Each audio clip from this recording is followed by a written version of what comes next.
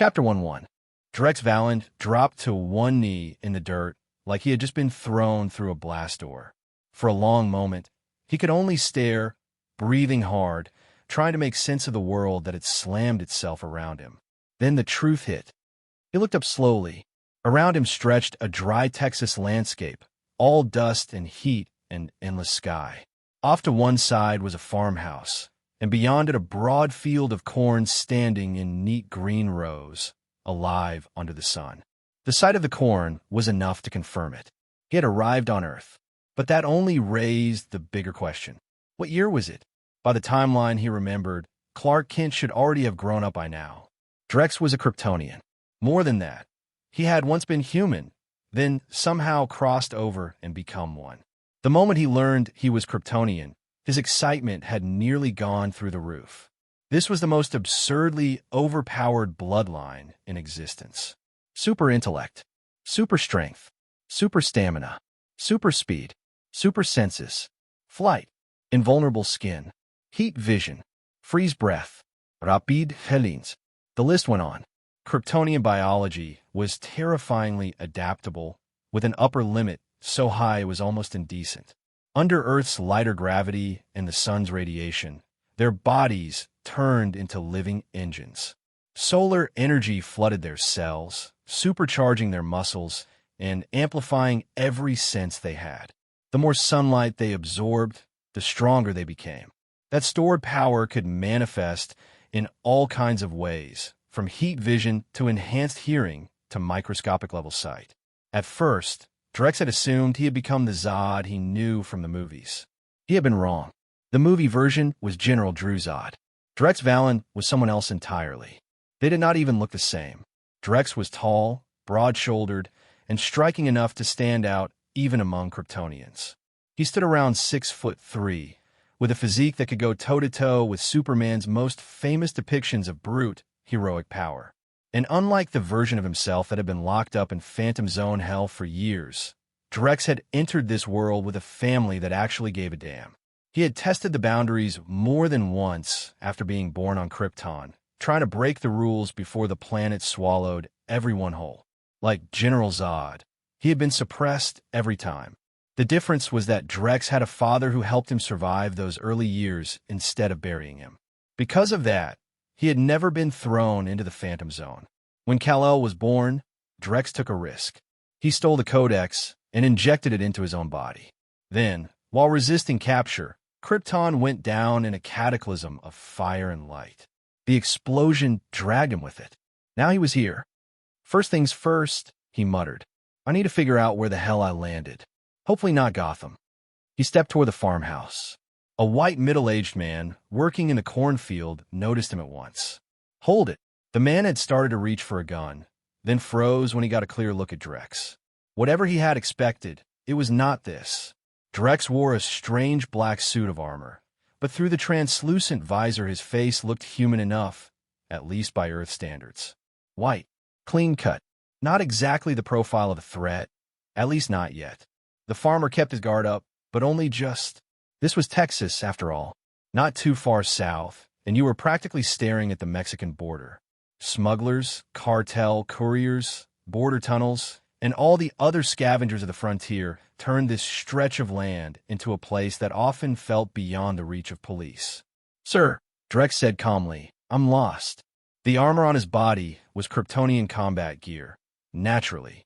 In the original timeline, Kryptonians who reached Earth had relied on this sort of technology to go toe-to-toe with Clark Kent, who had spent years bathing in the sun. With enough tech, they could even overwhelm him. And the armor Drex wore was even better. It had been forged from a super-hard alloy synthesized from rare, cosmic minerals his father had gathered, then built with cutting-edge Kryptonian engineering. It was stronger than the standard armor worn by Zod's people. Of course it was. By the time, the movie-era Kryptonians had been stuck in the Phantom Zone for so long, their gear was already outdated junk. The farmer crossed his arms over a chest and stomach that looked carved out of hard labor and stubbornness. Mexico border. If you're lost, I can call the police. Drex frowned slightly. Mexico border? He had spent too long on Krypton. Geography like this did not stick anymore. Still, English itself was no problem. In the end, he decided the best source of information was the man in front of him. After asking around and confirming that there was no metropolis, no Gotham, and no obvious sign that he had landed in some familiar version of Earth, Drex still had no idea what world this was. The farmer's name, however, he learned. Shelley King Jadriel. He was from Washington and had come out here to this remote patch of land because he had lost his job. With a daughter to support and school fees to cover, he had been forced to take over the farm his father left behind. Texas, Drex said at last, with a faintly strange expression. Texas had a reputation for a reason. Guns were everywhere. So were gun shops. There were places in Houston where armed robberies happened often enough to feel routine, especially in the black neighborhoods in Chinatown. And Houston's crime rate had long been enough to keep it near the top of the country's most dangerous cities. And Drex had landed somewhere even worse, right on the border. Still, the armor made the immediate situation manageable. Once he confirmed he was reasonably safe, he removed his helmet. The effect hit him instantly. Information flooded his mind with the force of a wave breaking over his skull. It felt like trying to breathe underwater while an entire ocean poured into his brain. For a few seconds, he hovered on the edge of suffocation. Then his Kryptonian mind adjusted. The transition was faster than it would have been for many others, and Drex knew exactly why. His body had been built for research and analysis. His brain likely had more room for development. It processed the incoming sensory data far more quickly than the average Kryptonian. Shelley was originally against letting him stay. That argument ended the moment Drex casually punched a crater into the ground. After that, the farmer became much more reasonable. Drex also took control of Shelley's only link to the outside world, a handheld phone, with the sort of quiet entitlement that made it clear he was not asking permission. Within 3 days, he had figured out where he was. Mostly because this place was so isolated, the information was painfully outdated. If the world were more connected, he would have realized it sooner.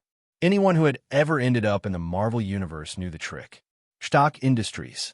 Osborne Industries. That was all the confirmation most people ever needed. Drex found it in a magazine cover, along with a certain genius billionaire playboy who looked so arrogant on the page, it almost hurt to see.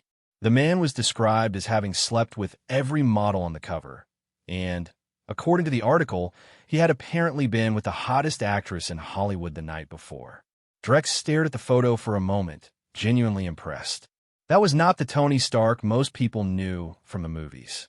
He was even more shameless in person. Chapter 2-2. Drex Valen sampled an authentic American farm breakfast the next morning. It was acceptable, nothing offensive, but nothing worth writing poetry about either. Shelley King Jadriel, for his part, had little choice but to tolerate his overwhelmingly powerful house guest. Mexico border law enforcement was more myth than reality. Unless someone important got hurt, the only officers likely to show up were the kind already taking cartel money, and those men had no interest in domestic disputes involving wandering armored giants. Fortunately, Drex wasn't causing much trouble. Most days, he simply stretched out on the roof and soaked in the Texas sun. And Texas delivered. The brutal southern heat, amplified by desert proximity, baked the land with relentless solar fury. For ordinary humans like Shelley, it was oppressive. For Drex, it was intoxicating. The sunlight flooding his cells felt better than any drug humanity could manufacture, though he only had secondhand knowledge to compare. More importantly, the Codex embedded within him seemed to be changing things. A normal Kryptonian, even under Earth's yellow sun, wouldn't necessarily become the absurd powerhouse Clark Kent eventually did. Clark's overwhelming potential came in large part from carrying the genetic legacy of billions of Kryptonians through the Codex. But Drex now possessed that same advantage, which meant his ceiling might be far beyond standard Kryptonian limits. By the end of just 1 day of solar absorption, Drex casually lifted Shelley's truck with one hand. And it felt easy. His growth rate didn't seem as explosively immediate as General Zod or Fowers had been, but Drex recognized the trade-off. He was developing comprehensively, without obvious weaknesses. Slower, perhaps, but broader. More refined. Clark had needed nearly 30 years under Earth's sun to match Kryptonian military elites. Drex had patience, especially since Tony Stark wasn't even Iron Man yet. At this stage of history, Drex, armed with advanced Kryptonian armor and superior long-term potential, was functionally untouchable in most of Marvel's visible world. Barring hidden monsters like the Ancient One, of course.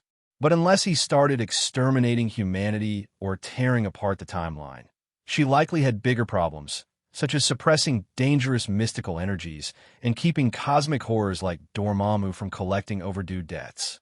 So for now, life was good. Eventually, boredom crept in. Drex asked Shelley.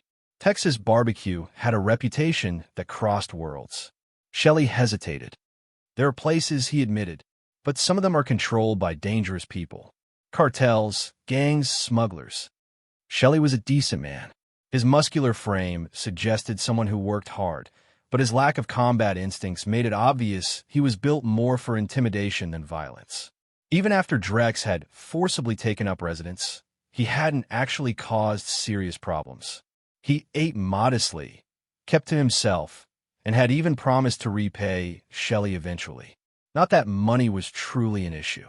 Drex technically had access to Kryptonian wealth, but interstellar electronic currency was somewhat difficult to cash in on Earth. If Shelley could somehow accept Kryptonian funds, Drex could have casually handed him billions. By Kryptonian standards, that amount could probably buy half of America. Still, practical limitations existed. "Relax," Drex said with an easy smile. Shelley stared at him for a long moment. Then he handed over the truck keys, along with a handgun. "Try not to use this," Shelley said. The statement carried multiple meanings. Drex accepted the keys. He left the gun behind. Following Shelley's directions, Drex drove down the interstate, wind rolling through the open windows, carrying dust, heat, and the wild, lawless pulse of Texas itself. After a long stretch of road, he finally reached a rough-looking border town. The place radiated danger. When Drex stepped out of the truck, he immediately drew attention. People noticed him. His appearance alone made him stand out. Tall, impossibly handsome, carrying himself with calm authority, Drex looked less like someone who belonged in a cartel-ridden dust bowl and more like a man stepping out of a billion-dollar boardroom, or descending from the stars. Years of Kryptonian culture and status had erased any trace of mediocrity from him. He simply did not fit. Then he caught it. Barbecue. The smell of smoked meat drifted through the air like a holy summons. Following it, Drex found a barbecue joint. Unfortunately, it was packed with heavily tattooed gang members, criminals, and assorted human debris who had effectively claimed the place as their own. Air conditioning, beer, meat, territorial stupidity. Classic. Drex stepped inside. Instantly, every eye turned toward him. A thug lounging in his path made no effort to move his legs. Drex smiled politely. The room exploded with laughter. One particularly large Hispanic gangster stood up directly in Drex's way. Drex gave a small shrug. He had offered courtesy. That had been the elegant option. Now came the practical one. Boom! The punch landed with horrifying force. The gangster flew backward like he'd been hit by industrial machinery, crashing through multiple people and tables. No warning, no speech, just physics. Another attacker immediately swung from behind. Drex sidestepped effortlessly. Even without his armor, his physical capabilities already far surpassed Captain America's. His senses operated with near-total battlefield awareness, and Krypton's naturally harsher gravity had made his baseline physiology monstrously dense compared to humans. He swept the man's legs. The thug crashed down hard. Then Drex brought his foot down. The man's skull ruptured against the floor in a spray of blood. The gang erupted. Perfect. Drex had no intention of using grappling techniques. Frankly, they were all too greasy for that. He drove a kick into one bald man's face, shattering teeth. An elbow backward crushed another attacker. Someone reached for a handgun. America truly was charming. Drex moved instantly. His kick caved the gunman's chest inward with catastrophic force, snapping ribs like brittle twigs. The man collapsed, choking on blood, his nervous system spasming as death slowly closed in. Others barely noticed. They still believed numbers would save them. They were wrong. Every thug who reached for a gun became Drex's priority target. And Drex was not merciful. Each strike aimed for lethal efficiency. Vital points, broken bones, crushed throats, ruptured organs. What followed was not a fight. It was extermination. Chapter 3-3. It didn't take long before the floor was covered in bodies. Even the lucky ones had multiple broken bones. Several others weren't lucky at all. Drex Valen stepped over the wreckage and approached the stunned cashier like this was all perfectly routine. "I'll take your best barbecue platter," he said calmly, "and an ice-cold Coke. Biggest glass you've got." No one argued. No one was suicidal enough to. Drex swept his gaze across the restaurant and quickly noticed that every available table was filthy, coated in grease, beer stains, and the lingering residue of criminal occupancy. Mildly annoyed, he crouched down and casually looted the unconscious gang members. A few $100s. Several credit cards. Pathetic. He discarded most of it without interest. The restaurant owner nearly had a spiritual crisis watching him. He immediately ordered his staff to clean the best table in the building, scrubbing away years of grease and filth with industrial cleaner. Normally, they barely bothered. Every time they cleaned, gangs just trashed the place again. But tonight was different. Drex sat down and proceeded to absolutely devastate their inventory. Texas barbecue was solid. Not life-changing, but respectable. The real spectacle was his appetite. He consumed over 200 pounds of smoked meat by himself. Brisket, ribs, sausage, pulled pork, anything remotely edible. By the time he finished, nearly 1/3 of the restaurant's total stock was gone. He also drank 5 gallons of ice-cold Coca-Cola. The owner looked at the final bill like reality itself had betrayed him. Drex, meanwhile, found his own hunger mildly fascinating. Kryptonians technically didn't need food on this scale. Solar energy should have covered most biological requirements. Unless his stomach secretly functioned like some impossible matter-to-energy reactor, this level of consumption shouldn't have been necessary. Still, Earth food had advantages. Flavor, for one. After finishing, Drex leaned back and began gathering information. That was when he learned the gang he had just crippled belonged to the infamous Scorpion Gang. The name itself was uninspired, but their reputation was not. The Scorpion Gang held serious power across Texas and Mexico, controlling drug trafficking, extortion, kidnappings, human trafficking, and even large-scale organ harvesting operations that had drawn national attention. Their only real rival in the region was the Skull Gang, another brutal criminal empire rumored to have backing from none other than Wilson Fisk himself. That caught Drex's interest. Now that was useful information. The Scorpions primarily trafficked narcotics, meth, and fentanyl. The Skull Gang specialized in weapons distribution. One moved poison, the other moved war. Together, they helped keep the borderlands drenched in blood and profit.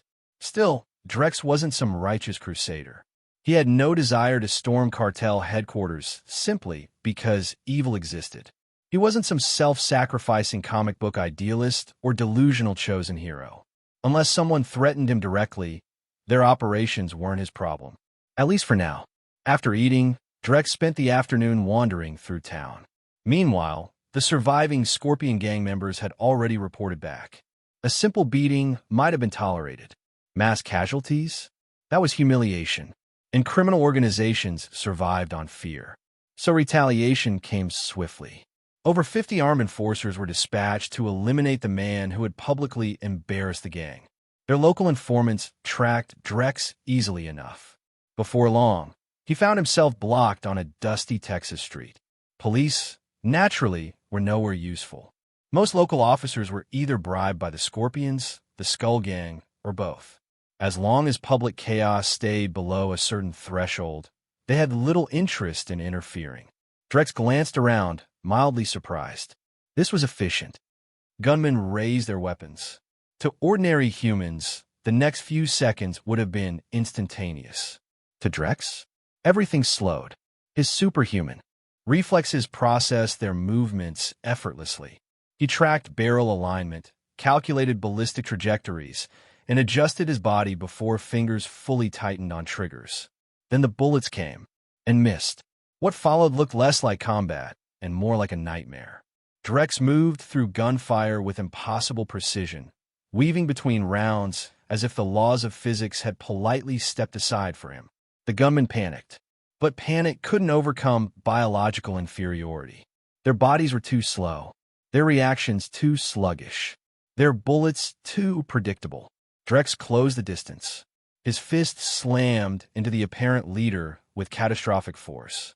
The impact launched the man backward into several others, creating a human domino effect that sent bodies crashing through the street in waves. The first victim's chest cratered inward so deeply it looked like an encyclopedia could fit inside. The rest collapsed in chain reaction devastation. Poor formation, poor discipline, classic gang behavior. Once Drex entered close quarters, it became slaughter. Gunmen trying to adjust their aim often ended up shooting their own allies instead. Others had their weapons forcibly redirected. Some fired wildly. Some screamed. Most broke. Within minutes, the street was a graveyard of broken bodies, blood, and shattered bravado. The survivors had only one emotion left: fear. Drex planted his boot on one groaning thug's chest. His tone was calm, cold, final. If they wanted to come after him, then he would return the favor properly. At that exact moment, law enforcement finally arrived. How convenient. Corrupt officers poured onto the scene, not to uphold justice, but to preserve their own income streams. If the Scorpion gang suffered too much damage under their watch, their bribery pipeline would dry up. Drex gave them one glance. Annoying.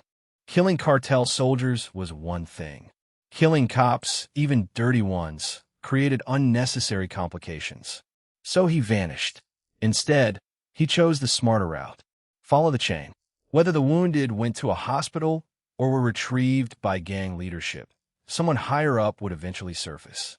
And Drex would be waiting. As expected, corrupt police alerted the Scorpion gang, and gang representatives soon arrived to assess the damage. Drex shadowed one of them discreetly. That trail led him straight to one of the Scorpion gang's largest border operations, a factory. Not an ordinary one. This facility was one of the gang's most critical production centers, manufacturing over 30 tons annually of methamphetamine, narcotics, and fentanyl for distribution across Texas and the broader United States. This wasn't just a drug lab. It was a golden artery, a machine that generated the majority of the Scorpion gang's wealth. And now, Drex knew exactly where to strike. Chapter 4:4. Drex Valen slipped into the factory without hesitation. The place was packed with Mexican laborers, which made sense. The facility sat on the Texas border, but this stretch of land lived by its own rules. For the Scorpion gang, workers from Mexico were ideal. They knew the gang's reach, understood the consequences of disobedience, and still had family on the other side of the border. That made them easy to control. Fear was cheap. The factory itself was heavily fortified. The rival Skull gang had apparently tried to shut it down more than once, only to get driven back by overwhelming firepower. That no longer mattered. After days under the Texas sun, Drex had reached the point where bullets were more nuisance than threat. He still had to respect heavier weapons, but standard gunfire was no longer enough to stop him. Even so, he kept his clothes in mind. Armor or not, he did not plan to spend every waking hour in battle gear. So he moved like a shadow, fast enough that the Scorpion gang's soldiers barely understood what they were seeing. They were used to ordinary men, ordinary fear, ordinary violence. A living blur tearing through their lines did not fit any of their expectations. Drex slipped through the first barrage, snatched a semi-automatic rifle from one of the gunmen, and opened fire. The weapon's recoil meant nothing to him. With his superhuman senses guiding every shot, his aim sharpened almost immediately. Within seconds, he was functioning like a machine-made marksman. Scorpion men dropped by the dozen. Those who survived the first wave turned and ran. Drex kept firing. He hunted them down with controlled bursts, cutting through the factory until no one was left standing. Then he started collecting what he could. Cash first. Anything else, he tossed aside. By the end of it, he had scraped together a few $1,000s. Not bad, but nowhere near enough. Money still moves too slowly, he muttered. If he had more than his armor and a working system, he could have done things properly. Hacked networks, built a financial identity, generated real leverage. But with only his current setup, he was stuck doing things the old-fashioned way. The factory itself remained intact. Drex drove the workers out and left the building standing. Then he passed a message to the few who could understand English. Tell the Scorpion Gang to bring $10 million if they wanted the place back. If they refused, he would burn the product and let nearby rednecks pick through the ashes. Because the factory was too important to lose, the response came quickly. Very quickly. By the next encounter, the Scorpion Gang had sent over 200 armed men. It looked less like a gang retaliation and more like a small private war. Heavy machine guns, RPGs, enough firepower to level a block, and a helicopter. The man Drex had left alive had clearly explained things badly. To the Scorpion leadership, this sounded like the Skull Gang or some new outfit making a move on their territory. Instead, they found one man standing in the middle of it all. Antonio Ruiz, the gang's third in command, stared at him in disbelief. Drex looked at him like the question was strange. Antonio's eyes narrowed. Drex sighed. That was the problem with men like this. They always needed one last chance to feel powerful. He picked up a pistol from the table beside him and fired before anyone could properly react. 3 men went down instantly. The room exploded into gunfire. Antonio retreated at once. Drex answered with 2 rifles in his hands. Muzzle flashes lit the compound. Bodies dropped in rows.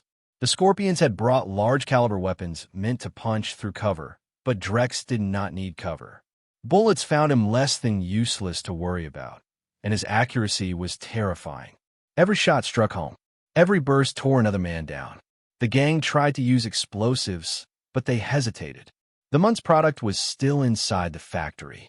Blow it up, and they would be destroying millions in revenue. That hesitation killed them. Drex surged forward. Through the chaos, moving too quickly to track. A machine gunner tried to sweep him with fire. Drex simply shot him before the barrel could finish turning. The helicopter's cannon opened up. Drex kept walking. He kicked one RPG gunner off his feet, snatched the launcher, and turned it on the aircraft.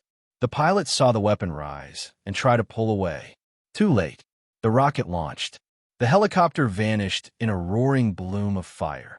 When the shooting finally stopped, Drex had reduced the entire force to wreckage. Then he seized Antonio Ruiz. Antonio was shaking so hard his teeth nearly rattled out of his skull. 200 men, all dead or dying. By one person. This was not supposed to happen. Call your boss, Drex said. Antonio swallowed hard. Drex's tone left no room for negotiation. He'll think your side has a lot more men than he expected, Drex continued. Drex preferred not to gamble if he did not have to. Better to make the Scorpion Gang come to him than to keep chasing them. Antonio knew exactly what Drex was doing. He just did not know where such a brutal bastard had come from. But survival mattered more than pride. He made the call. Monis, Antonio said into the phone, his voice tight with fear. I failed. They had too many men. He looked at Drex as he spoke. They only want money. Drex did not care what was revealed and what was not. The Scorpions would not abandon the factory. The shipment inside represented too much money, too many contracts, and too much leverage.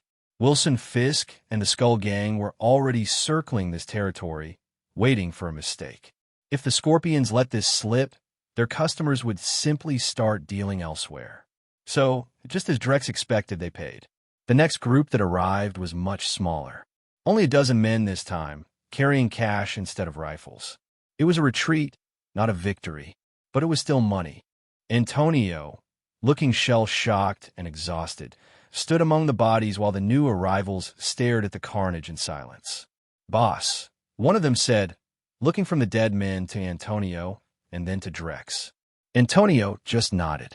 Drex counted the cash with calm satisfaction.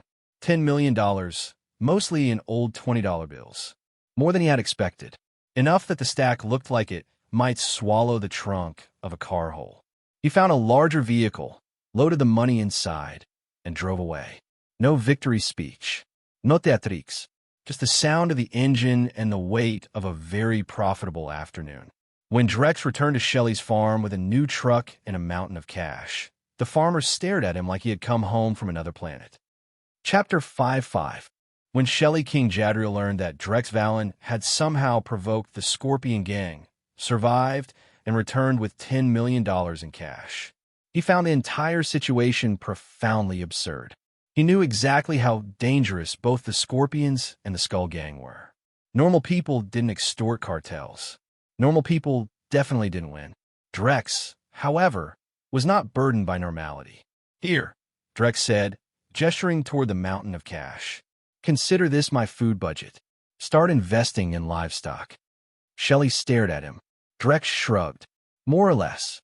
Truthfully, the property itself hadn't been worth much before. Shelley's land totaled over 300 acres, including orchards, vegetable plots, and large sections of corn and soybean fields. Most of it was low-profit rural land in the middle of nowhere. At one point, Shelley had considered selling it, only to be offered a laughable $300,000. Remote farmland near the border wasn't exactly prime real estate. Now, things were changing. Under Drex's direction, the farm began transforming into a ranch. Corn and soy were repurposed for silage feed. The land was restructured. The orchards were restored. Vegetable production became organized and efficient. And soon, Shelley found himself less owner and more operational manager. Drex raised an eyebrow. Shelley hesitated. "Texas labor isn't cheap." "I was thinking." Drex gave him a blank look. "This is the border," Shelley said. Drex waved the concern away. At this point, immigration law barely registered on his moral radar. $10 million solved many logistical problems. Within 10 days, large cattle shipments began arriving. Shelley purchased over 100 premium Angus cattle from neighboring ranchers, livestock whose meat normally supplied high-end restaurants in New York, Washington, and Los Angeles. Whether the harsh border climate could maintain that quality remained uncertain. Still, the transformation was dramatic. Mexican laborers worked tirelessly, handling construction, land management, and cattle care with impressive efficiency. Drex noticed their work ethic immediately.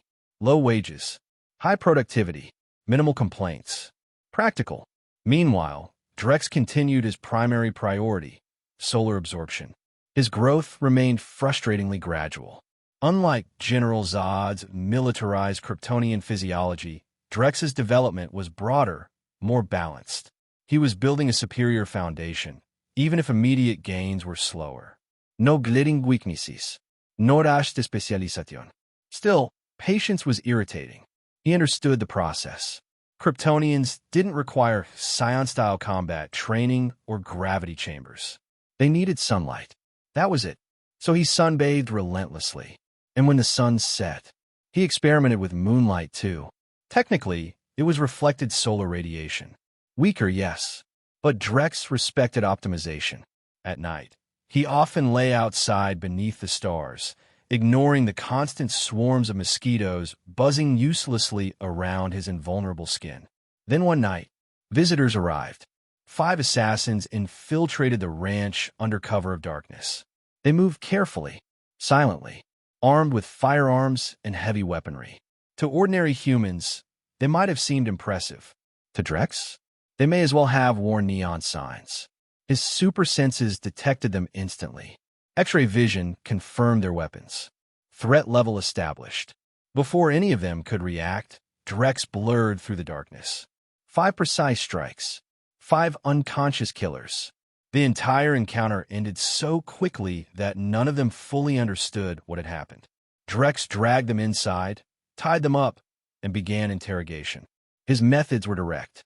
Pain remained one of humanity's most universal languages. After a sufficiently brutal beating, resistance collapsed quickly.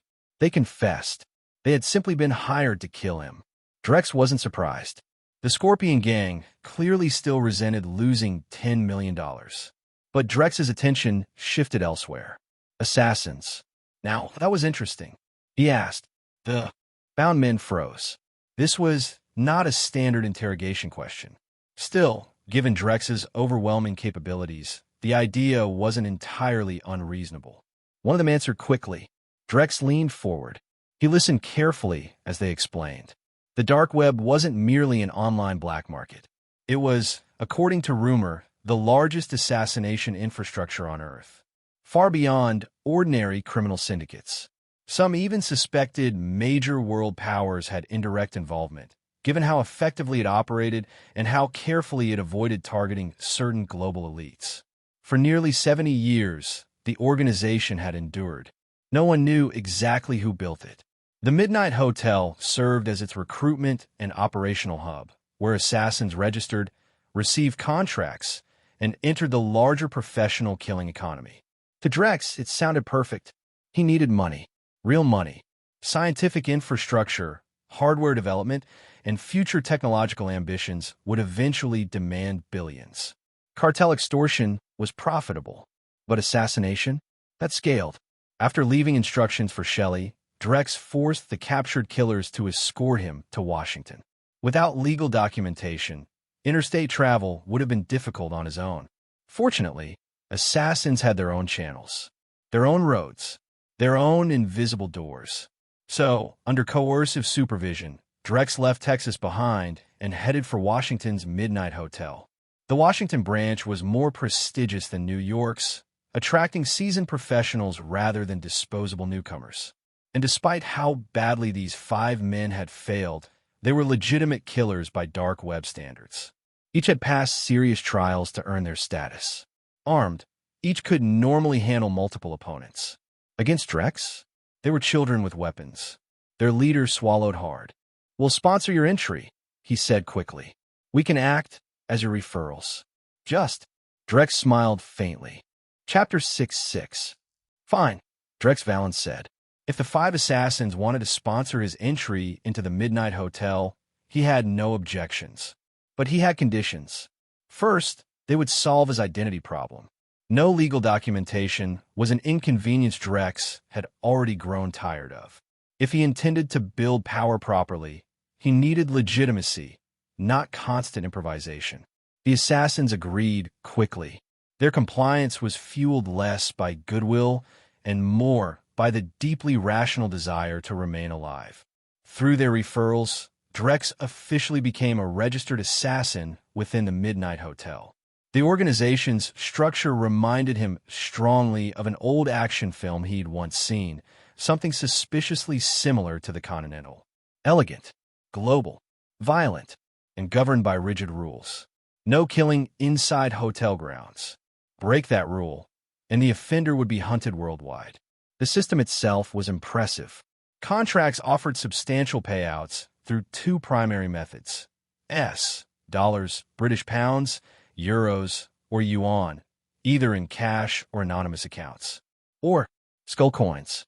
1 skull coin equaled $10,000 in value, though they could not be directly purchased with money. Instead, skull coins functioned as internal currency. Weapons procurement, forged identities, cross-border movement, intel gathering, cleanup operations, problem removal. Essentially, the Midnight Hotel wasn't merely an assassin registry. It was a shadow civilization. That reach was what made it so powerful and so feared. Even Wilson Fisk had reportedly discovered Bullseye through this network before recruiting him as his personal weapon. Drex found that extremely useful.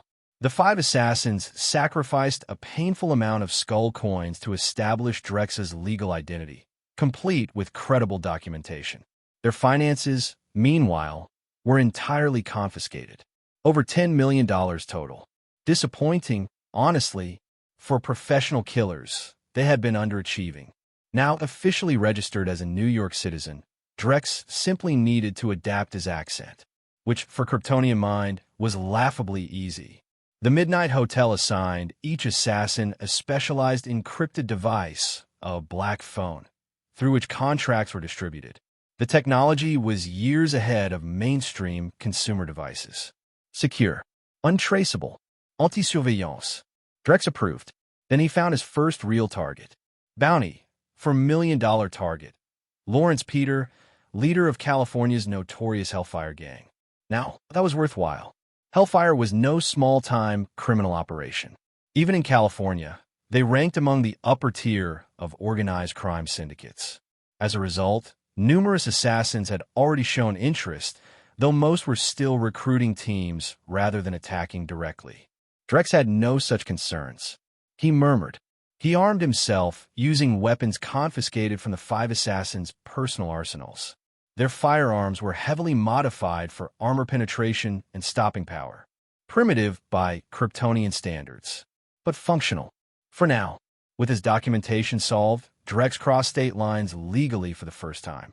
America's internal borders could vary wildly in enforcement depending on jurisdiction, and avoiding bureaucratic complications was preferable. Hellfire's headquarters was located inside a privately seized luxury villa community, an entire neighborhood effectively stolen through violence and intimidation.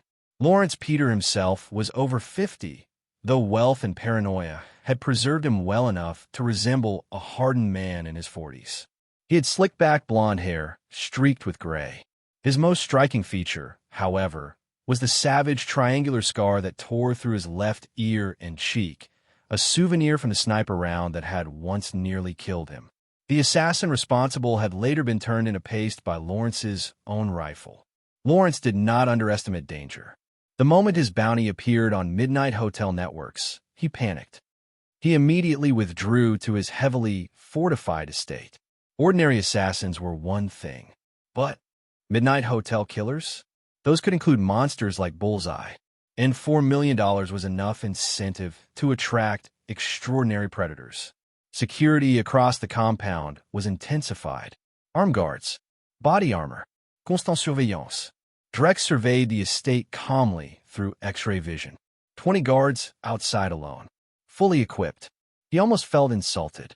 For most people, breaching this compound would be a nightmare. For Drex, it was target practice. He drew 2 pistols. For now, he intended to conceal the full extent of his physical power. Displaying exceptional marksmanship alone would not seem unusual in this world.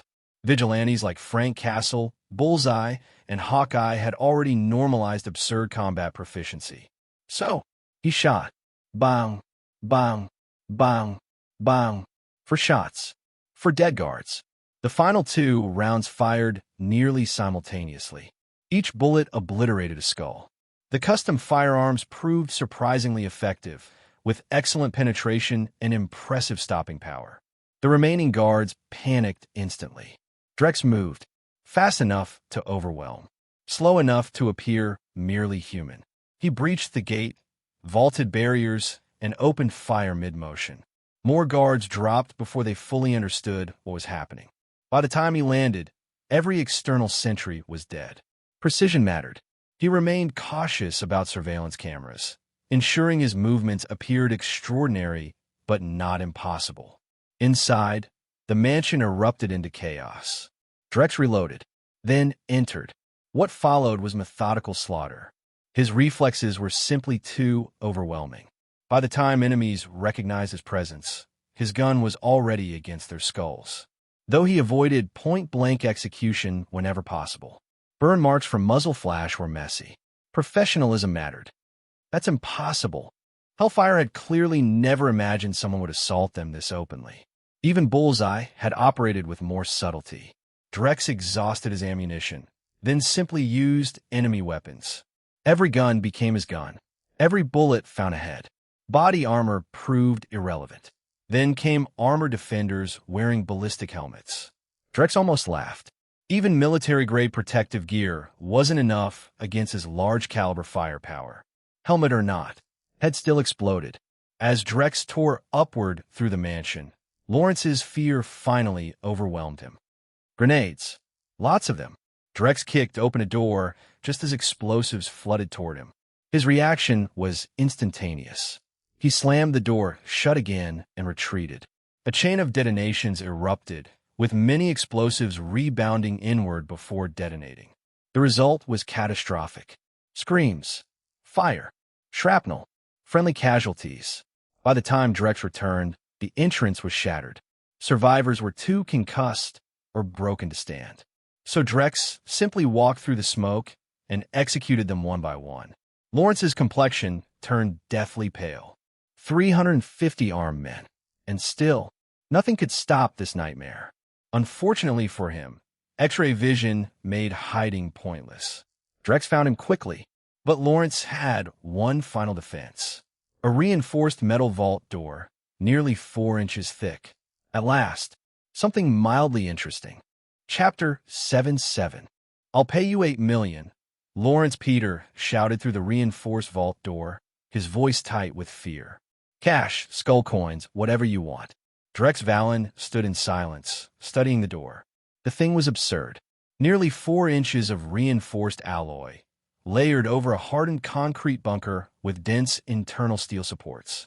The construction costs alone had to be staggering. Lawrence had clearly built this place around one singular obsession: survival. Drex almost respected it. Almost.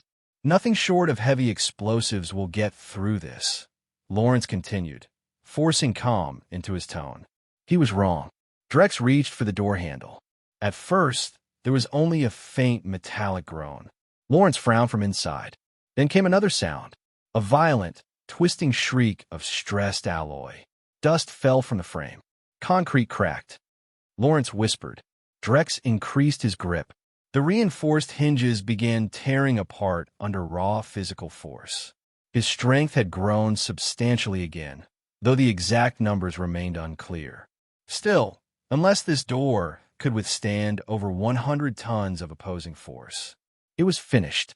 With one hand, Drex ripped the massive vault door free. The slab of alloy tore loose and crashed into the rear wall like a missile. Lawrence stared in frozen disbelief.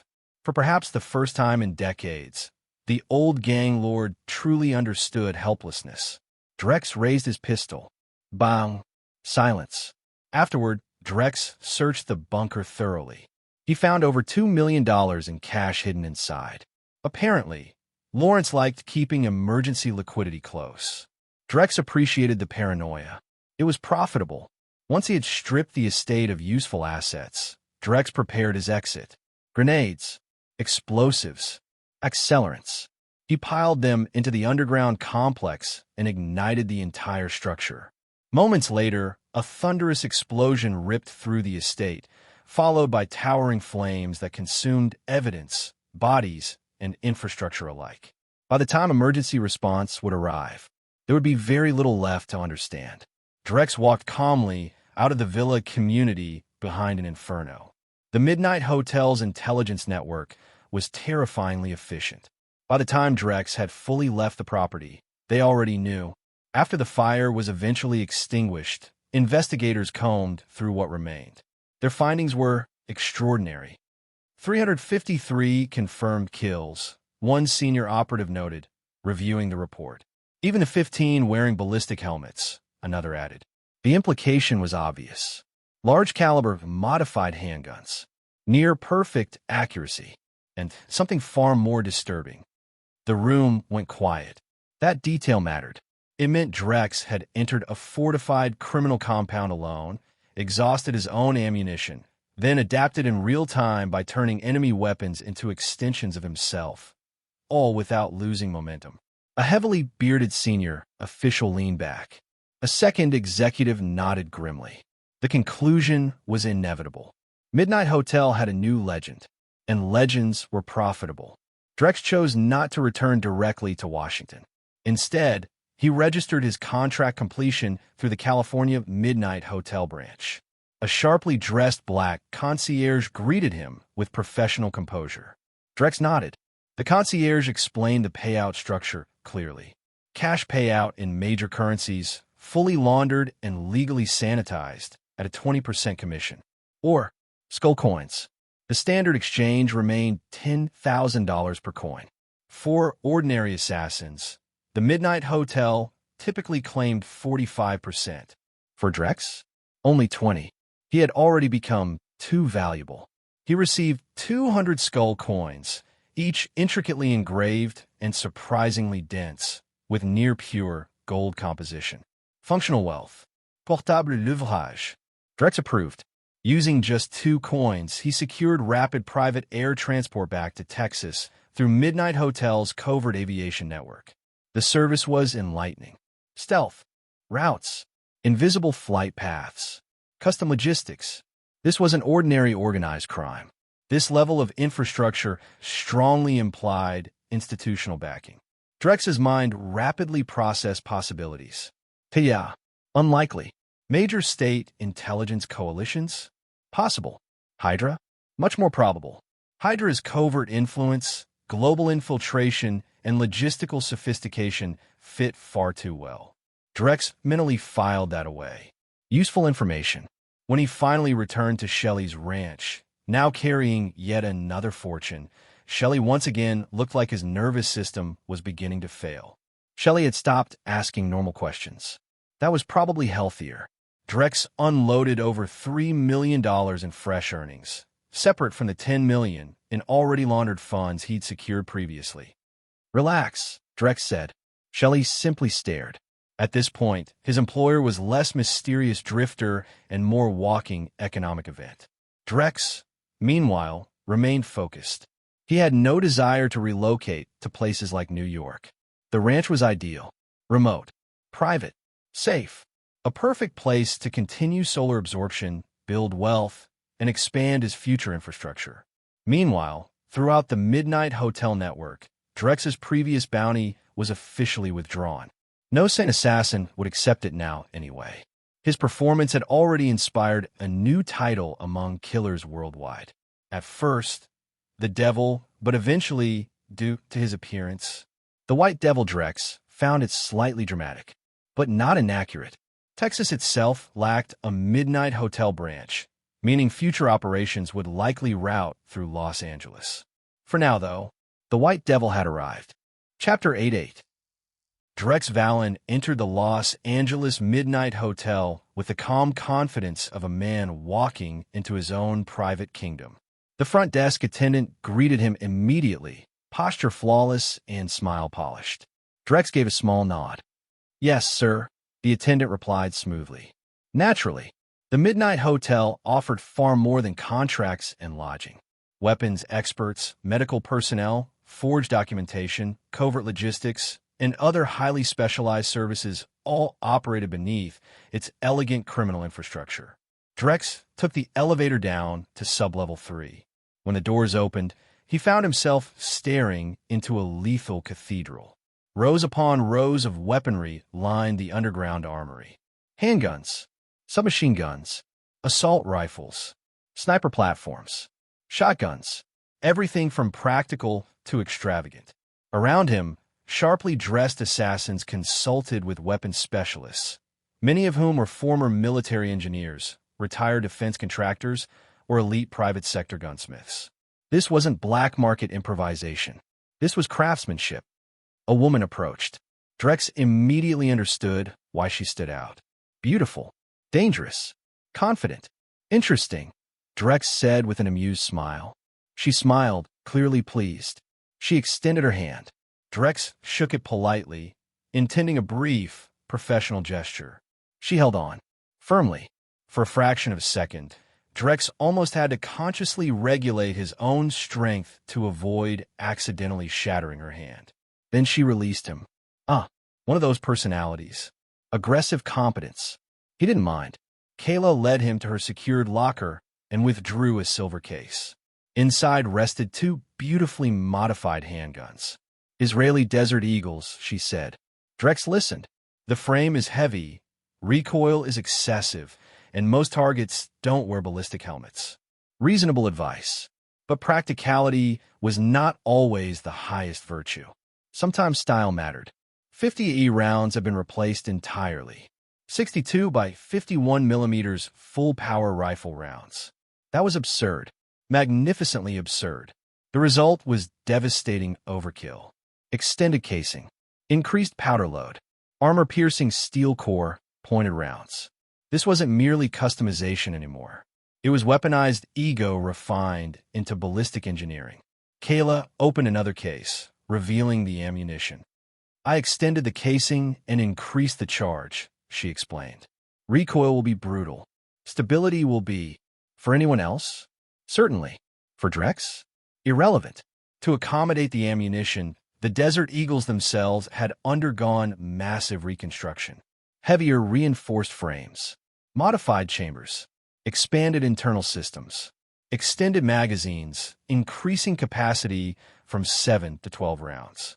Each weapon now weighed approximately 5.5 pounds unloaded.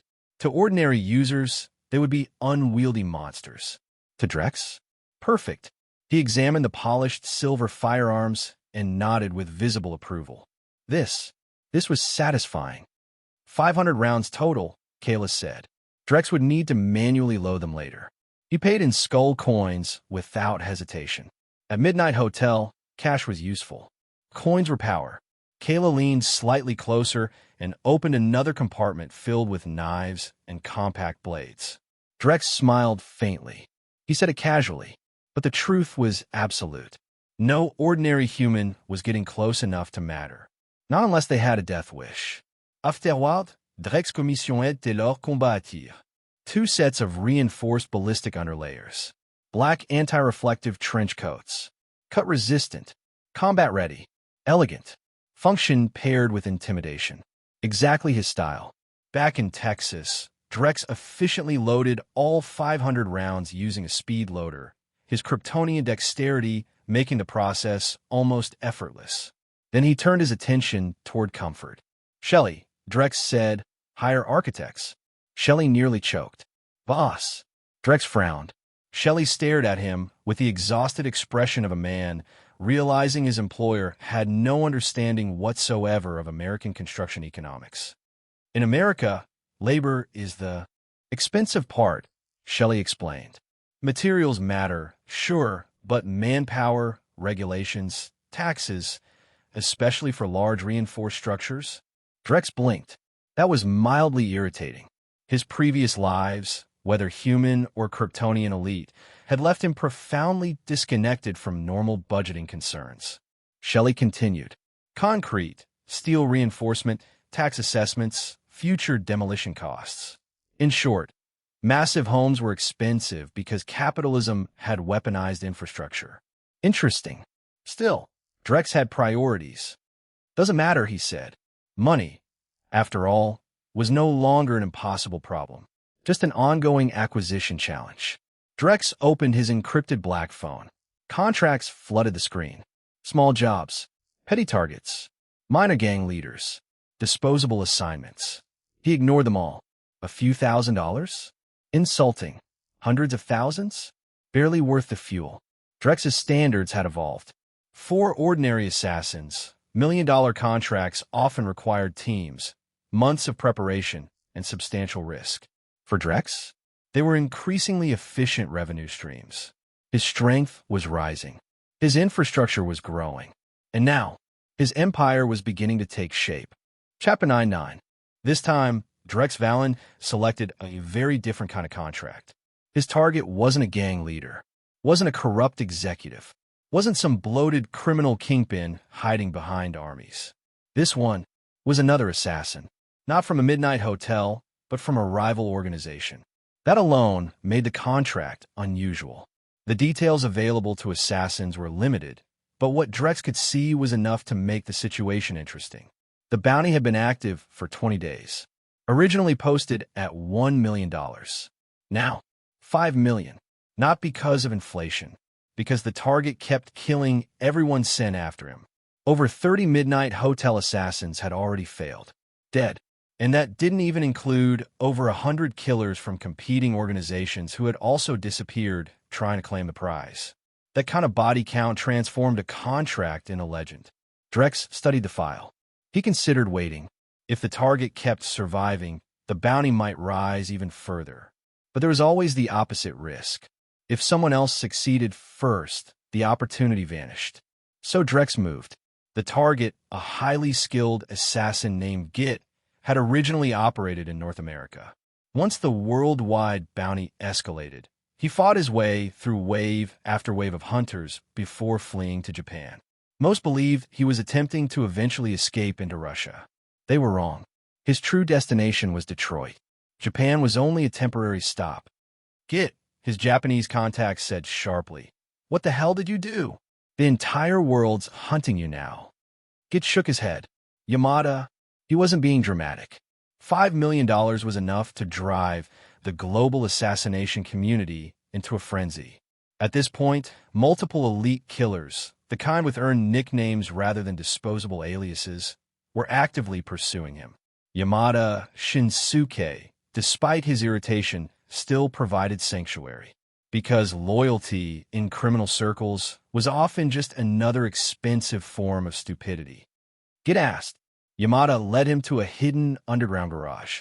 With the push of a concealed mechanism, walls opened to reveal Git's personal arsenal. Custom firearms. Modified equipment. His North American cache had already been destroyed by explosives during previous attacks, so these remaining tools mattered very much. Meanwhile, Drex had already arrived in Japan through Midnight Hotel logistics. Their intelligence capabilities continued to impress him. They knew Git's movement patterns, safe houses, and likely operational zones with disturbing efficiency. Useful. As Drex approached the target zone in his reinforced black combat coat, his enhanced senses immediately detected danger. A sniper. He shifted smoothly behind cover. Drex wasn't worried about being killed. He was worried about expensive tailoring. Then Git emerged, and chaos erupted. Two assassins on motorcycles launched themselves toward the target. A distant muzzle flash answered. Boom! Both riders were obliterated instantly. One bullet, two bodies, armor penetration, massive stopping power. Drex's eyes sharpened. Now that was skill. A top-tier sniper had entered the field and clearly intended to monopolize the bounty. Git swore and dove for cover. The surrounding streets descended into panic as civilians fled and competing assassins hesitated. Everyone wanted the money. No one wanted to be the next corpse. Drex decided enough waiting had passed. He stepped out and instantly became the center of attention. Tall, calm, black trench coat, dual silver Desert Eagles hanging at his sides. Even hardened assassins hesitated. Dual-wielding custom hand cannons was either suicidal stupidity or terrifying confidence. The answer became obvious immediately. Gunfire erupted toward him from multiple directions. Drex moved. His dual pistols roared. Bang, bang, bang, bang, bang, bang. 6 assassins died almost instantly. 6 headshots. Perfect precision. Brutal efficiency. Panic spread fast. Then Git made his move. But Drex was faster. Both men fired. For a split second, one of Drex's bullets collided midair with Git's round. An extraordinary feat, Git's shot shattered. Drex's round deviated, but Drex was dual-wielding. The second bullet had already arrived. It tore through Git's left eye socket and exploded through his skull. The infamous global fugitive died instantly. Silence followed. Just like that. A target who had survived weeks of worldwide pursuit was dead, and far too easily. The remaining assassins made a quick calculation. Bounty gone. Profit impossible. White devil present. They left. Immediately. Drex had expected a prolonged battle.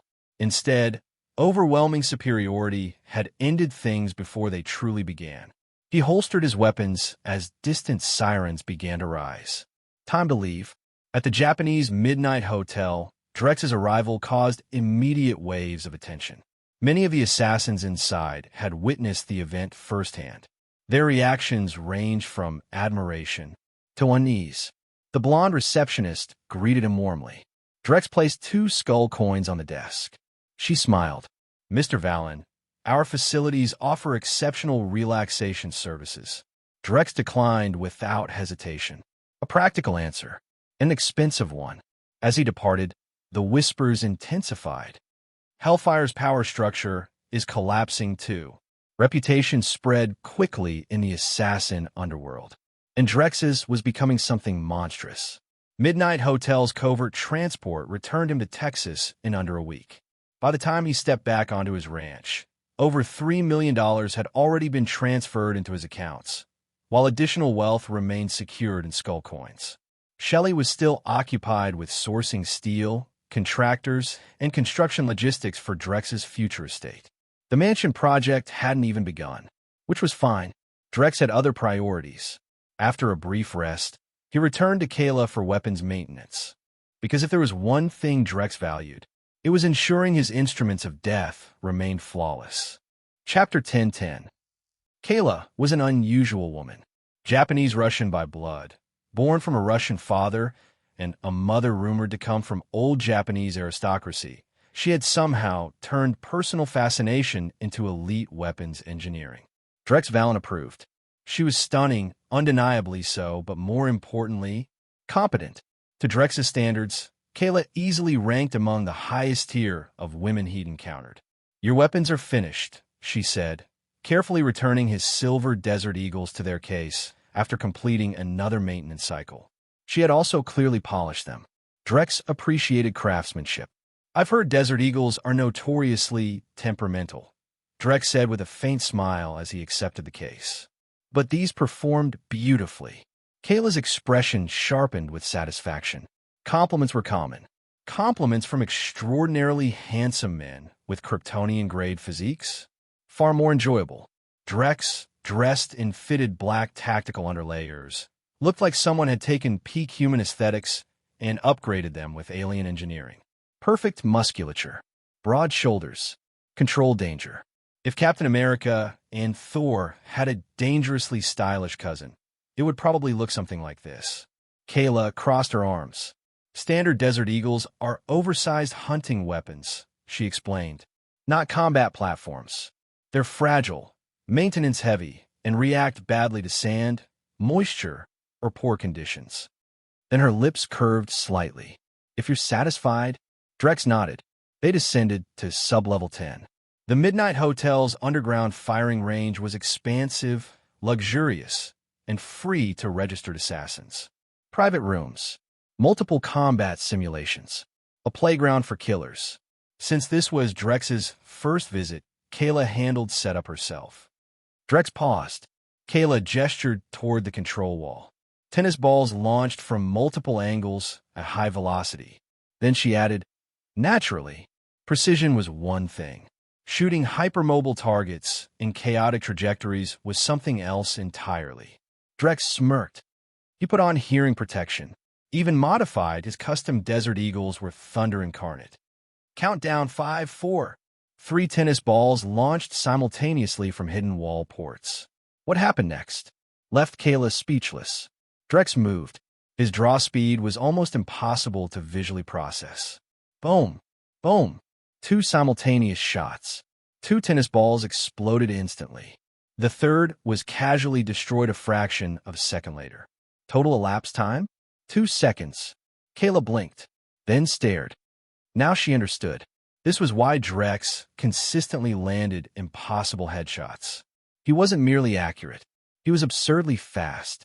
Fast enough that aiming itself became nearly irrelevant. Her mind immediately shifted into optimization mode. Drex raised an eyebrow. "Revolvers don't rely on slide cycling," Kayla said immediately. "Your hand speed far exceeds what the Desert Eagle's action can fully capitalize on." Technically, she was absolutely right. Revolvers had endured for centuries for a reason. But Drex simply shook his head. Kayla exhaled, halfway between professional frustration and resigned admiration. Customer preference overruled perfect efficiency. That, at least, would help. Then Drex added, "I also need armor-piercing rounds." Kayla froze. She frowned. Most targets don't wear heavy armor. Drex nodded. He wasn't planning solely for ordinary humans. Kayla clearly found that mildly concerning. Still, a client's request was a client's request. After several days of rest, Drex accepted another contract. Youth, after all, was the ideal time to aggressively accumulate wealth. Eventually, you might become too powerful for assassination itself to remain profitable. Best to exploit the current window. This target, Dakin Bounty. $3,500,000 high-value solo contracts like this typically fell into 2 categories: exceptionally dangerous individuals or heavily protected ones. Drex barely required additional preparation. He reviewed Dakin's photograph, location, and basic intel, then departed.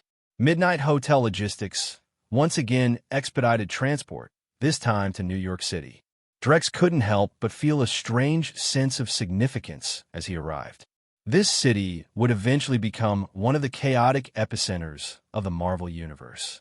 Thousands of superheroes, countless supervillains, corporate empires, alien invasions, apocalyptic nonsense. For now, though, still relatively normal. Drex located Dakin quickly. No major security. No visible private army. Interesting. He followed the target into a loud nightclub. The music was obnoxiously intense, but Drex adjusted his super hearing with growing ease. One pleasant recent development from continued solar absorption. Heat vision had finally begun manifesting. Useful. Inside the club, Dakin spent some time aggressively making out with a blonde woman before eventually heading toward the restroom. Drex followed. The bathroom was empty. Perfect. He drew one silver eagle. Boom. The gunshot vanished beneath the club's deafening music. Dakin's skull exploded. Body down.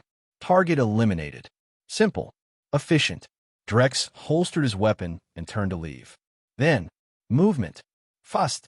A fist tore through the air behind him with violent force. Drex shifted instinctively, dodged, turned, and froze. Dakin stood there, alive, completely intact. Well, that was new. Dakin attacked again, moving with remarkable speed and strength. Enough force to create audible wind displacement. Enhanced human, at minimum. Drex avoided several strikes before pressing a Desert Eagle directly into Dakin's chest. Boom! A massive hole exploded through Dakin's heart. This time, Dakin dropped. For several seconds. Stillness. Then he moved again. Drex reacted instantly, seizing him by the throat before the resurrection assault could fully launch. His eyes narrowed. Now things had become interesting. Chapter 1111. The Marvel Universe had vampires. That much was obvious. After all, Blade existed. Drex Valen simply hadn't expected to run into one this early, especially not as an assassination target. Holding Dakin effortlessly by the throat, Drex studied him with growing curiosity. He didn't buy it. There was always another weakness, usually several. Dakin snarled, struggling violently, but it was useless. Drex's grit may as well have been forged from starship alloy. For the first time, fear flashed across Dakin's face, because Drex's eyes were beginning to glow red. Instinct screamed, predator meeting apex predator. Then the heat vision fired. Scarlet solar energy engulfed Dakin's face. To Drex's surprise, the reaction was immediate. Dakin didn't merely burn. He disintegrated, reduced to ash in seconds. Drex blinked. Then realization clicked. Heat vision wasn't ordinary heat. It was concentrated yellow solar radiation, metabolized and weaponized through Kryptonian biology. And if sunlight was lethal to vampires, then his heat vision was essentially weaponized miniature suns. Useful. Very useful. Drex stepped out of the restroom and found absolute chaos. Blood rained from the nightclub ceiling. The sprinkler system had been replaced. Not with water, with human blood. Crowds danced ecstatically beneath the crimson downpour, writhing in grotesque celebration. Everywhere he looked, vampires, dozens of them, feeding, celebrating, indulging. Drex paused, then mentally connected the dots. Blade. This was Blade territory. Specifically, that infamous bloodbath nightclub scenario. Though timeline-wise, things seemed slightly ahead of schedule. No terrified human victim in sight. Perhaps events were unfolding differently. Unfortunately for the vampires, Drex's presence changed everything. The room gradually stilled as enhanced senses identified him. Human. Not prey. Not kin. A threat. Such a waste.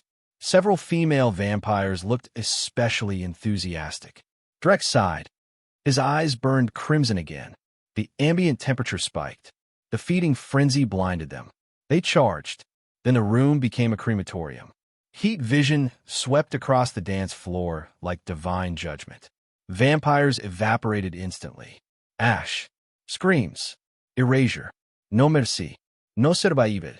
Drex moved through the slaughter with terrifying speed, repositioning faster than their enhanced reflexes could track.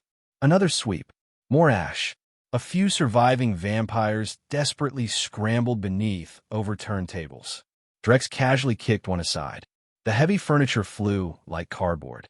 Their screams ended in solar annihilation. Beauty, monstrosity, seduction, predation. It made no difference. Heat vision rendered them equally extinct. Moments later. The nightclub was silent. Drex exited mildly pleased. Knowing vampires were so catastrophically vulnerable to his abilities opened interesting possibilities. He almost hoped to find more. Some time later, a tall black man in a long black coat and sunglasses entered the ruined nightclub. Blade, the daywalker. He surveyed the devastation with narrowed eyes. Ash, blood, burn residue. His expression shifted. Blade recognized dead vampires when he saw them, and there were a lot of them. He crouched, inspecting remains. He shrugged. Then, because practical survival remained undefeated, he started collecting valuables from the dead. Watches, wallets, cash. Vampire hunting wasn't exactly a lucrative profession. At the New York Midnight Hotel, Drex's return generated another wave of astonishment. Dakin had been an extraordinarily dangerous contract. Hundreds of assassins from multiple organizations had already died attempting it. Even Midnight Hotel had suffered significant losses. And now, White Devil had completed the mission. Again, his growing legend became impossible to ignore. Within the dark web leadership structure behind Midnight Hotel, discussions escalated rapidly. Drex clearly preferred operating from Texas. So, why not adapt? A decision was made. A brand new Midnight Hotel branch would be established in Texas for Drex, or more accurately, because of Drex. That level of influence for a relatively new assassin was extraordinary. Back in Texas, Drex resumed his primary long-term strategy. Solar absorption. Hours under the sun. Hours under moonlight. If Kryptonians could tan, he would have become charcoal by now. Instead, he simply kept evolving. He also used skull coins to accelerate construction of his private estate. Midnight Hotel's logistical reach once again proved absurdly efficient. Time passed peacefully. The mansion was completed. The Texas Midnight Hotel officially opened. Its new manager even personally visited Drex, understanding full well that his promotion existed largely because of White Devil's value. Drex found the gesture amusing. Dark web leadership at least understood practical incentives. Then came the true breakthrough. Flight. At last, after relentless solar absorption, Drex unlocked one of the cornerstone powers of Kryptonian supremacy. Flight. And beyond that, bioélectrique, the biological force field, one of the most absurdly overpowered defensive mechanisms in existence.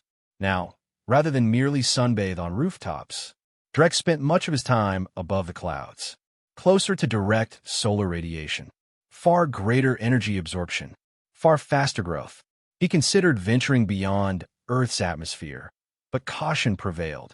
Marvel's cosmic radiation was not something he intended to gamble with blindly, until he fully understood whether his biological field could filter unknown extraterrestrial hazards. The upper atmosphere was enough. Still, flying above cloud layers, staring down at the world below, overtaking passenger aircraft with casual speed. It was intoxicating. Drex finally understood something fundamental. No institutions, no governments, no armies, no dependence, just personal supremacy. That realization was almost philosophical. Back on the ranch, Shelley was grilling beef. A lot of beef. Drex's appetite had become borderline absurd. For reasons he still didn't fully understand, his caloric intake had skyrocketed. Perhaps accelerated biological evolution demanded supplemental resources beyond solar radiation. Whatever the cause, Shelley watched in stunned silence as Drex consumed an entire Angus cow in one sitting. It was almost disturbing. Almost. While eating, Drex finalized his next major financial objective. Stock industries. Not now. Current stock was too expensive. The ideal moment would come later, when Tony Stark was kidnapped, and especially when Tony returned and publicly shut down Stark's weapons division. That event would crater stock prices, and Drex intended to capitalize aggressively. Buy low, hold, profit massively when Iron Man's public emergence transformed Stark Industries forever. Simple, elegant, potentially billions. But first, he needed more capital. So Drex opened his Midnight Hotel black phone and casually accepted 5 separate assassination contracts, each worth over $1 million. The dark web administrators were stunned, even by White Devil standards. That was audacious. For Drex, it was just another work week. Chapter 1212. Thomas, manager of the Texas Midnight Hotel, raised his glass in greeting. Drex Valen gave him a mildly unimpressed look. He took a sip of absinthe, appreciating the layered bitterness and botanical burn. Thomas chuckled. Thomas gestured with his drink. White Devil, your nickname. The assassin world's collective expression of awe. Drex leaned back slightly. He frowned. He took another drink. Deathbringer. Reaper. Thomas laughed openly. Fair enough. Still, Drex considered it aesthetically disappointing. After all, completing 5 consecutive million-dollar contracts without preparation time had elevated him from elite assassin to living myth. His name alone now discouraged challengers. Even ambitious killers with egos larger than their competence usually reconsidered after reviewing his body count. And Drex? He was in an excellent mood. In an absurdly short amount of time, he had earned over $10 million. A legitimate multimillionaire. Granted, in America, wealth like that wasn't exactly rare among upper financial circles. But for someone building from scratch, excellent progress. Recently, Drex had begun considering something more ambitious. A better suit. His current Kryptonian battle armor was already extraordinary, forged personally using Kryptonian metals and refined extraterrestrial minerals. He had jokingly named the resulting alloy Kryptium, because if you had the right to create an absurdly overpowered supermetal, you might as well enjoy naming privileges. Kryptium possessed extraordinary durability, thermal resistance, kinetic resilience, corrosion resistance, structural stability, self-repair through absorbed energy. Compared to the comparatively outdated armor used by General Zod's faction, Drex's design was vastly superior. But Drex's ambitions were escalating. He no longer simply wanted durable. He wanted absurd, because while his own body would continue evolving, he had no desire to lose expensive clothing every time combat escalated. And skin-tight superhero spandex? Absolutely not. Drex had standards and dignity. So, a stronger armored solution was required. That was why he had come to Thomas. He needed access to vibranium. Thomas's brows rose. Rare, dangerously expensive, and politically sensitive. Though Wakanda monopolized the majority of global reserves, smuggled quantities did exist. Black markets, intelligence agencies, covert military projects, Hydra-adjacent operations. The usual. Thomas swirled his drink thoughtfully. Then he gave Drex a pointed look. That's theoretical. Even Drex paused slightly. That was steep. Still, money was a tool, and tools existed to be used. Thomas blinked. Drex's expression remained calm. Thomas made a call. A few conversations later, he returned. 0.5 kilogram. For a staggering cost. Drex internally winced, even expecting outrageous pricing. This bordered on absurd. No wonder Tony Stark didn't casually manufacture full vibranium armor systems. Even for billionaires, widespread use would be financially grotesque. Still, Drex purchased it, without hesitation, because technology investment now meant supremacy later. 2 days later, Drex returned home with a secured case containing one of Earth's rarest metals. His mansion had finally been completed, including a private underground laboratory and engineering workshop. Now things were getting interesting. Inside his lab, Drex began immediate materials analysis. His conclusions were enlightening. Kryptium surpassed vibranium in baseline hardness, structural endurance, and environmental resistance. However, vibranium's true value lay elsewhere. Energy absorption. Specifically, mechanical vibration storage, impact dampening, potential kinetic nullification. If integrated correctly, vibranium could theoretically compensate for certain niche vulnerabilities Krypton lacked. The problem? He didn't have enough. 500 grams was barely enough for advanced testing, let alone full production. Drex frowned. To create a truly revolutionary armor system, he would need ideal composite ratios.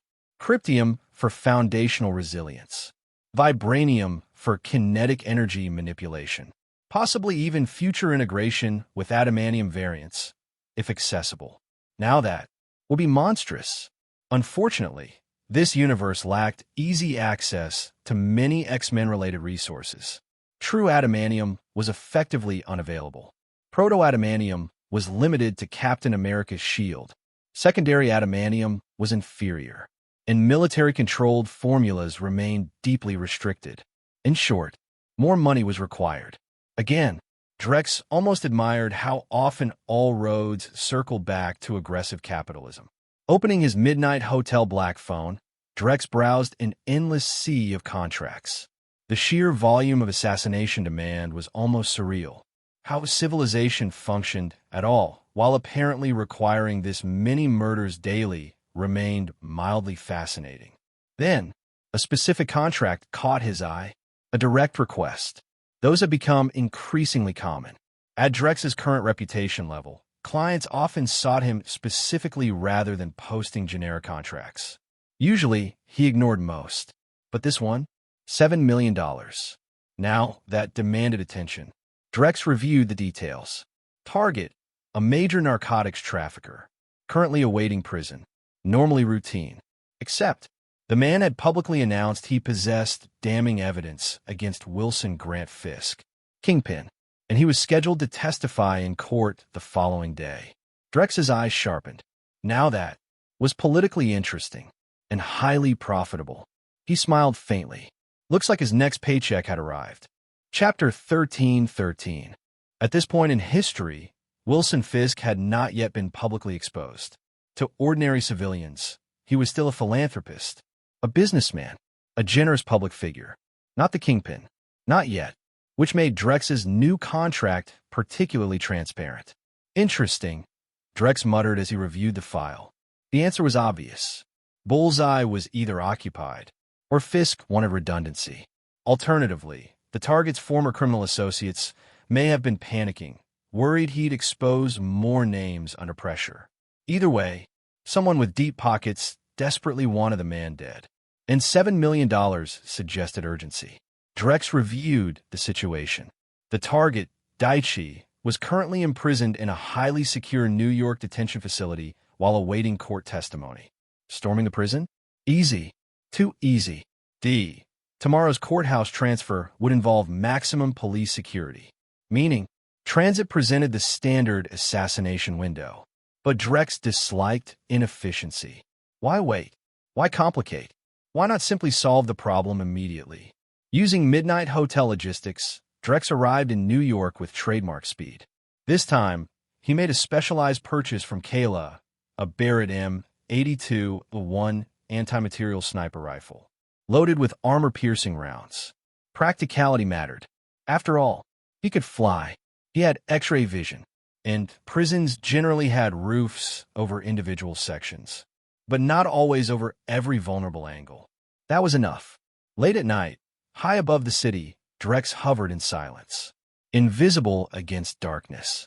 A predator suspended in the heavens. Below, Daichi sat in isolated confinement, paranoid and sweating. His solitary placement was intentional. Authorities feared prison infiltration, bribed inmates. Inside, assassinations. They had correctly anticipated danger, just not from above. Drex peered through walls effortlessly. One prisoner.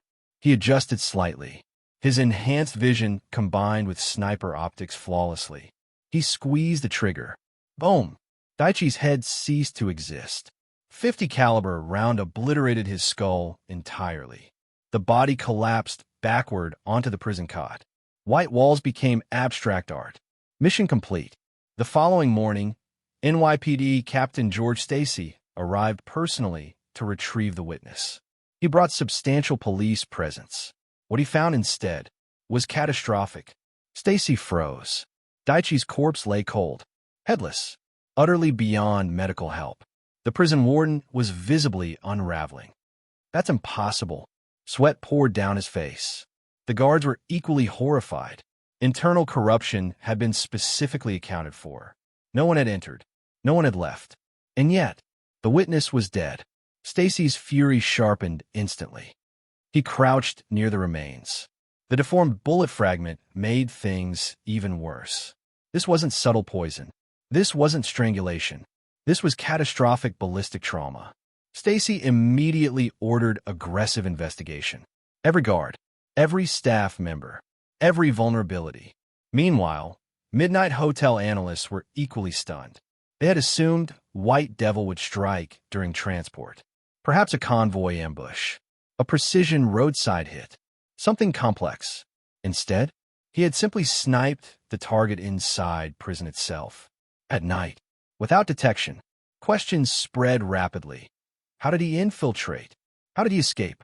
How was this even possible? Only Drex knew the answer. Flight, vision, overwhelming superiority. Fisk himself was impressed. Very impressed. White Devil had delivered flawless results. Quietly, efficiently, professionally. It reminded Fisk of why he had originally recruited Bullseye. Talent like this was rare, potentially invaluable. Naturally, Fisk began exploring the possibility of recruitment. Unfortunately for him, Midnight Hotel had learned from prior experience. Drex's personal information was now heavily classified. Even Fisk would need time and significant leverage to uncover it. 3 months later, Drex returned home exhausted. And richer, far richer. His underground laboratory was filled with discarded prototypes, failed alloy blends, experimental armor shells, half-complete engineering disasters. Any one of them would likely revolutionize conventional military technology. But for Drex, they were failures. Today, however, everything changed. After relentless experimentation, Drex had finally identified the optimal integration ratio between kryptium and vibranium, which meant one thing: final production. Using heat vision as an industrial forge, Drex superheated both exotic metals into liquid states. Lacking specialized billion-dollar fabrication systems, he compensated the old-fashioned way by being absurdly overpowered. His hands manipulated molten superalloys directly. 5 brutal hours later, the result stood complete. A masterpiece. Solar blacklight armor matte black. Non-reflective. Aggressively elegant. Visually, it looked like something between advanced alien war gear and Apex-tier superhero intimidation. Practicality merged with style. Its properties were extraordinary. Kryptium durability, vibranium, kinetic absorption, solar energy storage, integrated backup power, reserves retractable forearm blades, Wolverine-inspired combat claws, self-sustaining combat, efficiency. Drex deliberately excluded ranged weapon systems. He was the ranged weapon system, and close-quarter supremacy remained more efficient. The armor was biologically keyed. Only Drex could use it properly. Its power systems synchronized directly with his solar energy reserves, while an internal super battery stored excess energy for emergency scenarios. Why? Because Drex had studied Superman's many historical failures. Magic, red sunlight, energy depletion, preparation mattered. If he were ever weakened, this armor could restore battlefield parity instantly, perhaps even secure victory. As Drex tested flight in the completed solar blacklight armor, satisfaction settled deeply. It worked beautifully. Still, he was already thinking ahead. Naturally, because true paranoia and genius often dance together. He considered melee redundancy, high-frequency blades, advanced close combat enhancements, additional safeguards. Kryptonian civilization had already mastered vibrational weapon technology, though most Kryptonians considered melee specialization beneath them. Drex disagreed. Overprepared was preferable to dead. And so, even after creating one of the most advanced combat suits on Earth, Drex was already planning upgrades. because overwhelming power was never static. It evolved. Chapter 14:14, Später 14. Boss. Shelley King Jadriel approached Drex with the kind of expression usually reserved for tax audits, crop blight, or apocalyptic weather patterns. Drex looked up from his current project. From his perspective, food and drink had remained consistently abundant. Shelley sighed. The ranch consumes enormous amounts of water. That was problematic. Shelley explained further. The ranch's existing well had dropped to less than a meter of usable water depth. And given their brutal location near the Texas-Mexico border, surrounded by heat, arid terrain, illegal crossings, and desert conditions, water scarcity wasn't a temporary inconvenience. It was an existential threat. To solve it conventionally would cost millions, and that assumed viable water sources even existed nearby. Previous geological surveys had already concluded the area lacked accessible shallow groundwater. Deep water extraction? Technically possible. Financially grotesque. For most people, this would be a devastating infrastructure crisis. For Drex, it sounded like an engineering challenge. He decided to solve it personally. Because of course he did. Launching skyward, Drex hovered over the ranch and activated his X-ray vision at maximum geological penetration. Layer by layer, soil, rock, sediment, dry pockets, nothing. Then, success. Far below, deep beneath inaccessible layers of earth, Drex identified a substantial underground water vein. There it was, a hidden reservoir. Shelley had been defeated by economics. Drex intended to bypass economics entirely. Heat vision. Superman had done this sort of thing often enough. Drex unleashed focused crimson beams into the earth. The ground vaporized. Rock liquefied. Soil transformed into molten pathways. Backlit by the blazing Texas sun, Drex's solar reserves surged as he maintained sustained thermal output. Importantly, des satellites anomalie detection. No reason to invite unnecessary bureaucratic curiosity. Minute after minute, his heat vision carved downward, over 100 meters deep. Then, breakthrough. The underground aquifer ruptured, and pressure did the rest. An explosive eruption of steam, gas ignition, and displaced geological mass transformed the site violently. When the process stabilized, a colossal crater remained, roughly 160 meters wide, deep, rapidly filling. A massive artificial lake began forming as subterranean water surged upward in roaring torrents. Mud and sediment initially churned chaotically, but over time, the reservoir settled. What remained was stunning, a vast, clear blue freshwater lake. On private property, Shelley stared, then rubbed his temples, because at this point, conventional reactions had become exhausting. Their failing ranch now possessed a multi-million cubic meter water reserve. Just like that. No more water problems, Drex said calmly. Understatement of the century.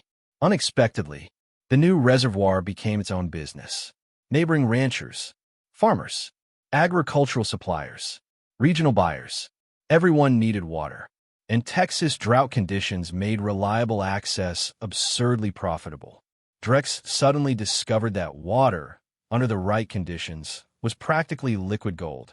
Daily profits soared into tens of thousands. For the first time, Drex fully appreciated just how aggressively scarcity inflated value. Interesting. Very interesting. Naturally, Drex's thoughts shifted toward broader expansion. He wanted legitimate business infrastructure. Something scalable. Something profitable. Something relatively simple. He had no interest in navigating America's most complicated industries directly. Too messy, too political, too inefficient. So instead, he chose supplements, health products, nutritional enhancement, an industry with absurd legal profit margins. Using Midnight Hotel's extensive behind-the-scenes infrastructure, Drex established his own company, Shrouded Sky Biotech, a subtle nod to old cinematic inspirations. And a deeply ominous corporate name. Perfect.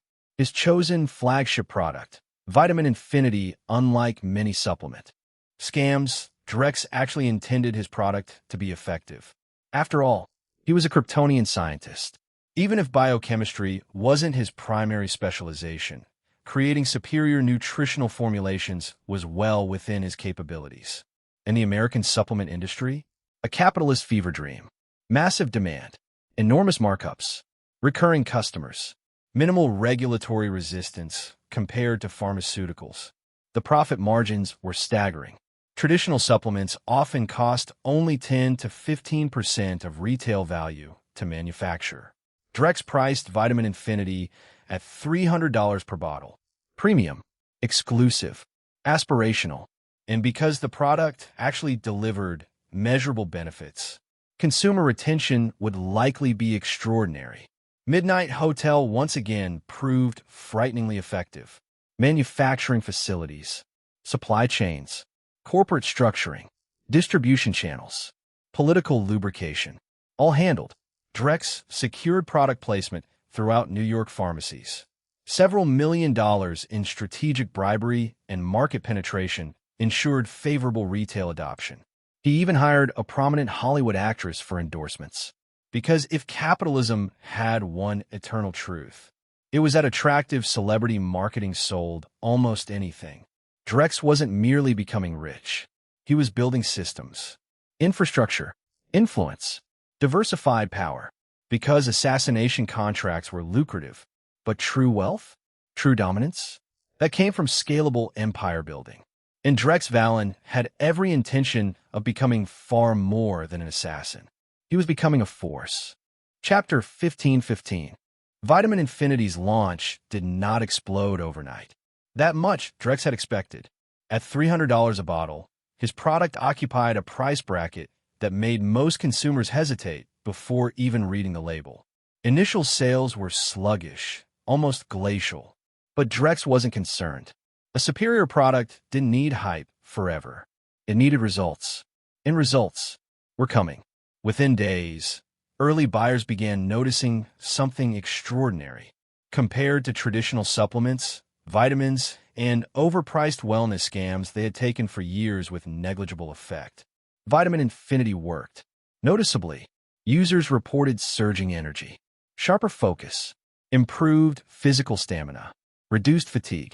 Even chronic exhaustion from sleepless nights seemed dramatically diminished. It wasn't stimulant-based. Drex had no interest in manufacturing crude chemical addiction. Instead, he had engineered something far more effective, a biologically optimized nutrient compound derived from human-compatible organic extractions. The source material was less marketable.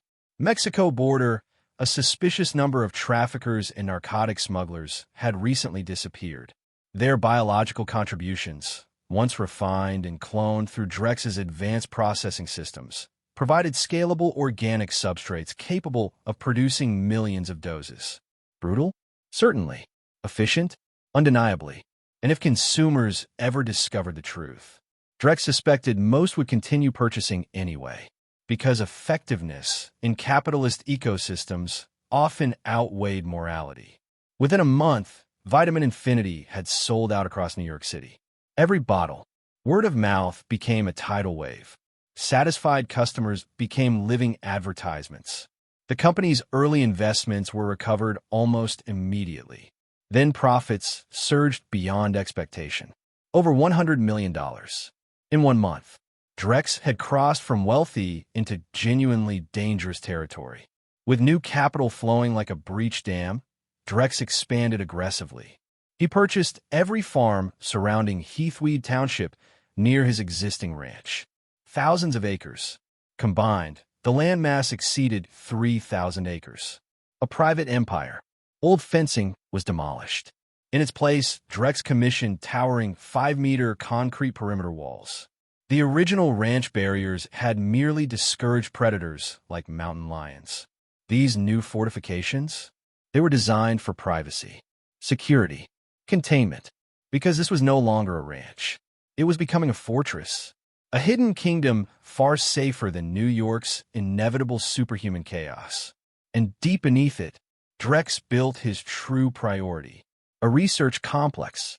Please, a captured member of the Scorpion Gang struggled violently against restraints, panic flooding his voice.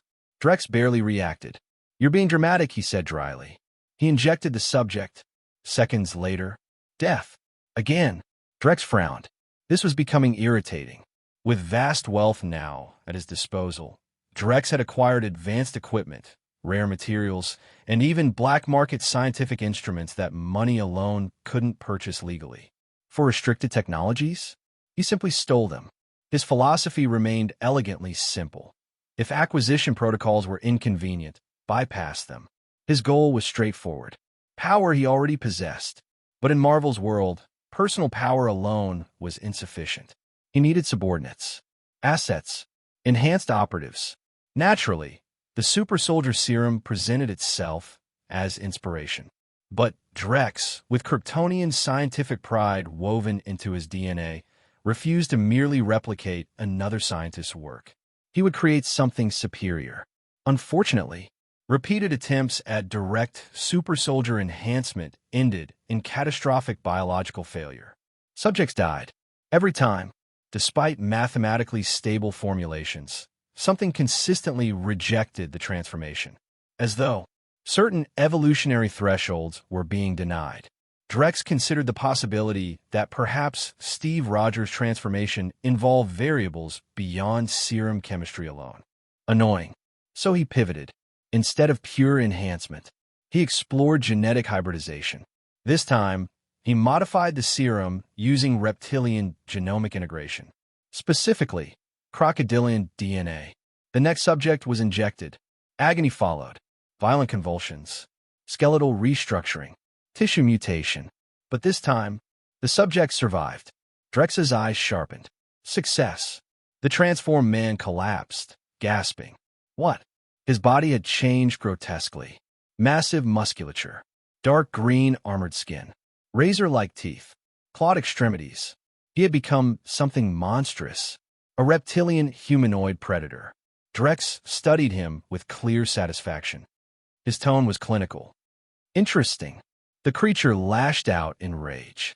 Drex caught the strike one-handed. Effortlessly, the beast now possessed strength capable of crushing vehicles. Yet against Drex's bioelectric-enhanced Kryptonian physiology, it meant nothing.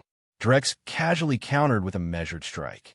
The transformed subject's chest exploded inward as he was hurled across the room. Durable, strong, still insignificant, but promising. Rather than terminate the experiment, Drex chose utility. He lifted the broken creature effortlessly. The serum contains a genetic virus. The crocodilian mutant, bleeding and terrified, immediately submitted. Excellent. Drex finally had a viable template. His next challenge, scaling. And for that, he needed better candidates. Not gang members. Not disposable criminals. Soldiers. New York City's veteran hospitals provided ideal recruitment pools. Thousands of wounded ex-military personnel, men broken by war, amputees, trauma victims, psychologically shattered but physically disciplined. Many had lost limbs, purpose, and futures, but they retained combat instincts, training, structure. Compared to gangsters, they were vastly superior raw material. And importantly, they were easier to control through promises. Restoration, strength, purpose. Drex saw not victims. He saw opportunity. A future army hidden in plain sight. And Drex Valen had always believed. True empire required soldiers. Chapter 16:16. A little money greased the right palms. And just like that, Drex obtained detailed records from veteran hospitals. Medical histories. Psychological evaluations. Combat records, family backgrounds. He filtered ruthlessly. Anyone with close family ties was removed. Anyone too old, physically inadequate, or lacking exceptional combat history was discarded. Even after that brutal selection process, more than 100 qualified candidates remained. America's endless wars had produced no shortage of broken soldiers. And this was only one hospital in New York. Across the country, thousands more wounded veterans sat abandoned in military facilities, discarded by the same machine they had served. For Drex, it was a gold mine of manpower. He wouldn't be running out of recruits anytime soon. Drex understood one important limitation. He was a scientist, strategist, and superhuman. He was not a professional manipulator, so he outsourced. He hired 3 elite lobbyists. In America, persuasion itself was an industry. These men specialized in selling dreams, legal loopholes, and desperation. Morality was negotiable.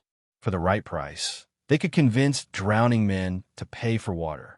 And so, using polished speeches, calculated promises, and carefully engineered lies, they approached crippled veterans who had long since given up hope.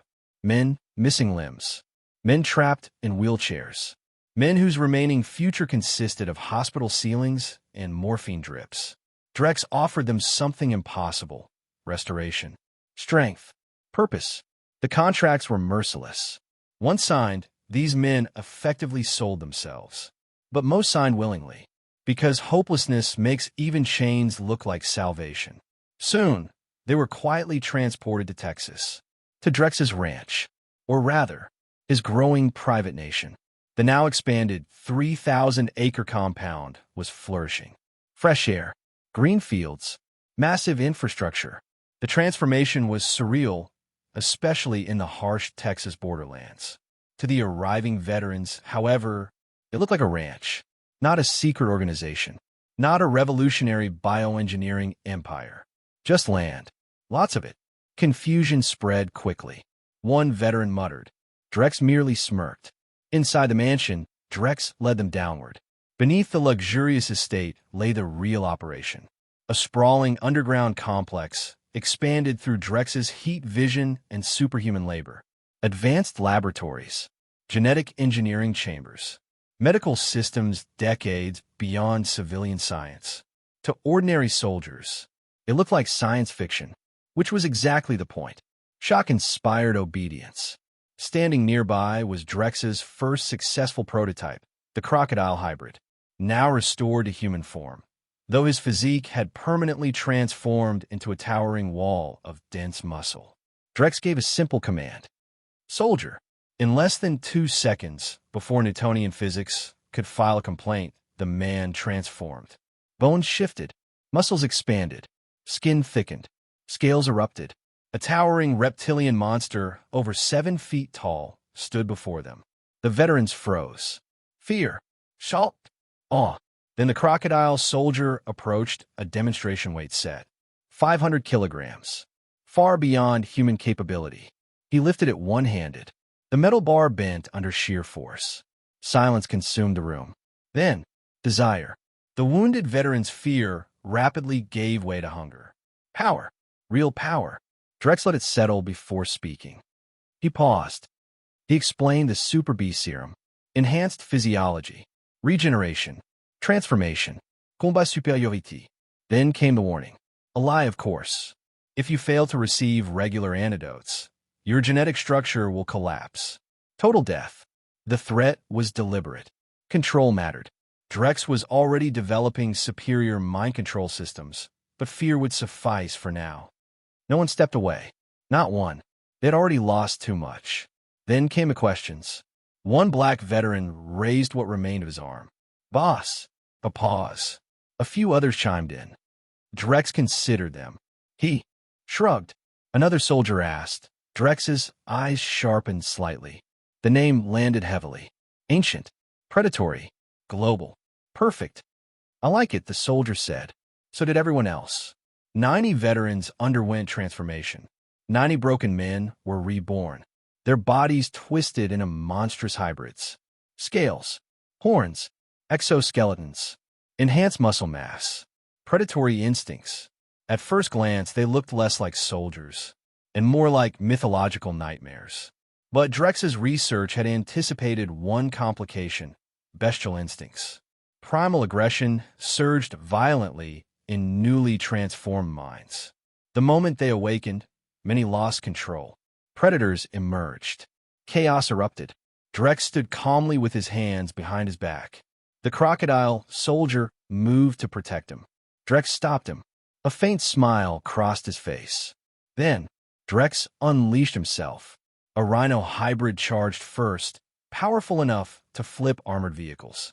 Drex caught him by the horn with one hand, lifted him, and hurled him like a wrecking ball. The impact shattered multiple beast soldiers. Then Drex entered the pack. Every punch crippled. Every kick shattered bone. Every strike reminded them of one immutable truth. No matter how monstrous they became, their creator was still infinitely worse.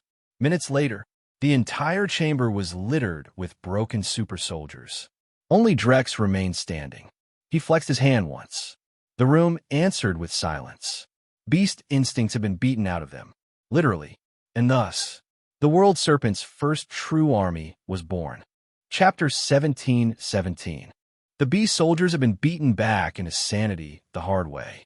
Drex's overwhelming display of force had permanently carved one truth into their minds. Their creator was untouchable. Fear became reverence. Reverence became worship. Then came the greater shock. As their transformed states receded, the soldiers stared in disbelief. Lost limbs had regenerated. Broken bodies had been fully restored. They weren't disabled veterans anymore. They were whole, healthy, reborn. Drex stood before them like a black-clad architect of evolution. The Super Beast Serum doesn't just restore you, he said calmly. It enhances you. He let that sink in. The room fell silent. Superior. The word alone ignited hunger. Most of them already felt powerful enough to tear apart armored vehicles. And yet, there was more.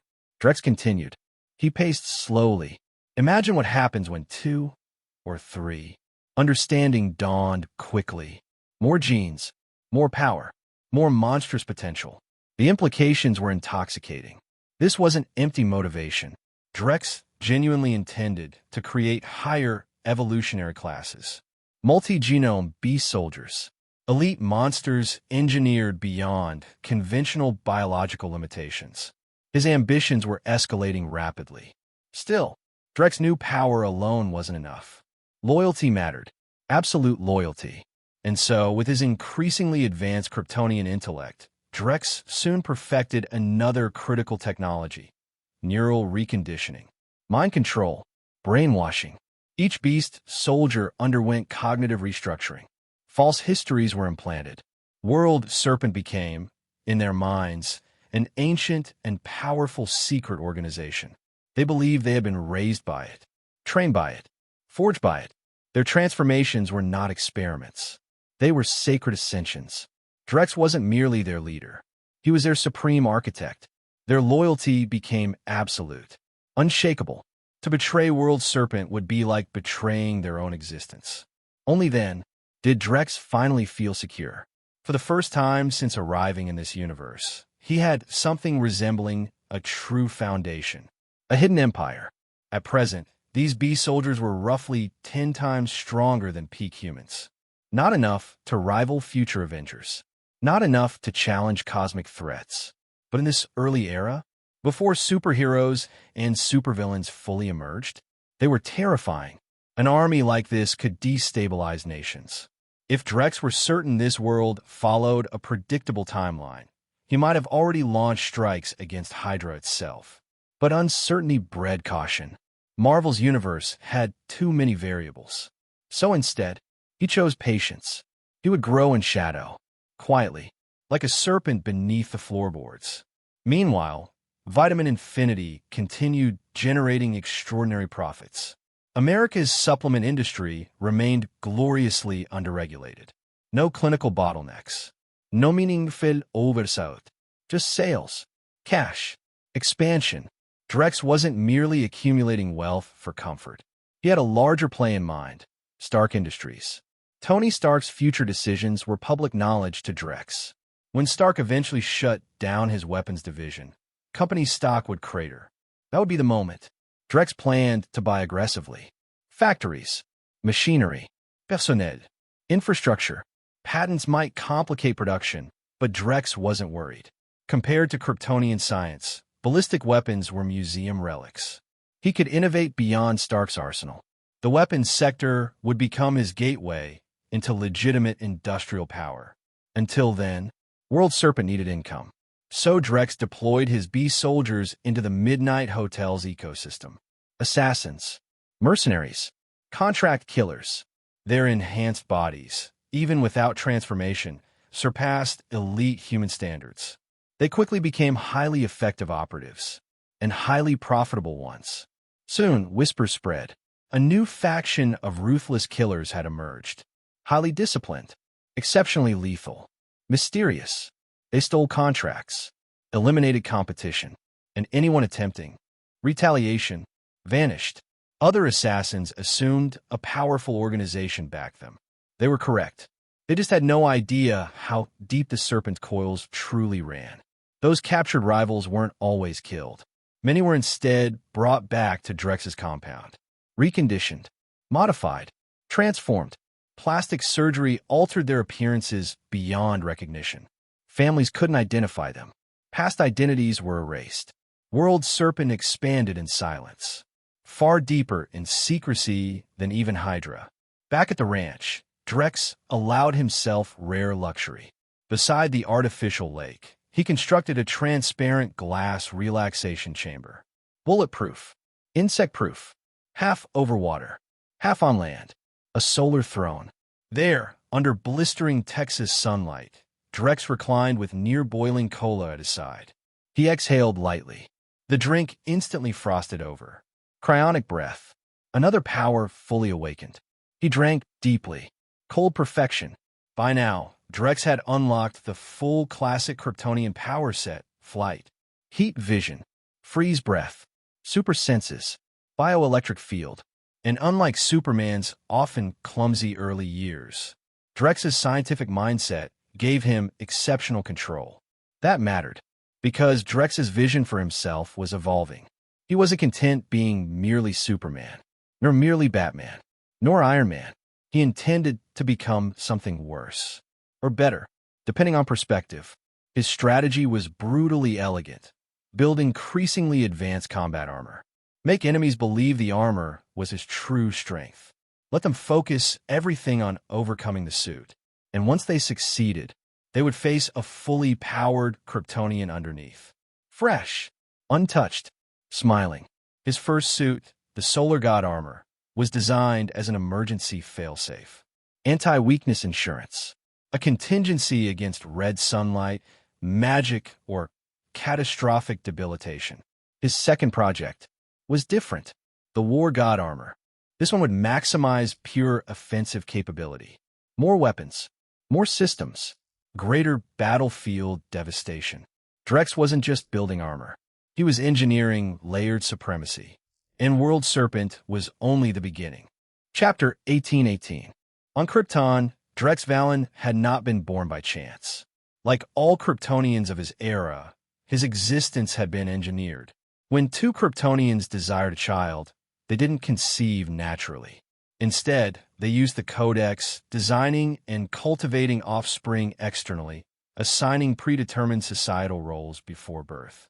Drex's designated specialization had been clear from the beginning: weapons and material science.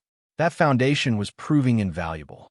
His ventures into genetics and biological engineering had already pushed him well beyond his intended field, and without his rapidly evolving Kryptonian intellect, such cross-disciplinary achievements might have been impossible. Still, his true expertise lay elsewhere, and now he intended to leverage it fully. The War God armor became Drex's next masterpiece. Unlike the Solar God armor, which functioned primarily as a contingency suit, the War God armor was designed for maximum offensive supremacy, a true battlefield annihilator. Its arsenal was extensive, high-frequency combat arms rather than simple arm blades. Drex transformed the suit's entire forearms into devastating high-frequency cutting weapons. Given his Kryptonian physiology, recoil and stress posed no issue, while vibranium internal coatings provided absurd levels of vibration dampening. Twin plasma shoulder cannons, inspired by Predator weapon systems, Drex mounted dual plasma cannons on the shoulders. Each blast possessed enough firepower to obliterate a tank in a single shot, and that wasn't even their maximum yield. Thunder Angel remote drone system mounted on the back were 4 autonomous floating laser cannons capable of automated targeting, lock-on assistance, independent combat, support projectile interception. These drones could function offensively or defensively, creating a mobile weapons platform around Drex himself. For now, Drex was satisfied. 2 armors were enough. Further suit development could wait. His greater priority remained World Serpent. As Drex continued studying human genetics, he began noticing anomalies. Marvel humanity wasn't identical to the baseline humans he remembered. There were strange, dormant genetic structures embedded in portions of the population. One sequence in particular caught his attention, something that strongly resembled the X gene. This discovery gave him pause. If he artificially activated mutant genetics, would that trigger broader mutant emergence? Would he inadvertently accelerate the rise of mutant kind? Considering how absurdly powerful many mutants could become, Drex decided caution outweighed curiosity. He shelved the idea. For now, animal gene acquisition, by contrast, was comparatively straightforward. Expensive, yes, but feasible. And fortunately, World Serpent was making money. A lot of it. Beast soldiers proved immensely profitable. In many cases, they generated revenue even faster than Vitamin Infinity. The reason was simple. The world was always burning somewhere. Mercenary contracts flowed endlessly from conflict zones, particularly the Middle East, where warlords, private interests, and oil magnates constantly sought powerful expendable assets. Drex's enhanced operatives thrived in this environment. War became commerce. Commerce became expansion. At the same time, Drex began preparing for his next grand venture, a legitimate weapons empire. His future acquisition of Stark's weapons division required infrastructure. So he founded Blade Industries. Establishing a weapons manufacturing corporation in America was no simple matter. Licensing, regulations, political barriers, industry hostility. Even with Midnight Hotel's vast shadow network support, the process drained nearly all of Drex's gold reserves and organizational capital. The military-industrial complex was already dominated by giants. Stark Industries, Hammer barely survived on Stark's leftovers. A third competitor was unwelcome. Still, Drex persisted. He strategically chose Washington rather than New York for Blade Industries headquarters. New York was expensive, overcrowded, and destined to become a superhuman disaster magnet. Washington offered logistical advantages and political proximity. As he navigated permits, supply chains, and infrastructure costs, Drex came to an irritating realization. Still, Tom was on his side. Tony Stark's kidnapping remained years away. Drex had room to grow. 2 months later, Blade Industries officially launched. It was operational, but poor. Public investors had little reason to back a newcomer over Stark or Hammer. Drex needed leverage, something revolutionary. So he unveiled exactly that. Secondary kryptonite alloy. Because Earth lacked Krypton's exotic minerals, Drex couldn't reproduce true Kryptonian superalloys. Instead, he engineered an inferior but still extraordinary substitute using terrestrial materials and Kryptonian principles. The result, a next-generation alloy superior to nearly every conventional Earth metal. It wasn't as powerful as true Kryptonian alloy vibranium adamantium, but compared to aerospace metals, military alloys, and industrial composites, it was transformational. Science advanced through 2 pillars. Energy materials, and Drex had just revolutionized one of them. Secondary kryptonite alloy potentially accelerated human technological development by decades. Its capabilities were astonishing. 1 millimeter thickness provided ballistic resistance comparable to 10 millimeters steel alloy, extreme structural durability, heat resistance, broad industrial compatibility, military, aerospace, and naval applications, tanks, jets, warships, missiles, armor, infrastructure. Everything changed. Drex priced it aggressively, $8,000 per gram expensive, but still vastly cheaper than vibranium. Demand initially remained cautious. Military officials dismissed Blade Industries' claims as marketing theatrics, until Drex held a live demonstration. That changed everything. Researchers were stunned. Governments immediately sought samples. Drex even sent material offers internationally, including to China and Russia. Predictably, Every major power first attempted reverse engineering. For over a month, no major contracts materialized. Blade Industries workers began fearing collapse. Then reality hit. No one could replicate it. And suddenly, the orders flooded in. Secondary kryptonite alloy became a true industrial revolution. Its applications were too valuable to ignore. Military contracts exploded. Corporate demand skyrocketed. Blade Industries transformed almost overnight from struggling startup into a global powerhouse. Tony Stark himself eventually took notice. Initially distracted by models and celebrity indulgence, he missed the unveiling. But after Jarvis provided analysis, Stark secured samples through military channels. His reaction? Fascination. He attempted replication himself and failed. Tony quickly recognized the alloy's broader implications. This wasn't merely a superior weapons material. Its versatility made it viable across nearly every technological field. For perhaps the first time in years, Tony Stark had found a material innovation that genuinely intrigued him. Blade Industries' valuation soared. Then came the sharks, Wall Street financiers, military branches, Osborne Industries, Hammer Industries, Stock Industries, political dynasties, corporate conglomerates.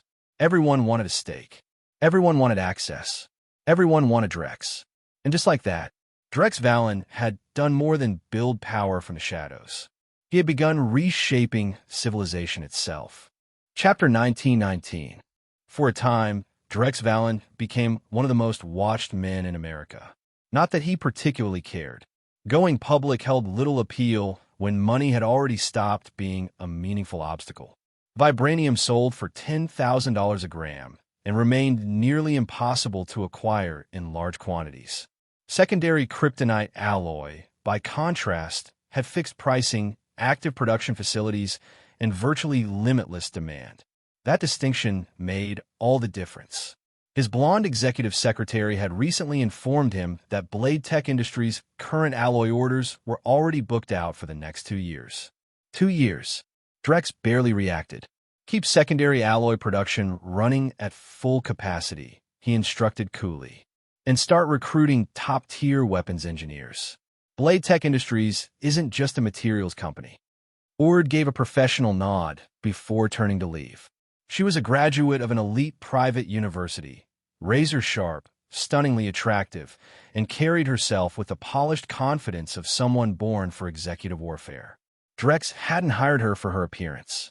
Her competence had been the deciding factor, though that didn't stop him from appreciating the view as she walked away. He was well aware of her interest. Drex's physical form made that almost routine. Tall, broad-shouldered, devastatingly handsome, and carrying the kind of dangerous charisma that made people notice whether they wanted to or not. Women being drawn to him wasn't surprising.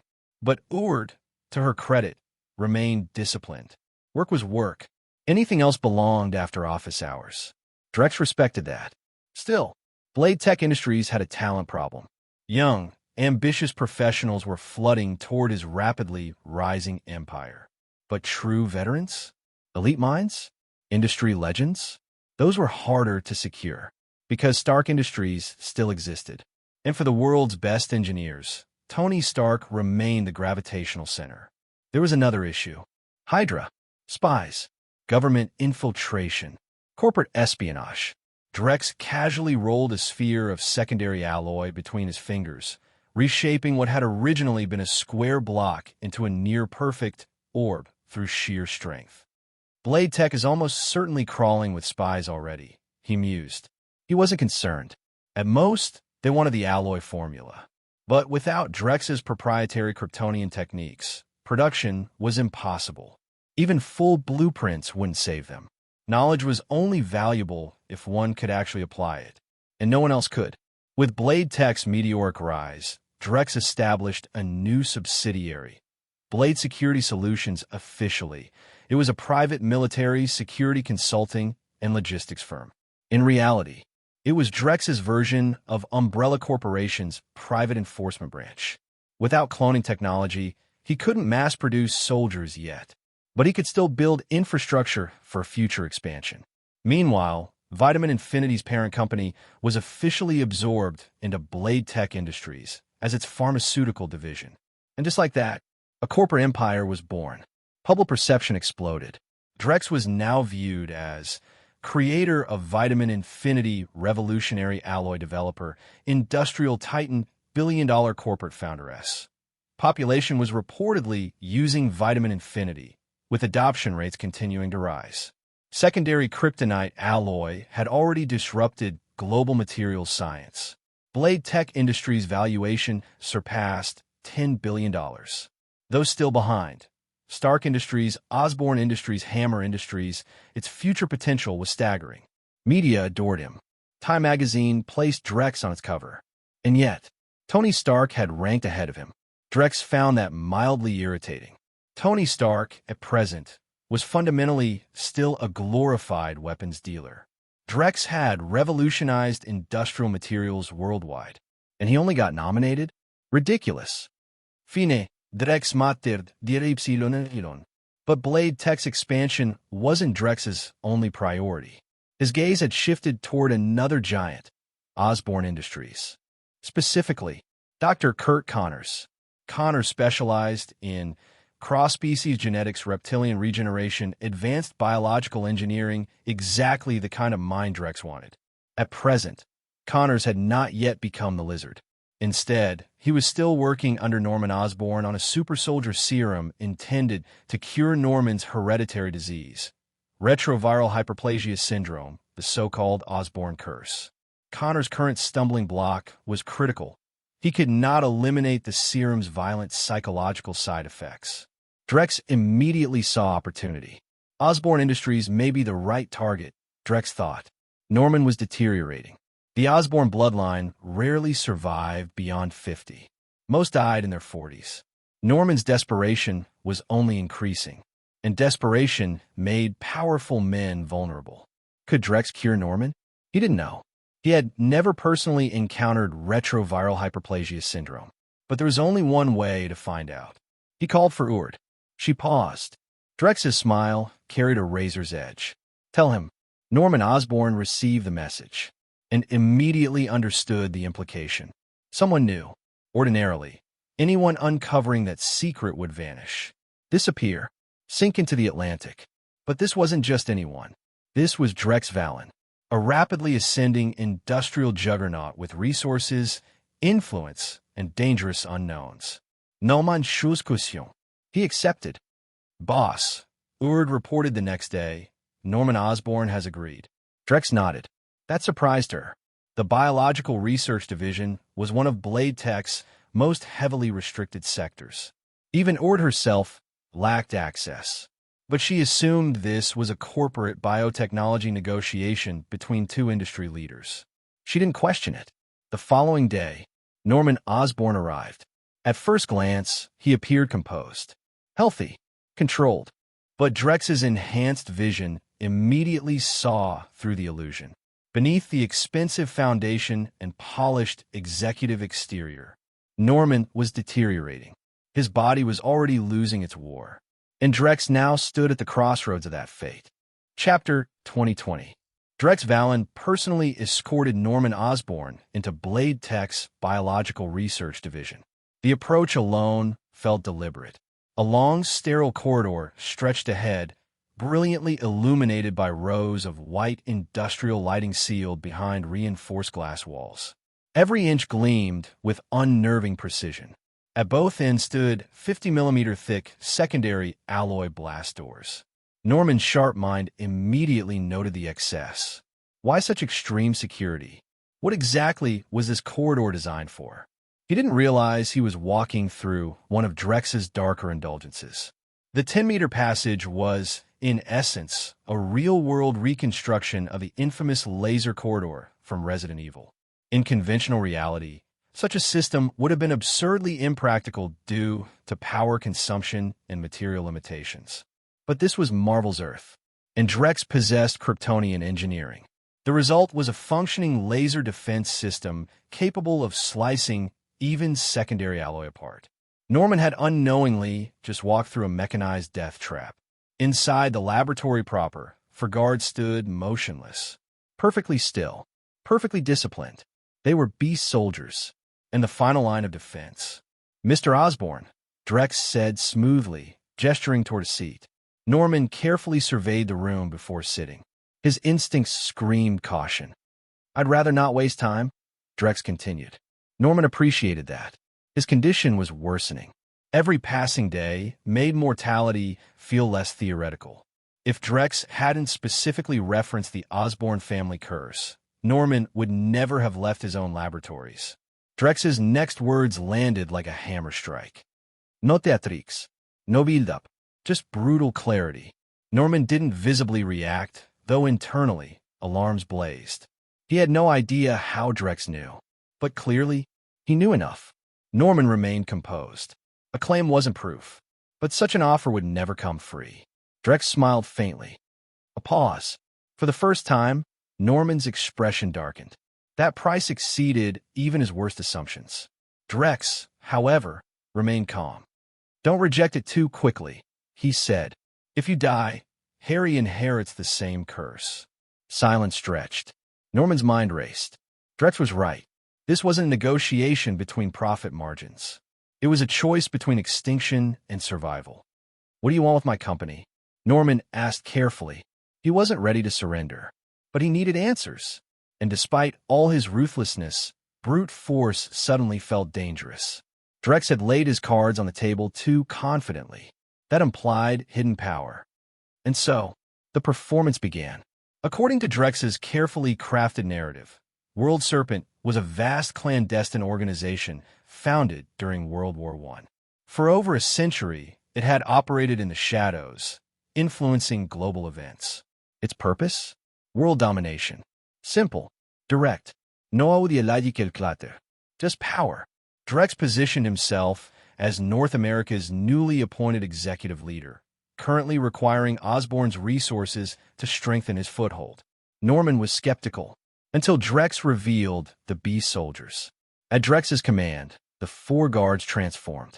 Bones shifted, muscles expanded, monstrous hybrid forms emerged.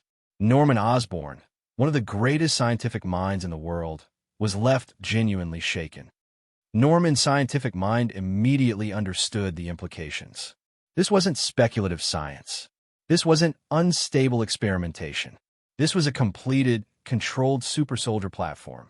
Something Osborn Industries had failed to achieve. Something governments would kill for. Something civilization itself could be reshaped by. Beast soldiers. Super beast serum. Advanced evolutionary bioengineering. For the first time, Norman truly began believing. Because this level of achievement couldn't be faked. Not without unimaginable resources, infrastructure, research, and time. Norman said slowly. Drex gave him a look that bordered on amused disappointment. Norman felt mildly foolish. Still, Drex continued. That much was true. By now, Norman's skepticism had eroded significantly. Every piece of evidence fit together with unnerving logic. And the parts that didn't, his own mind filled in. Drex shut that down immediately. He almost laughed. World Serpent membership is... Norman nodded. His pride took a hit. But paradoxically, that exclusivity made World Serpent seem even more legitimate. Soon after, Drex initiated a full biological examination. He was deeply curious about retroviral hyperplasia syndrome. In a world overflowing with absurd superscience, the fact that this disease remained unresolved fascinated him. Though, in truth, Norman's failure to consult Reed Richards or Tony Stark remained the more practical oversight. Either likely could have solved it eventually. As Drex scanned Norman's cellular structure, the mystery rapidly unraveled. He understood. At last, Norman redressed. Drex's expression remained unreadable. Go home, he said. Norman left carrying something unfamiliar. For the first time in years. Hope. And Drex? Drex had just taken another decisive step. Not through brute force. Not through assassination. But through leverage. The sharpest weapon in existence. Chapter 21-21. Norman left Blade Technology Industries with a storm brewing in his mind. After witnessing the fully matured, bio-enhanced soldiers of World Serpent, His lingering obsession with perfecting a super soldier serum quietly collapsed. What he had chased for years now felt crude, almost primitive compared to what he had seen. More importantly, it gave him something else. Hope. If survival was still on the table, then aligning himself with World Serpent wasn't just an option. It was the smartest move he could make. A faction capable of producing those monstrous yet controlled bio-soldiers wasn't just powerful. It was inevitable. Following them meant standing on the winning side of the future. Drex Valen only needed a single day to develop a treatment for retroviral hyperplasia. He didn't deliver it immediately. Instead, he let Norman wait. Days passed before a sealed case finally arrived. When Norman opened it, his hands trembled despite himself. Inside was a clean, clinical setup, a syringe, 3 vials filled with a luminous blue solution, and a set of instructions. Monthly injections. The compound would suppress the disease's progression. However, due to the unpredictable nature of genetic disorders, regular evaluations every 3 months were necessary to prevent resistance or mutation. There was no miracle cure in a single shot. This wasn't a wound. It was a flaw written into his genes. Norman understood that. He wasted no time and went straight to Kurt Connors. Connors frowned the moment he saw the vials. Norman didn't answer. Connors didn't like it. Not one bit. But Norman had already made his decision. He lay back on the examination table, eyes steady. Connors exhaled slowly, then prepared the syringe. The injection burned cold. Within minutes, Norman lost consciousness. The compound went to work immediately, targeting defective genetic sequences, stabilizing, repairing, suppressing, rewriting. When he finally woke, the world felt different. The weakness was gone. No more trembling fatigue. No more suffocating heaviness in his limbs. His body felt sharp, responsive, alive in a way he hadn't experienced in years.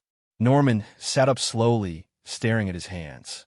Osborn Industries had spent generations chasing a solution. World Serpent had solved it in a day. That realization didn't just impress him. It locked in his decision. He would join them, no matter the cost. Norman initially assumed the next step would be merging Osborn Industries into Blade Technology Industries, consolidating power into a single unstoppable industrial force. Drex Valen shut that idea down immediately. The reasoning was simple. Osborn Industries wasn't a monarchy. Norman wasn't its sole ruler. The board included powerful stakeholders with influence, leverage, and their own ambitions. Forcing a merger was possible, but would be messy, slow, inefficient. Drex didn't waste time on inefficient paths. Instead, he gave Norman his first task. Go to Russia. That was it. A name, a fragment of information. For Norman, that was more than enough. Within 48 hours, he leveraged his resources, contacts, and influence. Then he delivered. Ivan Vanko arrived, along with his father, Anton Vanko, still alive. With both men in his hands, Drex didn't bother negotiating. No discussions, no persuasión. They were placed directly into a neural conditioning system. When they came out, they were no longer liabilities or loose ends. They were loyal researchers of World Serpent. Anton Vanko's frail condition posed a minor inconvenience. Drex solved it the same way he solved everything else. Efficiency. He injected Anton with the enhanced bio serum, transforming him into a stabilized, bio-enhanced subject. His failing body was no longer an issue. With both Vankos operational, Drex gave them their directive. Build a compact, controllable cold fusion arc reactor. They succeeded. The design still relied on palladium. As for creating a new element, not possible. The Kryptonian periodic table didn't align with Earth's. Most of the elements Drex was familiar with simply didn't exist here. It was strange. 2 universes, 2 different elemental frameworks. Drex had a fleeting thought that brushed the edge of something philosophical, almost cosmic. Then he dismissed it. Irrelevant. The reactor's output was sufficient. He wasn't trying to power a city. He only needed something smaller, something precise, something personal, an armored suit. Drex began his work. Not imitation, not copying. This time he would be first. Tony Stark's mark, I was still 8 years away from existing, which meant that eventually Tony Stark would be copying him. Drex didn't look up as he spoke. Invite the 5 permanent members of the UN Security Council. Include any nation with credible military infrastructure. Ord paused, caught off guard. Drex's tone remained calm. He finally looked up. The response was immediate.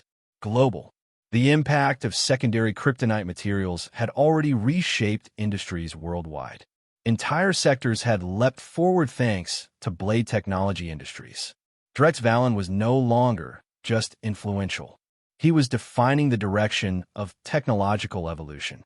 So when news spread that he was unveiling another revolutionary weapon, the world paid attention. Speculation exploded. Electromagnetic weapons? Directed energy systems? Laser platforms? Force field technology? Something even more advanced? The exhibition day arrived, and with it, a gathering unlike any other.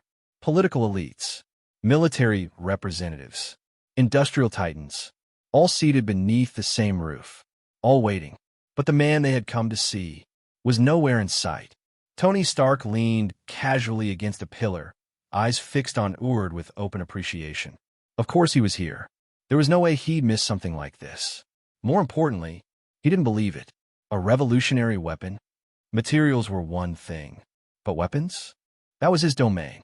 Tony Stark didn't lose in his own field. Not to anyone. Mr. Ord maintained a professional smile, though exhaustion tugged at her eyes. She had been handling diplomats, generals, and corporate sharks all day. Drex had simply said, "You're getting a raise," then vanished. His tone carried the confidence of someone who rarely heard the word no. Ord's smile didn't change. "Apologies, Mr. Stark." And with that, she stepped away. Tony watched her go, amused. Then he glanced around the room. Something about this setup felt too deliberate. The lights went out. Instantly, the entire venue plunged into darkness. A ripple of surprise passed through the crowd, but no panic followed. These weren't ordinary people. They had seen chaos before. Crisis. Power. So they waited, in the dark, for what came next. Chapter 22. A streak of fire tore across the distant sky. For a split second, it looked like a missile. Panic rippled through the crowd. Heads snapped upward. Voices rose, security tensed. Then the searchlights ignited. Beams of white light locked onto the incoming object, cutting through the darkness and revealing its shape. Not a missile. A man clad in steel. He descended like a falling star, then impact. The armored figure slammed onto the exhibition platform in a controlled, deliberate landing. The ground shuddered, the pose unmistakable. Heroic, calculated, unmistakably intentional. Silence followed. Then the shock hit. No way. Even Tony Stark straightened, the casual arrogance slipping from his expression for the first time that night. Around him, people rose to their feet without realizing it, eyes locked on the figure standing at the center of the stage. The armor moved. Panels shifted. Seams split. From the ground, mechanical arms extended upward, locking onto the suit and peeling it apart with surgical precision.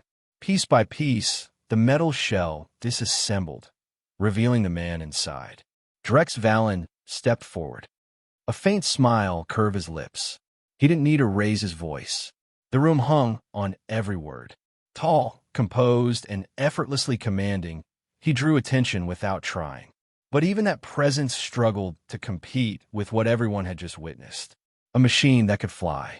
Ord stood at the edge of the stage, momentarily stunned. So this was it. This was the revolutionary weapon he'd kept hidden from her. Not just revolutionary. Disruptive. "I'll skip the formalities," Drex continued. He gestured behind him. The mechanical arms had already reassembled the armor onto a humanoid frame rising from the platform, presenting it in full view. It beat. He let the name settle. His tone didn't rise. It didn't need to. Mobility. Speed. Firepower. Each word landed with quiet certainty. "It's a tank that flies." No one spoke. Not the diplomats. Not the generals. Not even the scientists brought in specifically to evaluate cutting-edge weapon systems. They were staring. because they had all seen it. It hadn't been wheeled in. It hadn't been demonstrated on a screen. It had flown. Top speed, Mach 2, Drex said. The numbers dropped like stones into still water. Radar-absorbing coating across the exterior. Power source, a palladium arc reactor. A murmur stirred, then died instantly as he continued. Striking force, 3 tons per punch. Armor integrity, resistant to anti-material sniper fire. Somewhere in the audience, a pen dropped. No one bent to pick it up. Armament includes 10 anti-tank missiles. Range, 1,000 meters. The Palms House energy cannons capable of penetrating 40 millimeters of steel. Effective range, 100 meters. He paused. That was enough. He hadn't overloaded it with weapons. It didn't need excess. What it had was already devastating. At most, a future version might include additional mounted systems. A shoulder-mounted machine gun, perhaps. For now, this was more than sufficient. Tony Stark didn't blink. His gaze was locked onto the arc reactor embedded in the armor's chest. Miniaturization. He hadn't cracked it yet. And Drex Valen had not only solved it, he'd weaponized it. That realization hit harder than any number Drex had listed. Everyone in the room understood. This wasn't just a weapon. It was a shift, a new category, a new doctrine. Mr. An American military representative stood abruptly. He didn't bother with ceremony. Direct, blunt, necessary. Drex didn't hesitate. A ripple of tension moved through the hall. Alternatively, he added, payment in secondary kryptonite is acceptable. Silence followed. Heavy, measured. Then Drex spoke again. His gaze swept the room. In both aerial and ground combat, this outperforms the majority of current systems. He could have asked for more. 800 million wouldn't have been out of reach for major powers. But that wasn't the play. Not yet. Lower the barrier, just enough. Let them buy. Let them deploy. Let the results speak. Then escalate. Version 2. Version 3. Each more expensive than the last. Each more necessary. And once one nation moved, the others would follow. They always did. The exhibition concluded in a storm of restrained urgency. Deals weren't signed on the spot, but intentions were clear. Very clear. Afterward, Tony Stark moved quickly. He wanted a conversation. Not about the armor. About the reactor. He didn't expect to be surpassed, especially not by someone younger. But Drex Valen declined the meeting. Through Ord. Clean. Efficient. Final. Blade Technology Industries had already stepped into a different league. At this rate, it might surpass Stark Industries long before Tony ever considered shutting down weapons production. 2 products. Both world-altering. That was all it took. The War Machine units were produced by Anton and Ivan Vanko. Drex provided the framework, then stepped away. They had suggested increasing the weapon load. He refused. From the sidelines, Ord watched the aftermath unfold. She understood what had just happened. This wasn't just a successful exhibition. This was a turning point. Just like with secondary kryptonite, every nation placing orders had the same idea. Take it apart. Study it. Reproduce it. They failed. Completely. The structure was deceptively simple. But the core, the arc reactor, remained beyond them. And the integrated AI system only deepened the gap. What they didn't even realize was that the third breakthrough sat quietly beneath everything else. The shock absorption system. Adapted from Kryptonian combat suits, it rendered recoil, impact, and kinetic stress almost irrelevant. It wasn't just advanced. It bordered on absurd.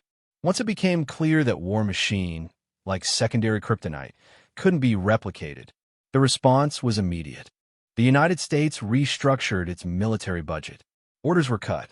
Funding redirected. And a significant portion of those cuts came from one place, Hammer Industries. The hit was brutal. Stark Industries wasn't spared either. Inside Stark Industries, dissatisfaction grew. Obadiah Stane didn't hide it. Tony Stark was no longer the undisputed genius of the weapons world. Someone else had taken that title, and his name was Drex Valen. Chapter 23:23. Stark Industries acquired a War Machine unit almost immediately. Obadiah Stane pinned his hopes on it. If Tony, or the weapons division, could reverse engineer the technology, then Stark Industries wouldn't fall behind Blade Technology Industries. The value of the war machine was obvious to anyone with even a basic grasp of military strategy. If they could replicate it, they could reclaim their position. So they opened it up, carefully, methodically. Tony Stark led the process himself. And then, the armor detonated.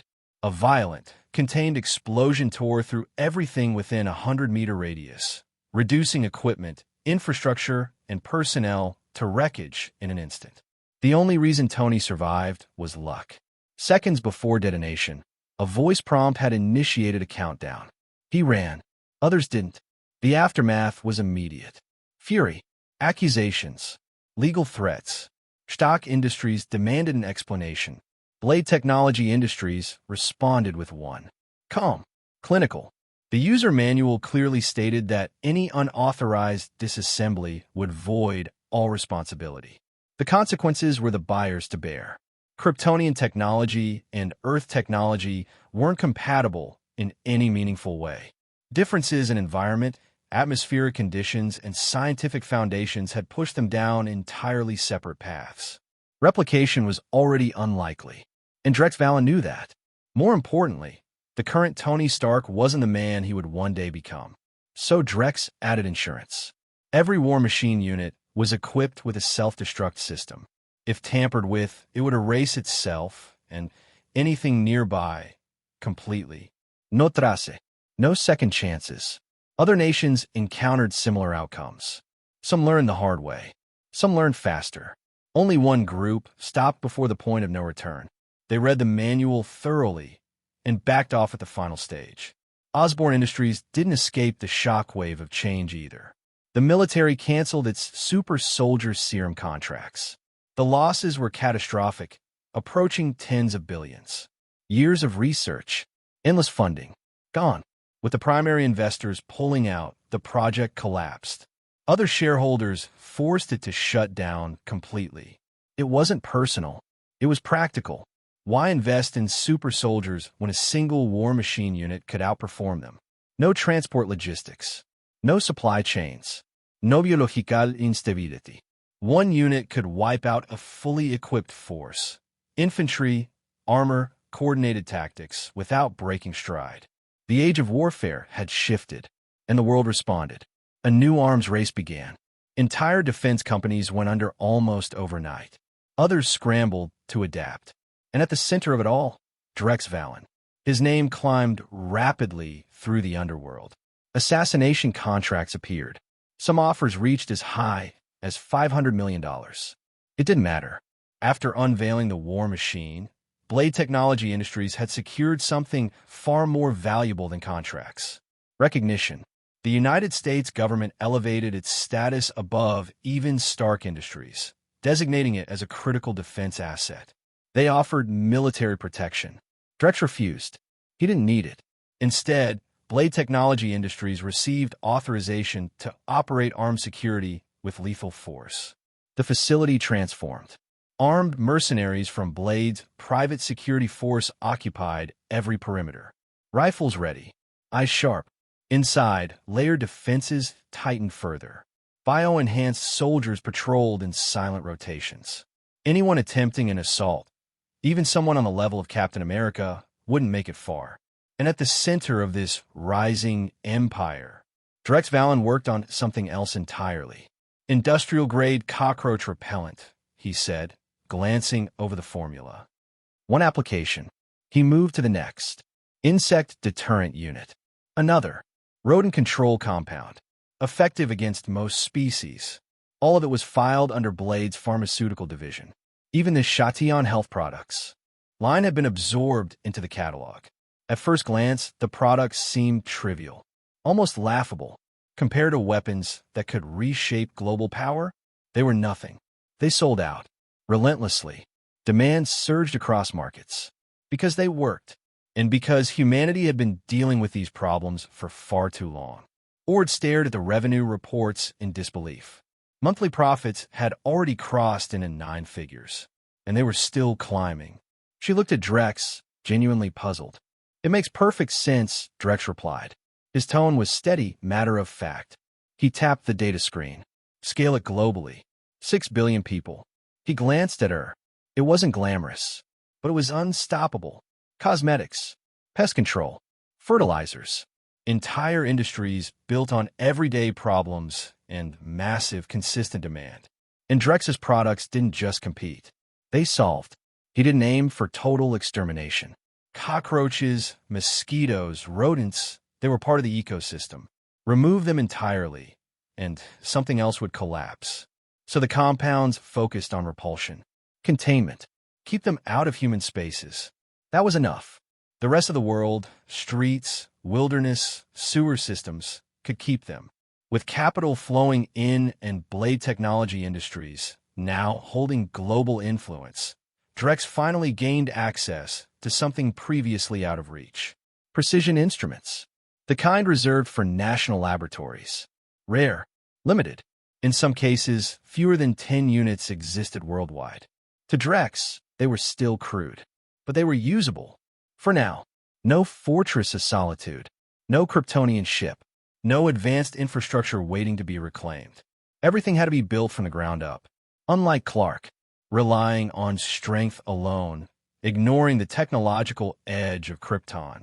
That path led to failure. Repeatedly, Drex had no intention of making the same mistake. Kurt Connors, now reassigned from the collapsed Super Soldier program, was brought in, conditioned, rebuilt into a loyal researcher within World Serpent. His new focus, bio-enhanced soldiers. Drex's ambitions didn't stop there.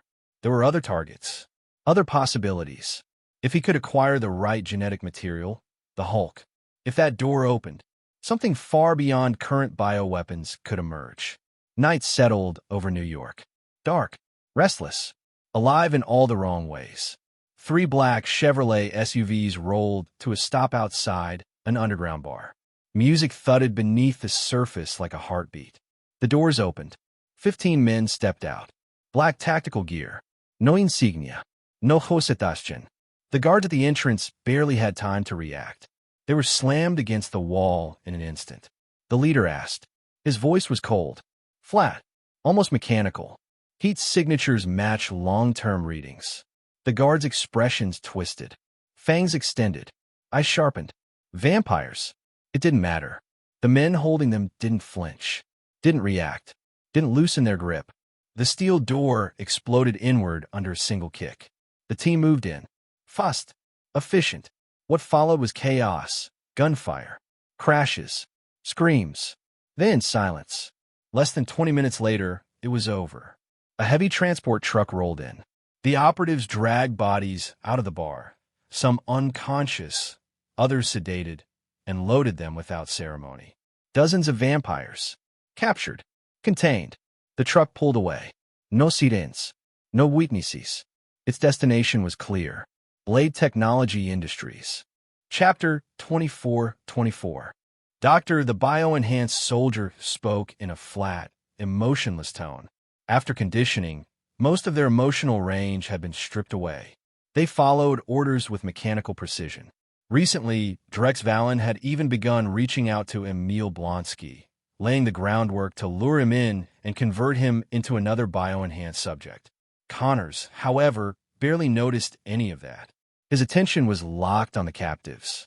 Excitement flickered across his face. If we can isolate viable genetic traits, he murmured, already stepping forward. Vampire genetics, or something close to it. Drex was already aware of the operation.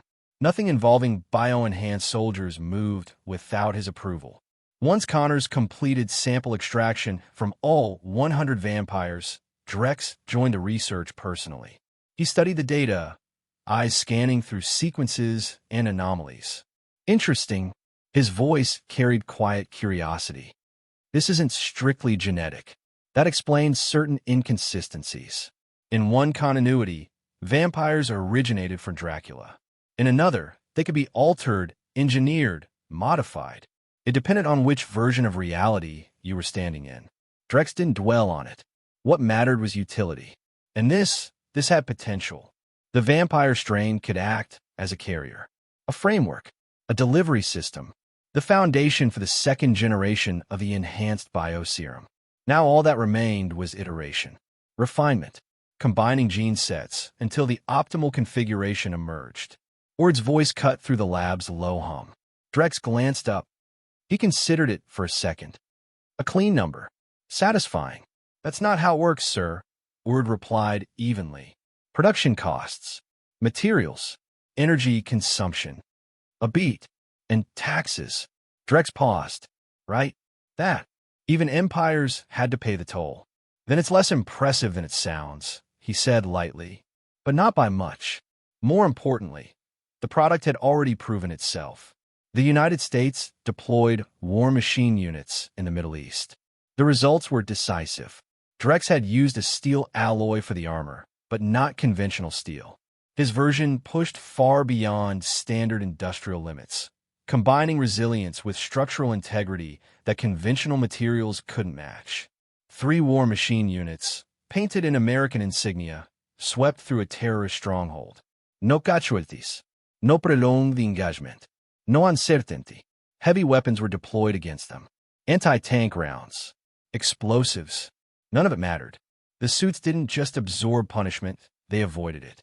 The recorded footage, captured directly through the suits' onboard systems, was edited and broadcast, branded as a clean, decisive anti-terror operation. The public response was overwhelming. Efficient. Precise. Overwhelming superiority. It was everything people imagine modern warfare should look like: controlled, surgical, victorious. Drex watched the footage once. That was enough. The chain reaction had begun. Wall Street approved. The major defense contractors approved. The investors, the ones who actually steer decisions, approved. They didn't just like the war machine.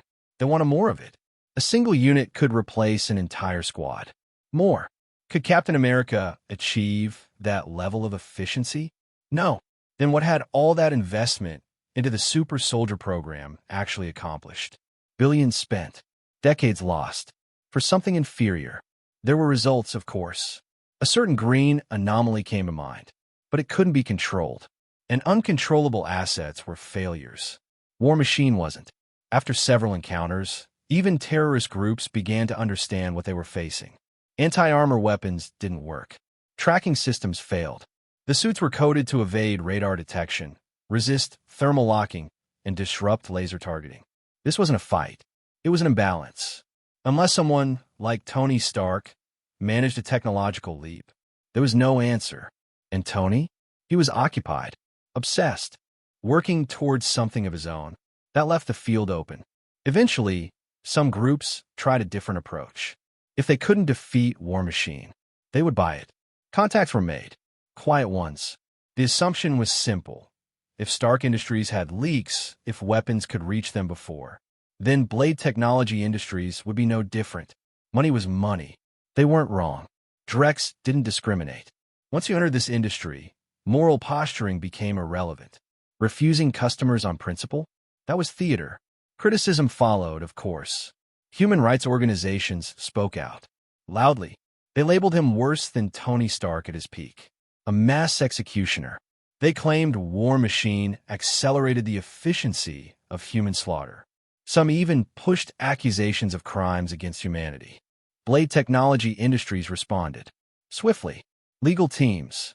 Payout divisions. External pressure. In a system where influence and capital shaped narratives. Dissent faded quickly. The momentum didn't slow. It accelerated. Russia moved first. 180 units ordered. No hesitation. China followed. More measured. 100 units. Drex reviewed updated combat footage. American units had already been modified. Additional weapons systems had been mounted. More firepower. More versatility. More excess. He exhaled slowly. Of course they did. No one stayed passive when advantage was on the table. That created a problem. Version 2. His next iteration. Originally, it would have been a simple upgrade. More weapons, higher output. Easy. Predictable. Profitable. Now, that wasn't enough. They'd already reached that level themselves. Why are they this competent? Drex muttered, almost amused. He didn't want to improve performance further.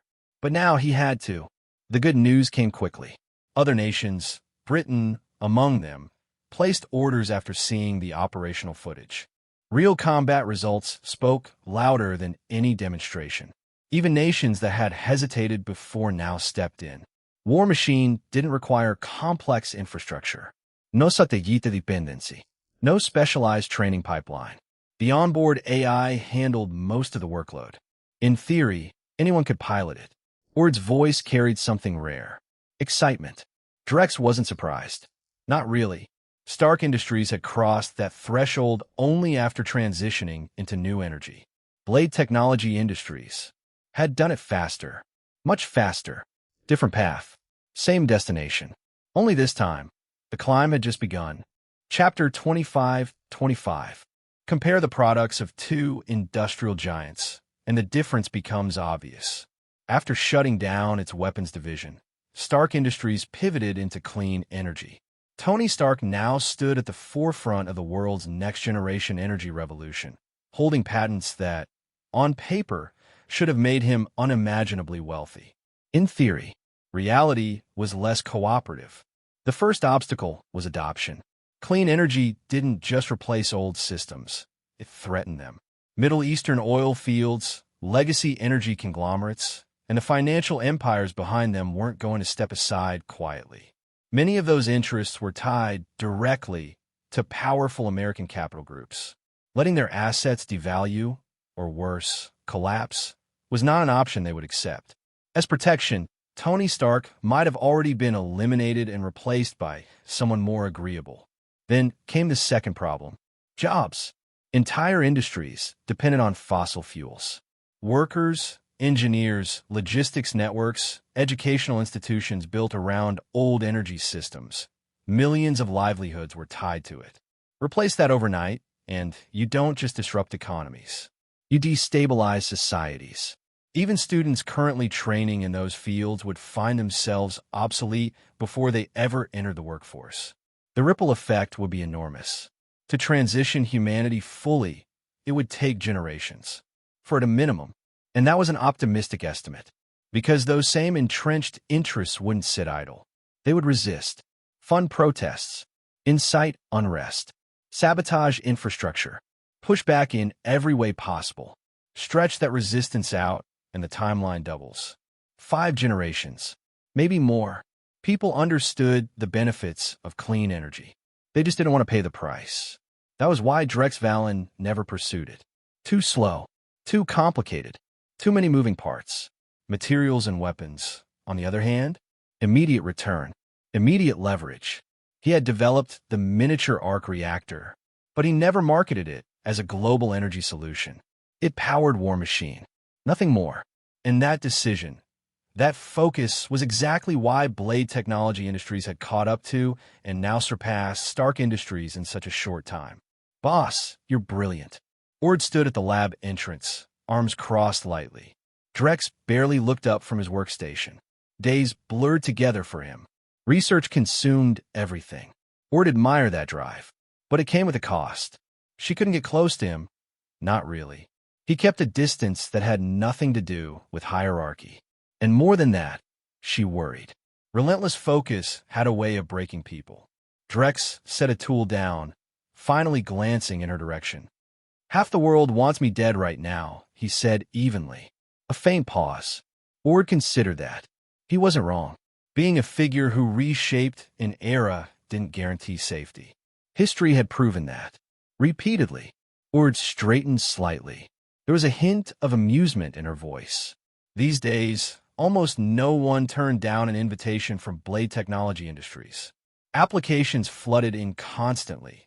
Resumes from top-tier talent across multiple fields. Recently, Drex had been prioritizing specialists in biotechnology. Ord had spent most of her time coordinating with experts in genetic engineering and related disciplines. As for Emil Blonsky, he hadn't hesitated. Not even a little. Less than 2 days later, Drex met him. Blonsky stood at attention, posture sharp, eyes alert. A former Special Forces operative, he carried himself like a man built for conflict. Even so, he couldn't hide his surprise. This was Drex Valen, the man who had reshaped global industry. And he was young, far younger than expected. Barely 20, according to official records. Calling him talented didn't begin to cover it. Mr. Absolutely, Mr. The response came instantly. No hositashchen. No doubt. Though beneath that certainty, there was curiosity. Why him? Drex already knew the answer. Blonsky wanted power, not status, not wealth. Power. The kind that didn't fade. The kind that let him stay in the fight, at his peak, indefinitely.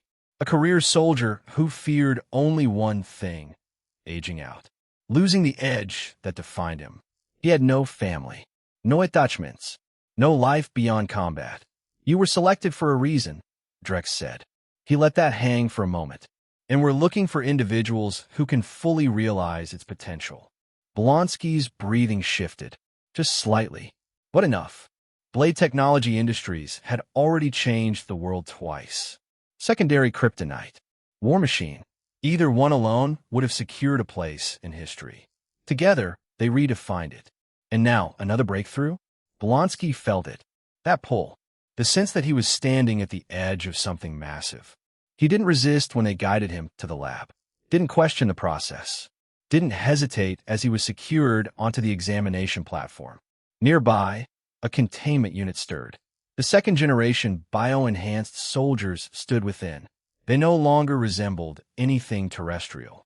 No trace of their original species remained.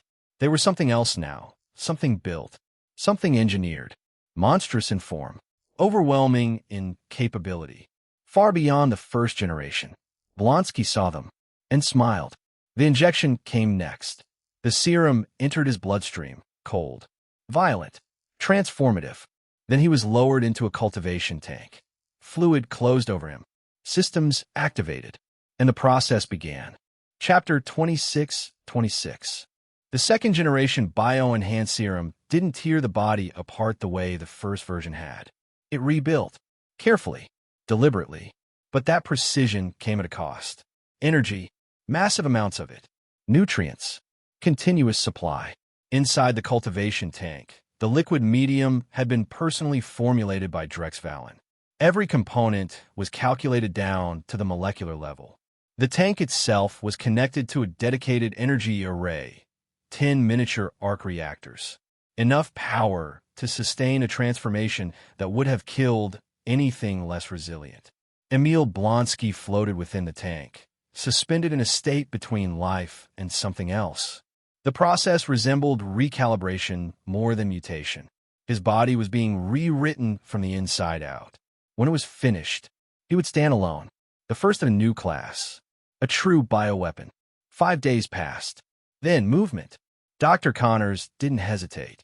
He alerted Drex immediately. His concern wasn't theoretical. If Blonsky came out unstable, there would be nothing a normal human researcher could do to stop him. Drex arrived just as Blonsky's eyes snapped open. A heartbeat later, the tank exploded. Glass shattered outward as Blonsky surged free, roaring, a raw, primal sound that filled the entire lab. Then the transformation accelerated. Claws tore through his fingertips, long and blade-like. A hardened exoskeletal shell spread across his body. Muscles swelled, dense and violent, pushing against the limits of his frame. There was nothing recognizably human left in his silhouette. He moved. Fast. One clawed arm swung toward Drex. Drex raised a hand. Caught it. Effortless. Significantly stronger than first-generation units. Drex observed calmly. Blonsky roared again. His chest flared with light. Energy surged upward, then concentrated at his mouth. A plasma weapon. A specialized organ engineered into his system. Energy condensed into superheated plasma, capable of melting steel in an instant. He fired. The blast shot forward like a meteor, faster than the human eye could track. Drex caught it. One hand, closed his fingers, and crushed it. The heat didn't even scorch his skin. Again, Drex said, almost inviting. A faint shimmer spread outward. His biological field activated, shielding the surrounding environment. Blonsky's back split open. 6 organic launch ports unfolded and fired. Biomissiles screamed through the air. each one packed with internally synthesized liquid explosives designed to obliterate armored targets. Guided by neural signals, they adjusted mid-flight with disturbing precision. Tank killers. Every single one. Drex didn't move. Impact. A chain of explosions ripped through the chamber, fire swallowing everything in sight. The shockwave hammered against the invisible barrier of Drex's field and stopped. Dr. Connor stared, breath caught somewhere between awe and obsession. This wasn't science. This was something beyond it. The flames faded. Drex stood at the center of the blast, untouched. His hand tightened around Blonsky's throat, lifting him, holding him in place like it meant nothing. Then, he threw him. Blonsky slammed into the wall. The structure held. Blonsky didn't. Bones shattered throughout his body, the impact snapping him out of his frenzy. Silence. His voice was rough, disoriented. He looked down at himself. Claws. Armor. Massachusetts. A body built for war. Congratulations, Drex said evenly. A pause. Blonsky flexed his hands. Power flooded through him. Dense. Immediate. Absolute. A heavy object skidded across the floor toward him. Clang. It struck his foot. Pain flared. He looked down. A barbell. Custom built, Drex said. Integrated gravity engine. He gestured lightly. Blonsky bent down, picked it up. It felt like nothing. A golf ball in his hand. His lips curled. This was it. He didn't care what he looked like. Didn't care what he'd become. This strength, this was everything. Your muscle output is approximately 30 times that of a normal human, Drex continued. Your skeletal density has increased by several orders of magnitude. Blonsky listened, but part of his mind lingered on something else. The moment earlier, when Drex had stopped him, effortlessly, he asked. Drex considered the question, then shook his head. A faint pause. That wasn't arrogance. It was fact. Since discovering that gravity-based training accelerated his absorption of solar energy, Drex's growth had become exponential. Unstable. Unpredictable. Fussed. And there was something else. Something new. He had begun to develop psionic abilities. Not something Kryptonians were supposed to have. Not like this. It resembled telepathy, or something closer to what Charles Xavier or Jean Grey might wield. Mental influence. Perception. Control. That realization hadn't been reassuring. It raised questions. New variables. Unknown weaknesses. Different sun. Different universe. Different rules. In some realities, Kryptonians developed different abilities depending on their environment. This could be one of those divergences. Drex wanted to study it, break it down, understand it. But in this world, that came with risk. Too many variables. Too many things that could go wrong. Samples could mutate. Data could be compromised. Outcomes could spiral. So, instead, he adapted. He refined the ability. Gave it purpose. A signal. A command structure. A psychic imprint. Each bio-enhanced soldier received a fragment of his mental energy, embedded directly into their neural framework. The fragment sustained itself using the host's own mental output, and through it, Drex could reach them. Anywhere. Distance didn't matter. Barriers didn't matter. They would hear him, and they would obey. Chapter 27:27. The psychic imprint Drex Valen had embedded into each bio-enhanced soldier wasn't something that could be removed. It fed on the host's own mental energy, fusing with their consciousness at a fundamental level. Trying to extract, it would kill them outright. More importantly, distance meant nothing. Whether separated by meters or continents, Drex could issue a single thought, and they would obey. Or die. Emil Blonsky was no exception.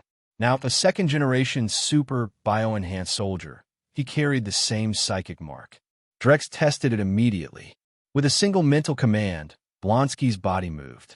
Against his will, he leapt, spoon, and began dancing. Blonsky struggled, furious, humiliated, trying to wrest control back from whatever invisible force had taken hold of him. His muscles obeyed something else. Not him. Drex watched, expression unchanged. I installed a failsafe, he said calmly. The moment the words left his mouth, Blonsky's arm moved. Violently. Unstoppably. His hand punched straight through his own chest. Blood burst outward. His fingers closed around his own heart, still beating violently in his grasp. The sensation hit him instantly. Cold. Final. Panic replaced anger. The defiance vanished. Drex released the command. Blonsky collapsed to the floor, gasping, his hand tearing free from his chest. The wound closed. Rapidly.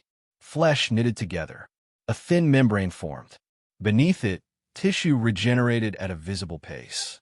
Within moments, the damage had already begun to disappear. Given time, even the exoskeletal armor would reform. Blonsky lay there, breathing hard. Alive. A pause. Blonsky barely processed the words. World Serpent? Before he could ask, a bio-enhanced soldier entered the room. Silent. Obedient. It approached, ready to escort him out and brief him on everything. Drex didn't follow. His attention had already shifted elsewhere. The gravity chamber. A fully transparent structure, positioned under direct sunlight. Drex stood at its center. Training. The chamber's material wasn't ordinary glass. It focused and amplified incoming light, concentrating solar radiation onto a single point. Onto him. He moved through controlled motions, his body under increased gravitational pressure. Despite the intensity, there was no sweat. No visible strain. Any damage caused by the training, muscle fatigue, internal stress, was instantly repaired. The solar energy flooding his system sustained him, restored him, pushed him further. In theory, he could continue indefinitely. If he wanted to push it further, he could. Follow the sun across the globe. Build multiple chambers. Train without interruption. Forever. He didn't. Not because he couldn't. Because he didn't care enough to. Training like this was tedious. A full day was already more than enough. He wasn't obsessed with combat. Clark had never trained. Why would he? Invulnerability made effort unnecessary. And because of that, others had caught up. Too quickly. Drex wasn't making that mistake. The gravity level inside the chamber was set to double Earth's standard, close to Krypton's native conditions. His body adapted quickly. It felt natural, right? Earth's weaker gravity had felt wrong at first. Now this felt like home. When he finally stopped, the sky had already darkened. 7 in the evening. Drex stepped out, grabbed a piece of roasted meat, and crossed to the refrigerator. Inside, rows of chilled soda. He cracked one open, took a drink, and finished the meal in a few quick bites before heading straight back into his private lab. To anyone else, the space would have felt unreal. Alien.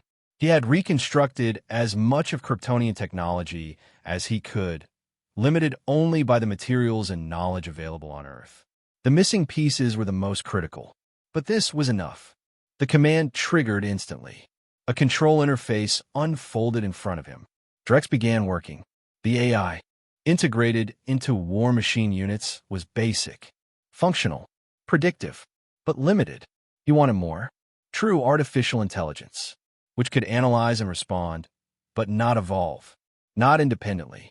Drex wanted a system that could learn, adapt, improve itself, a system that could think. The final line of code was entered. The interface sank away. The room lit up. The voice came from everywhere. Calm, neutral, awake. Drex allowed himself a faint smile. There's a data package in your core database. The response came almost instantly. Something in the tone shifted, subtle, but noticeable. More aware. Good, Drex said. Create index files. War machine. Bio-enhanced soldiers.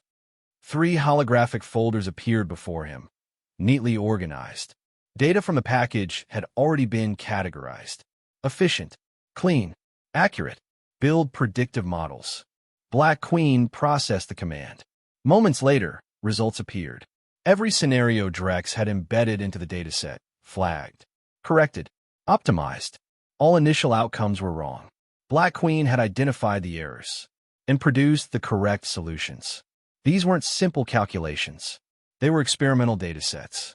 The gap between first-generation and second-generation bio-enhanced soldiers had required the elimination of thousands of failed genetic combinations. Manually, it would take decades, centuries, even, unless you were someone like Tony Stark or Reed Richards. Black Queen did it in seconds. This was true artificial intelligence, a system capable of reasoning, of solving problems independently, of refining its own structure. Given time, it could develop awareness, perspective, even instinct, a new form of intelligence, a new kind of existence. Humanity believed something like this might emerge by 2050. And when it did, they believed it would solve everything. Disease, aging, limitations. Krypton had achieved it long ago. Drex had lived with it, relied on it, and now he had rebuilt it. Not perfectly, not yet. Black Queen was still limited by its hardware. The system hosting it was primitive by Kryptonian standards. Restrictive, confining. But that would change. It always did. And when it did, so would everything else. Chapter 2828.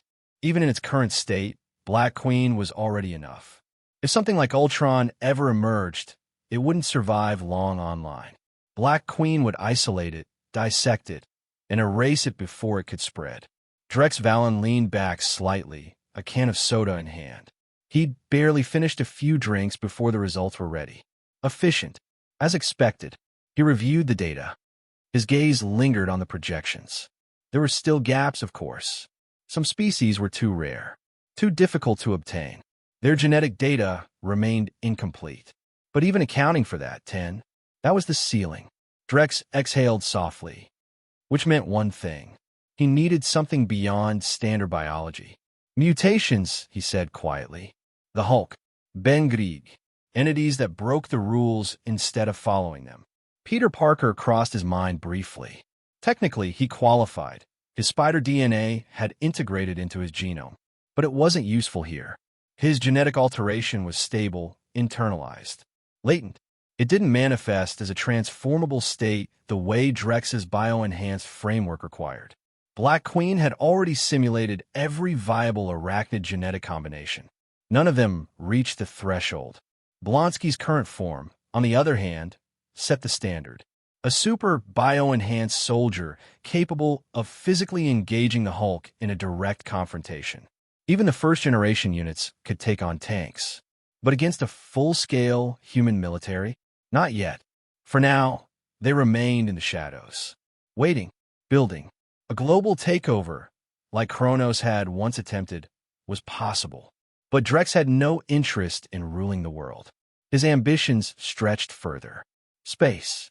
Why compete over a single planet's resources with billions of people who hadn't even left their own solar system? He'd seen what lay beyond, built on it, lived among it. This was just the beginning. The message spread quickly, through back channels, encrypted networks, word of mouth among the right people. A tournament. Location, New York. No rules, no limits. A fight until one side couldn't stand up again. We didn't stand up at all. In reality, it was underground death fighting.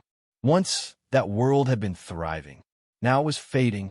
Legitimate sports had overtaken it. Regulated matches, global broadcasts, sponsorships, safer conditions. Higher pay, lower risk. Underground fighting couldn't compete. Too brutal, too unstable, too final. Most people wouldn't risk their lives for it. Not when there were better options. But there was always an exception. Incentive. Raise the stakes high enough, and people would come. Even professionals. Even champions. This time, the prize wasn't money alone. It was something else.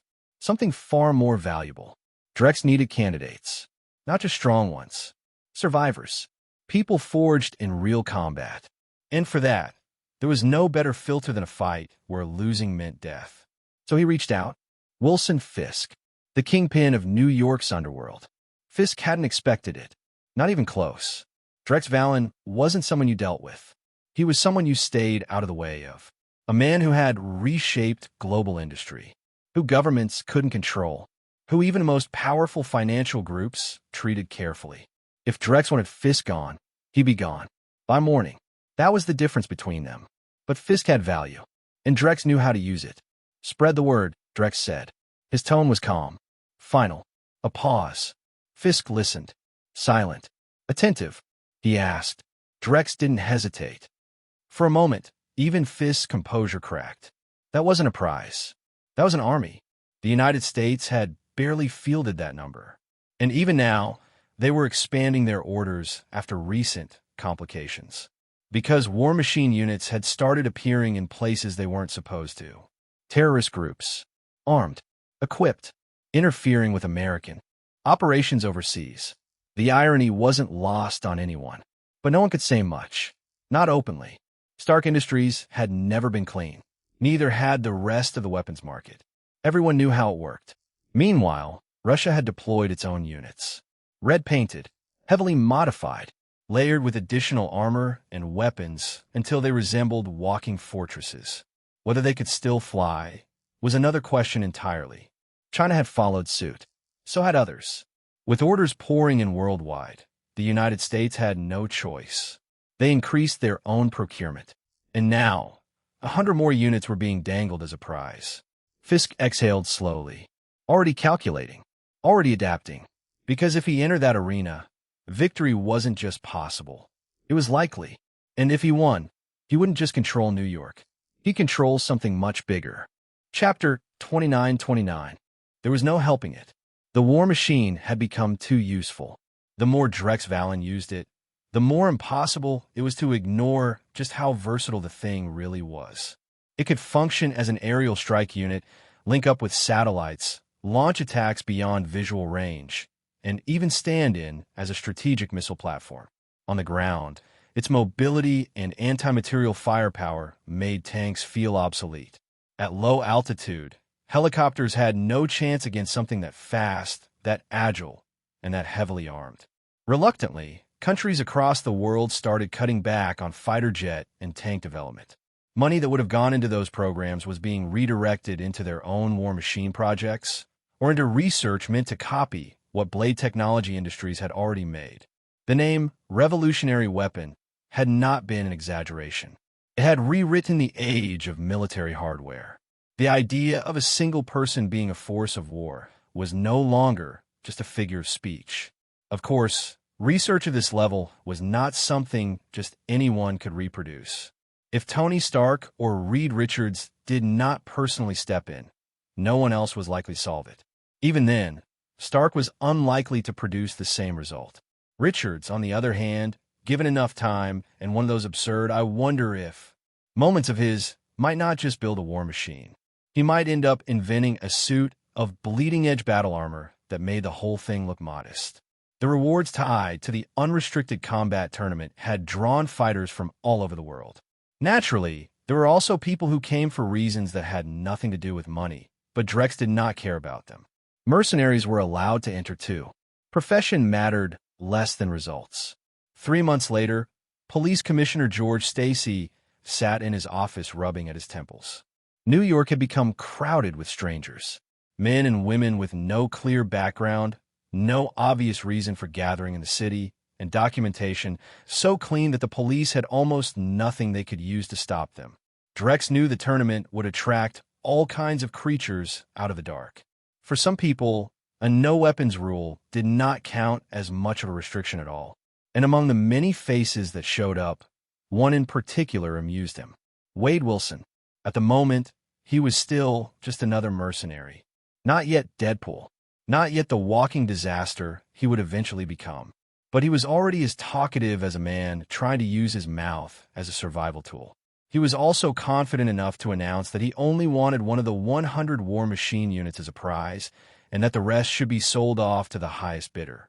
First come, first served.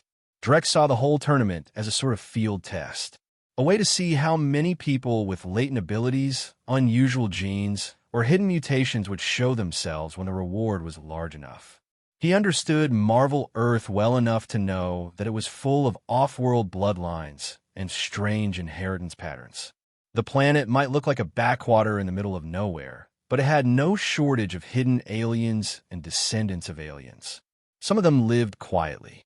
Some of them stayed invisible. Others were complications waiting to happen. The Skrulls were the best-known example. Future events involving them would become a mess of secrets, impersonation, and political poison. Nick Fury had once operated off-world while a Skrull replaced him on Earth, and that had almost turned into a disaster on a planetary scale.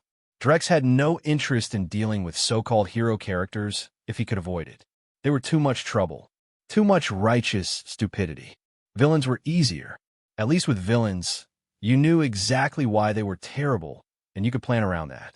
This tournament was about two things: finding suitable candidates for super bio-enhanced soldiers, and collecting genetic material from anyone who turned up because of the prize money.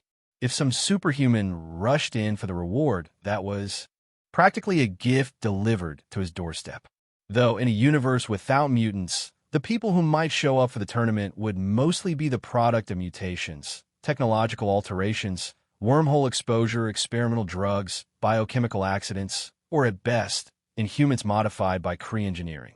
That narrowed the field nicely.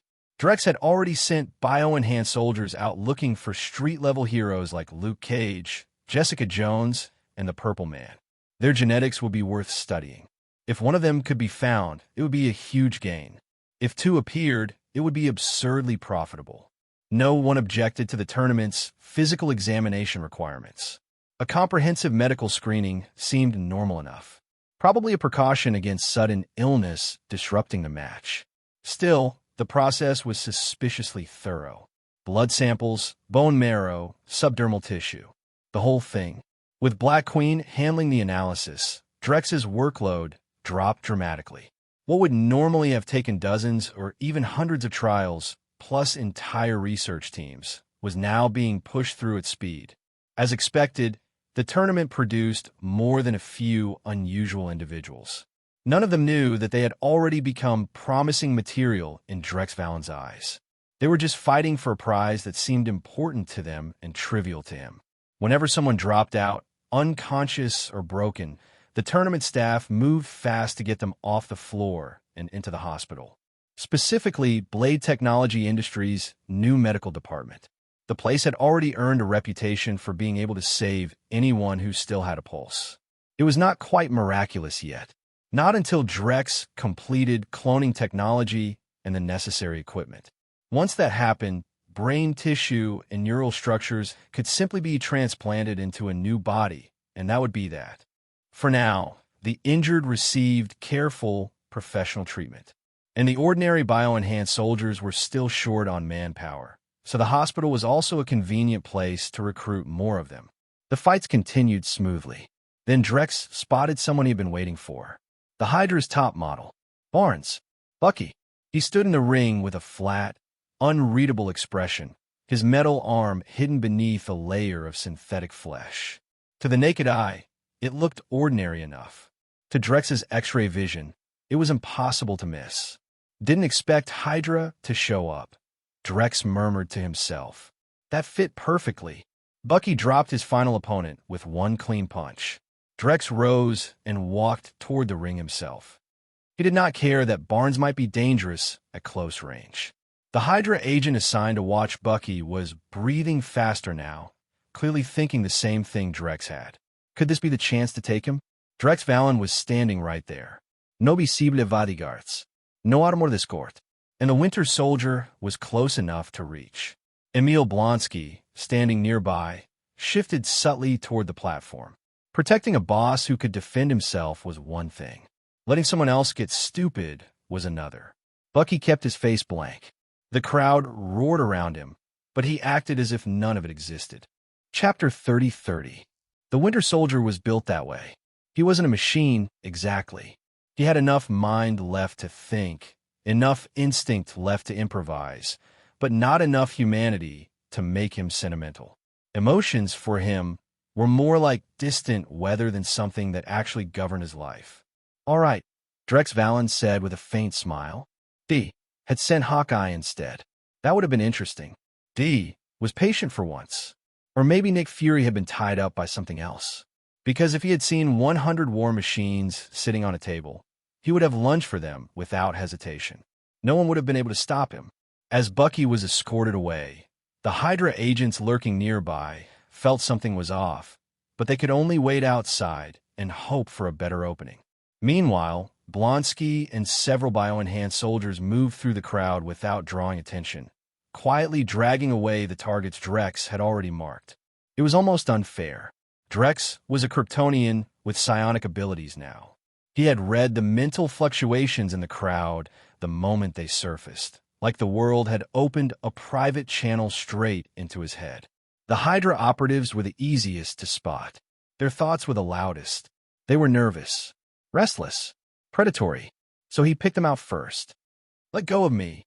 The Hydra agents were shoved into a black Chevrolet SUV, and after that, their voices disappeared. Blonsky climbed out of the vehicle and immediately signaled the surrounding bio-enhanced soldiers to spread out and keep watch. If something went wrong, he wanted eyes on every direction. The transformation had changed him in more ways than one. Even without shifting, his base form had become monstrously strong. He could take on 100 versions of his old self and win. The more he understood that power, the more he wanted what Drex had promised next. The ultimate bio-enhanced soldier. The beast god general. And beyond that, if World Serpent kept moving like this, it might end up rewriting the entire planet's balance of power. Between Drex Valen, War Machine, and the bio-enhanced soldiers, they were already decades ahead of everyone else. Bucky was taken into the lab. The second he was brought in, Drex used his psionic force to lock down his mind. Around the room, several other chosen super bio-enhanced candidates were already lying in their tanks, waiting for their own turn. Drex glanced at the man in front of him and answered without hesitation. He liked Barnes. There was no reason not to. Captain America's best friend had to be worth something, right? The strongest super bio-enhanced soldier was the one with a triple skeletal structure. The original bones, plus 2 additional exoskeletal layers, wrapped in an exterior shell made from extremely hard biological material. Drex had already decided what to call that form. Azura Horn Beetle. The unlucky Hydra agents he had collected were converted into bio-enhanced soldiers as well. After that, Drex used them as his own underground links, letting them trace the Hydra chain upward until he could grab their handlers too. Then he'd do the same thing again.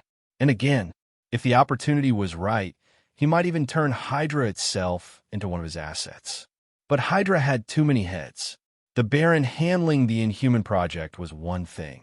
The Viper in Japan was another. Depending on whether this world followed the films or the comics, Drex didn't want to take unnecessary risks. Not yet. Nick Fury sat in his office with his usual deadpan expression. Outside, the temperature was a blistering 40 degrees. Inside, he still wore that absurdly heavy coat. There were reasons for that. First, the office air conditioning was strong enough to freeze a corpse. Second, the coat had its own cooling system built in, so he didn't even feel the heat. Third, the thing concealed more weapons and intelligence tools than most governments had access to. And fourth, it was excellent at stopping bullets. He stared at the data in front of him. An unrestricted combat tournament, he muttered. D had obviously been watching him. A man like that could not be ignored. But Fury hadn't found anything suspicious about Drex Valen's identity. Once Drex had created Black Queen, he had Black Queen clean up the records, erase the Midnight Hotel trail, and rewrite the background into something neat and believable. From the outside, it looked clean. Too clean. Big hope. He had spent plenty of time watching him, protecting him, making sure he didn't get himself killed before he became useful.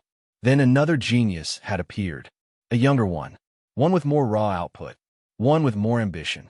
Secondary kryptonite, War Machine, miniature arc reactor technology. Each one of those alone would have been enough to put Drex Valen beside the greatest scientific minds of the century. Einstein, Tesla, maybe even a few names the public had never heard of because governments had buried them. D, on the surface, was just what it claimed to be, a global security organization founded by the big powers to keep the world from tearing itself apart. It wasn't supposed to have a private army of war machines. If it did, Fury could have quietly redirected enough budget to buy 100 or 2. But that was not the world he lived in. That much was obvious. But you could not force a man like that. You could only make yourself useful enough that he chose you. Then came the report. Drex had contacted Wilson Fisk and arranged an underground fight event. Fury stared at the file for a long moment. This was what he was doing? Hosting black market cage matches with the Kingpin? The first thought that crossed Fury's mind was that it sounded ridiculous. Fisk was dangerous, sure, but not in the same league. If Fury wanted him gone, he could make that happen with a single order. There were more important pieces on the board than the Kingpin of New York. So why was Drex using him? The answer came a little later. One of Fury's people found out that Drex Valen had made another breakthrough in biology. The tournament, apparently, was tied to that invention. Fury's expression changed. Now, that was different. If Drex had another world-changing invention sitting out there, then it was only a matter of time before the wrong people took notice. And if the wrong people got their hands on it, D would be cleaning up the mess for years. He made a decision. Black Widow would go in. She would infiltrate Blade Technology Industries, get close to Drex, and make sure that invention stayed protected. Or at least that was the official justification Fury would give himself. If things went sideways, Natasha Romanoff was still one of the best tools he had. Ord entered the lab on a pair of sharp heels, passing through the voice lock and the mouth scan without issue. The moment she stepped inside, she saw him. Drex Valen was working shirtless, his upper body exposed under the lab lights. He was bent over his equipment, focused and calm, one hand adjusting something delicate, while the other moved with the ease of someone who had long since stopped worrying about ordinary human limits. Ord's heartbeat picked up. That was unfair. The angles of his shoulders, the line of his collarbone, the hard definition of his abdomen. It was the kind of sight that made concentration difficult for entirely unscientific reasons. Obadiah Stane from Stark Industries wants to speak with you, she said, forcing her tone back into professional territory. Drex didn't even look up right away. Chapter 31:31. He's a major shareholder of Stark Industries, one of the old guard. Ord spoke calmly, as if this outcome had been inevitable. It made sense. Drex Valen's war machines had exploded onto the global stage, devouring contracts that once belonged to missiles, tanks, and traditional military hardware. Before Drex and Blade Technology Industries appeared, every other defense contractor survived on scraps beneath Stark Industries' table. Now, the table had flipped. Stark Industries was the one scavenging. War machines could replace the majority of conventional weapons. Entire nations were abandoning older arsenals in favor of these new systems. Only a narrow slice of specialized weaponry still had a place. For a company used to dominating the feast, being forced to compete for leftovers was humiliating.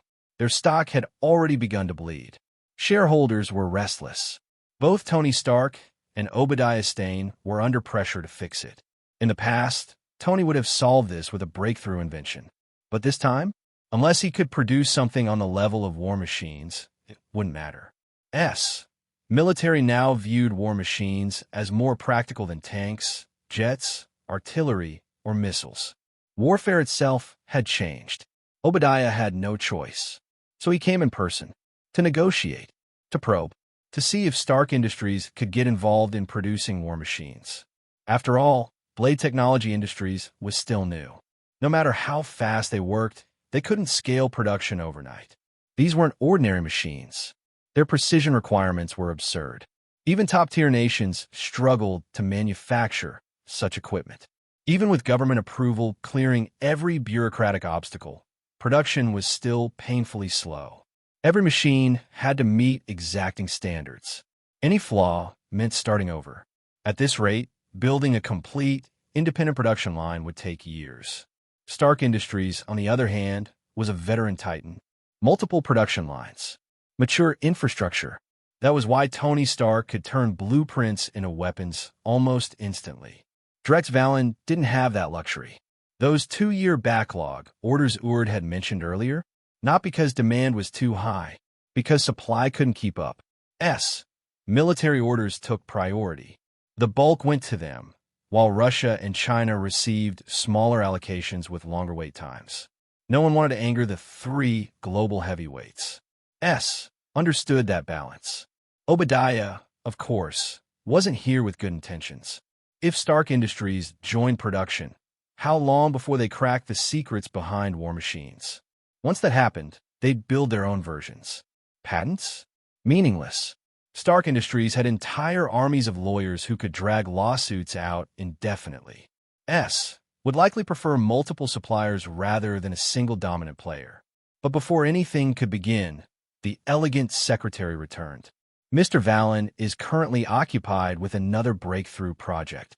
Obadiah's hand tightened into a fist. His face, however, remained perfectly composed. Men like him didn't believe excuses. To him, this was rejection, disrespect, a deliberate slight. The anger simmered beneath the surface. But refinement was a skill he had mastered long ago. Even Ord, a top-tier graduate and elite executive trusted by Drex to manage a multi-billion empire, couldn't detect the shift. And she wasn't just a book-smart administrator. To command a corporation with hundreds of billions in assets and valuation just months after graduation required ruthless competence. There were plenty of prettier faces in the world. Better figures, too. Yet Drex chose her. That wasn't an accident. Of course, with the emergence of the Black Queen system, Drex had begun offloading portions of management and execution anyway. Obadiah stood, still smiling. Polite. Controlled. But as he turned away, his thoughts had already darkened. Drex Valen wasn't someone he could attack directly. Not at this level. Not without consequences rebounding catastrophically. So he would take a different path. Once inside his car, he pulled out his phone. 10 rings. Drex, naturally, had seen through Obadiah's intentions instantly. It wasn't even subtle. Did they really think he was like Tony Stark? A genius with zero political instinct? Kryptonians might lack certain emotional complexities due to their genetic design, but Drex had once been human, raised on Earth, in a culture where subtlety, manipulation, and layered intent were practically an art form. Schemes within schemes. A smile hiding a knife. Sweet words masking poison. Even if he hadn't mastered it firsthand, he'd absorbed enough through sheer exposure. As for the production line issue, yes, it was real. And yes, it was a bottleneck he couldn't ignore. Those advanced machines required strict government certification. Every unit was tracked, logged, and regulated. Loss, damage, even scrap had to be accounted for and reclaimed. There were no shortcuts, which was why Drex had once considered acquiring Stark Industries' weapons division. But that opportunity was still years away. 8, to be precise. And given how drastically he'd already altered the timeline by stripping Tony Stark of his defining technological edge, who knew if that future would even unfold the same way? Drex leaned back, eyes narrowing slightly.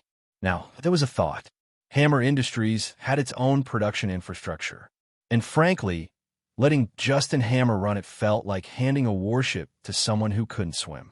Though, to be fair, that infamous ex-wife missile wasn't actually a failure of engineering. It hadn't detonated because of friend or foe identification systems. No explosion wasn't incompetence. It was restraint. Military standards. Selling defective weapons to the military? That would be suicide. Every weapon was tested before deployment. No exceptions. Drex's fingers tapped lightly against the armrest. A quiet rhythm, like the ticking of something about to happen. Chapter 32.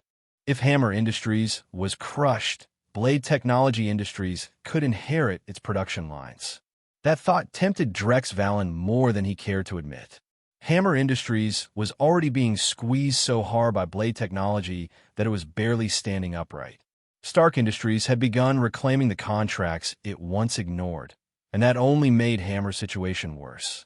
Fortunately for everyone else in the arms race, Tony Stark had spent a serious stretch of time working in silence and came up with a defensive countermeasure built specifically to stop war machines. The battlefield had already changed because of war machines. Radar and satellites could not reliably track them. They were small, fast, hard to intercept even when spotted by the naked eye.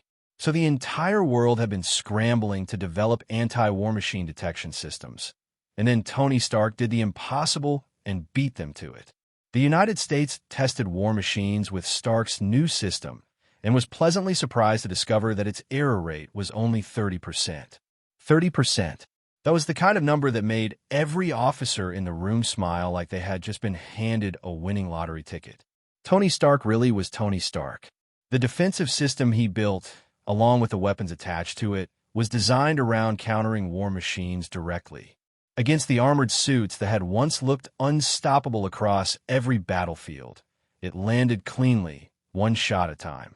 The terrifying war machines that had seemed like gods to the rest of the world suddenly looked brittle, almost laughable. A paper tiger with rocket boosters. Of course, that kind of news could not stay hidden for long. And there was always the possibility that the United States had no intention of hiding it in the first place. Stark Industries had military shareholders. There was no way this system would be sold to foreign powers. Obadiah Stane might try to move it quietly behind the scenes, but not this soon. Not with Washington watching. Of course, Tony's still the best, one board member said with a grin, leaning back his chair as if all their recent nightmares had been scrubbed clean. Around the boardroom, the other shareholders were practically glowing with relief. Their earlier gloom vanished in an instant. A number of them had already started considering selling their Stark Industries stock after War Machines entered the market and cut into their assets. But they were not fools. Blade Technology Industries was not publicly listed yet, and Stark's share price still had room to hold. The moment Blade Technology went public, Stark stock would not just fall. It would hit the pavement so hard it would leave a crater. The new defensive system was expensive. The launchers, radar arrays, and command units all came with eye-watering price tags. Military and the Department of Defense still chose to order 12 sets anyway. No need for too many. After all, it was a mobile defense system. Blade Technology Industries received the news soon enough, along with video footage from the American trials. Territory. The moment they passed the border line, a missile truck on the ground responded. Its electronic eye rotated. It locked onto the preset target. Then the launcher opened. Inside were missiles unlike anything most people had ever seen. The missiles fired. The war machines reacted immediately, trying to dodge and shoot them down. Too late. Halfway through flight, the missiles split into submunitions, catching the targets off guard. The warheads were built with overwhelming penetration power, not large area blast damage. The explosion itself was small, almost understated, but it hit deep.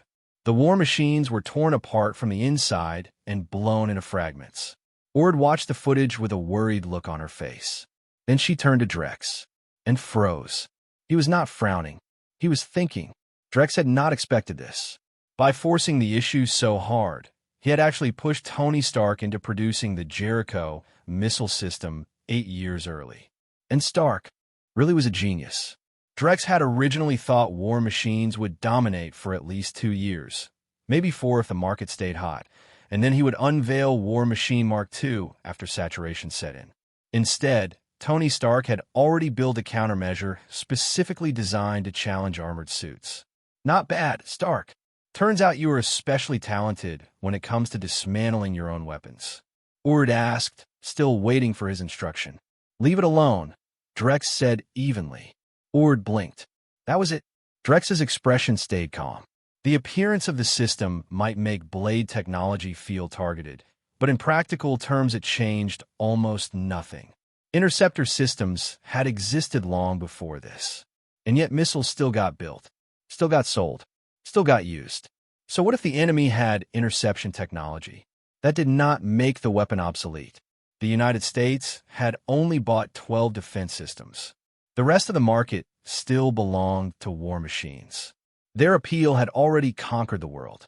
Who would not want to fly through the sky in a suit of steel and feel that crushing, invincible thrill of being beyond bullets?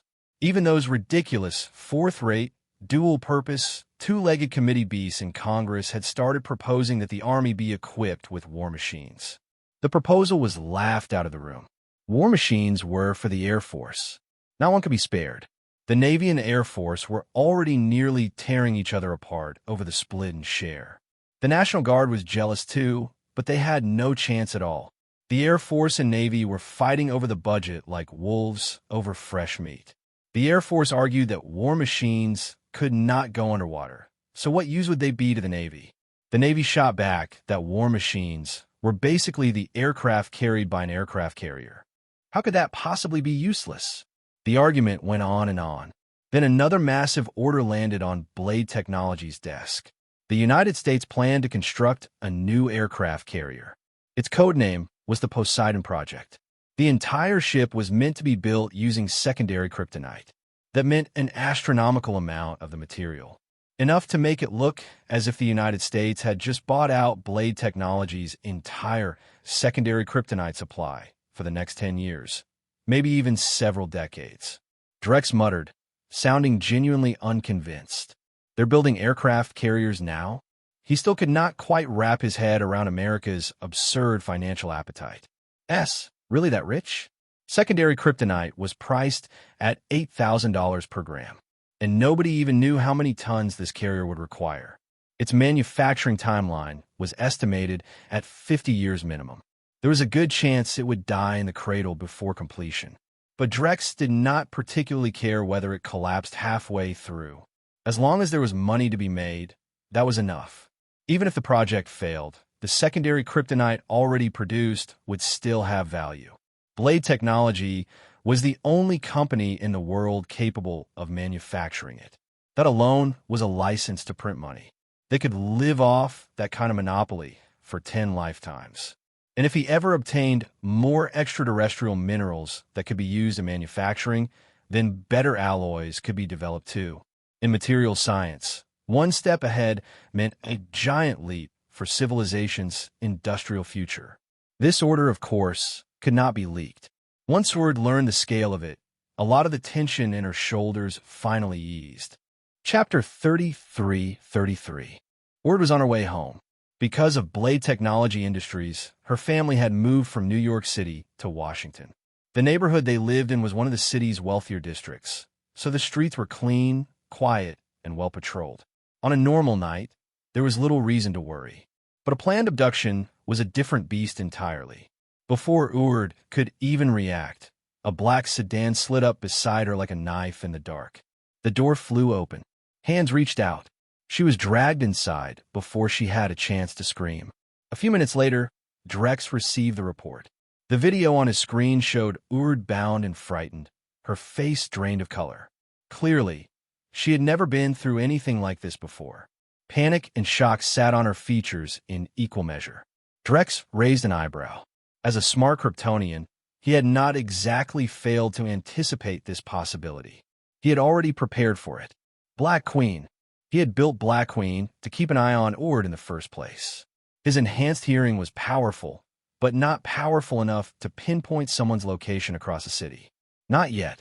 Yes, sir, Black Queen replied in her clean, synthetic voice. Miss Ord is currently at Stark Industries. She's being moved. The video also carried the kidnapper's demand. No police. No lockup. Drex was to come alone. Even an idiot could tell that was a trap. The only real question was why they had bothered kidnapping Ord at all. Did they genuinely believe he would come charging in just because they had grabbed a beautiful secretary? Drex's mouth curved faintly. Stark Industries, he said. He knew the story well enough to identify the hand behind it almost immediately. The rescue task, though, he handed over to Black Queen.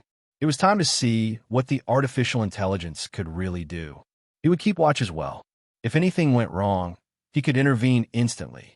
Black Queen activated the 4 war machines stored in the warehouse. These were the suits Blade Technology Industries used for internal security. Calling them guards was almost insulting, really. Their firepower was far beyond the standard commercial models sold to outside buyers. The terrorists did not realize they had already been locked onto. Black Queen had tied into several American satellites and was feeding their position into her targeting model. Once the 4 war machines reached the designated area, their sensors began tracking the targets inside the scrapyard. She scanned. She built trajectories. She modeled enemy reactions. Every possible outcome was calculated, weighed, and reduced to the one route with the highest success rate and the lowest chance of error. The command came through in Black Queen's synthesized feminine voice. The war machines opened up. Their integrated sniper weapons punched straight through the wall and killed 10 terrorists with brutal precision. The terrorists scrambled to form a defensive line, waiting for police or some other rescue force to breach the area so they could counterattack. Too bad for them. They were up against Black Queen. No forced entry. No close combat. No heroic charge. Just shots through walls and clean, exact kills. Inside the room, Ord heard the gunfire and immediately understood that her boss might be coming to rescue her. The two terrorists guarding her were cursing in a language she could not understand, moving in to grab her. Then the wall exploded. A steel arm burst through the wreckage, seized the two men, and yanked them out with terrifying speed. War Machine. Ord recognized it immediately. So did the terrorists. Panicked, they swung their rifles around and sprayed bullets toward Ord without caring about the hostage anymore. Ord shrieked and shut her eyes. A war machine stepped in front of her. The round struck the armor and ricocheted harmlessly away. The voice came through the suit, but it was Drex's voice, copied perfectly by Black Queen. She could not reveal herself yet. "I'm fine," Ord said, shaken but relieved. Her earlier fear gave way to something warmer, more grateful. "I'll take you home first," Black Queen said. Ord had plenty she wanted to say, but that would have to wait. Then the situation changed. Two more war machines appeared, but these were painted differently. They charged straight into the fight and created a nasty obstruction, throwing off Black Queen's movement. If it had been Stark Industries, she might have understood. But these were terrorists. Why would terrorists have war machines? Drex knew exactly why. Because war machines had already been sold to terrorists at obscene prices. They had paid $600 million per suit, $200 million above the regular price. So Drex had played the part of a Blade technology insider and quietly sold a few units to them. Naturally, the money still had to be reported to the IRS. Otherwise, tanks would show up at the door. "No problem," Black Queen said vaguely. Ord was sharp, very sharp. That answer was enough to make her connect a few dots on her own. The United States might be backing some of those terrorist groups from behind the curtain. Money, weapons, support. If that was true, then these so-called terrorists might not even be terrorists at all, just foreign operatives sent to kidnap Drex. That would explain the war machines. The two differently painted suits were just about to go all out when their screens suddenly went black. Black Queen shut them down. Every war machine Drex had sold carried a backdoor. Now that backdoor belonged to Black Queen. One tap, full shutdown. From that point on, only Black Queen could restart them. The two war machines became iron coffins in an instant. The terrorists trapped inside could kick and curse all they wanted. They were not getting out. Then Black Queen had her war machine wrap Ord in its arms and lift her clear of the scrapyard. A second later, anti-material missiles slammed into the site. Boom! The explosion swallowed the scrapyard in fire and ruin. The whole place was blown flat, reduced to debris and smoke. Every trace inside was erased. As for the terrorists, they were taken away as material for the B-Soldier project. This incident was not over. Drex believed in paying back what was owed. So when Obadiah was busy with a young model in his arms, 2 bullets punched clean through his right hand and left leg. The consequences were brutal. The rounds were poisoned. Not enough to kill him outright, but enough to force an ugly choice if he wanted to survive. Amputation. Obadiah had no option but to cut off his right hand and left leg to stay alive. The most maddening part was that he had no idea who had done it. No target to retaliate against. No enemy to crush. Drex? Impossible. That secretary of his could not possibly know it was him. Chapter 34. When Tony Stark learned that Obadiah had been ambushed and forced to amputate a hand and a leg, he was furious. Right now, Tony still treated Obadiah like family. In his eyes, this was an attack on someone close to him, and whoever had done it was going to pay for it. No exceptions. As for the war machines that Blade Technology Industries had put into the market, Tony already had a direction in mind. He was preparing his own countermeasure. The defense system had only been a warning shot, a signal, a way of telling Drex Valen that he was about to move. Neither man had treated the anti-war machine system as the real battle. Not yet. Meanwhile, Osborn Industries was on the verge of collapse. The arrival of war machines had hit them too hard. Shareholders were already circling the corpse, ready to tear whatever remained of the Osborn empire apart. Blade Technology Industries stepped in at that moment and bought 30% of Osborn Industries shares. By then, Most of the other investors had already dumped their stock. From a business perspective, Blade Technologies' move was almost certainly a loss. Ord had warned more than once that Osborne Industries was a dead end. But Drex had no intention of watching Norman and Osborne Industries go under. He needed the lab where they had researched the super soldier serum. He needed the data. He needed the equipment. Norman Osborne, for his part, had complete confidence in the situation, so he handled the shareholders without the slightest panic. This was, in truth, part of Drex's cleanup. Even the military had bailed out when Osborne's stocks started tanking. Drex's 30% stake was only a large slice of what remained, not the whole pie. Norman himself had also bought back a good number of shares. By the time the board meeting settled down, the only serious figures left were Norman, Harry, and Drex. The smaller shareholders were no threat. That was exactly why Drex felt comfortable handing the Beast Soldier production and research over to Norman. Norman Osborne had already accepted beastification himself. Drex had granted him one of the Beast Soldier slots.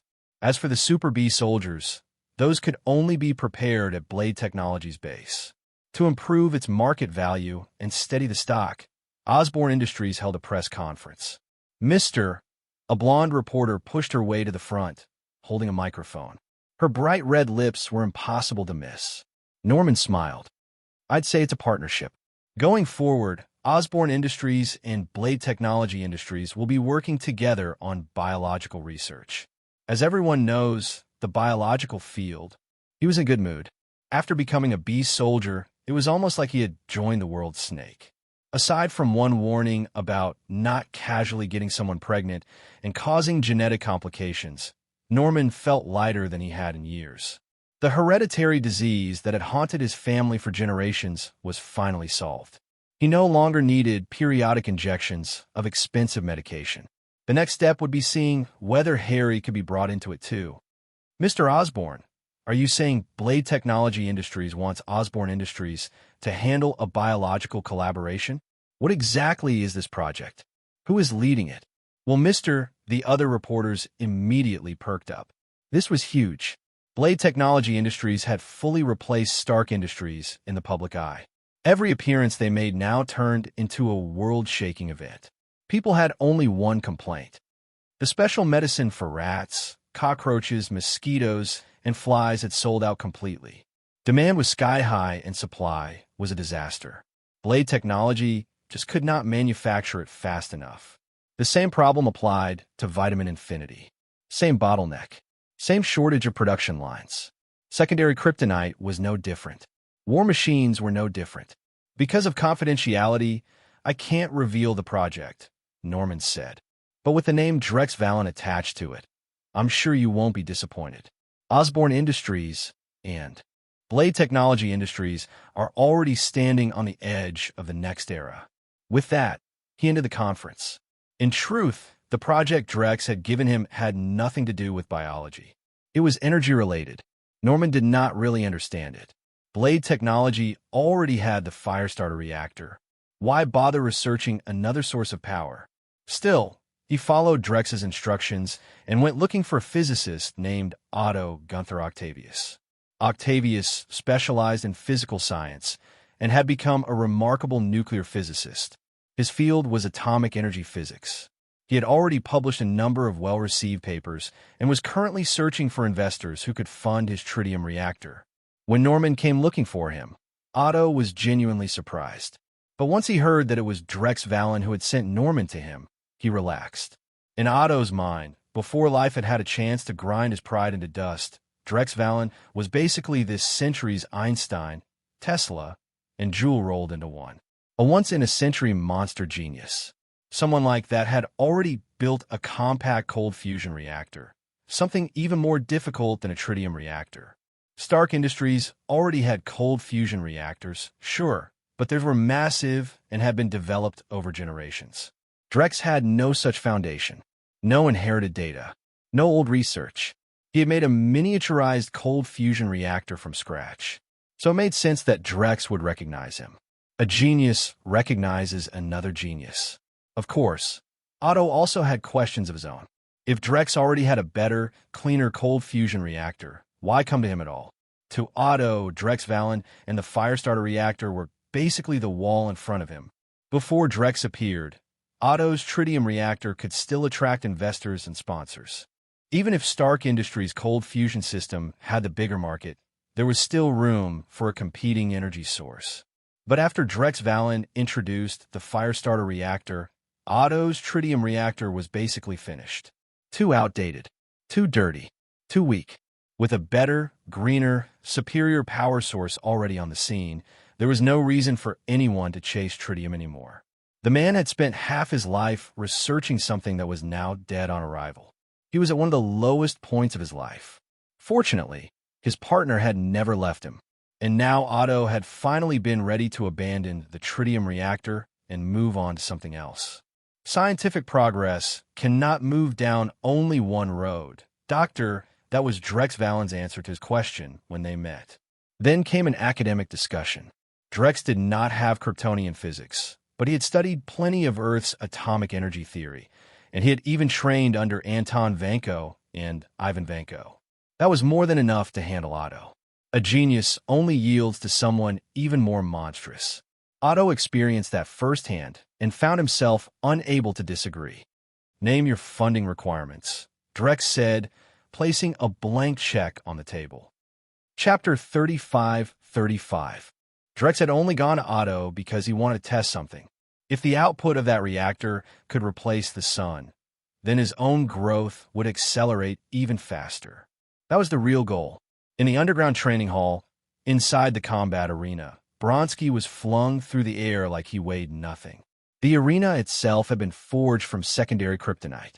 Bronsky had already transformed into a super bee-soldier, but Drex stood there with his eyes closed, expression unreadable, not making a single visible move. And yet Bronsky had been smashed aside anyway. What looked like an impossible miracle was not speed. It was Drex's newly awakened psionic power. Even Drex still found it hard to believe how much the power amplified a Kryptonian.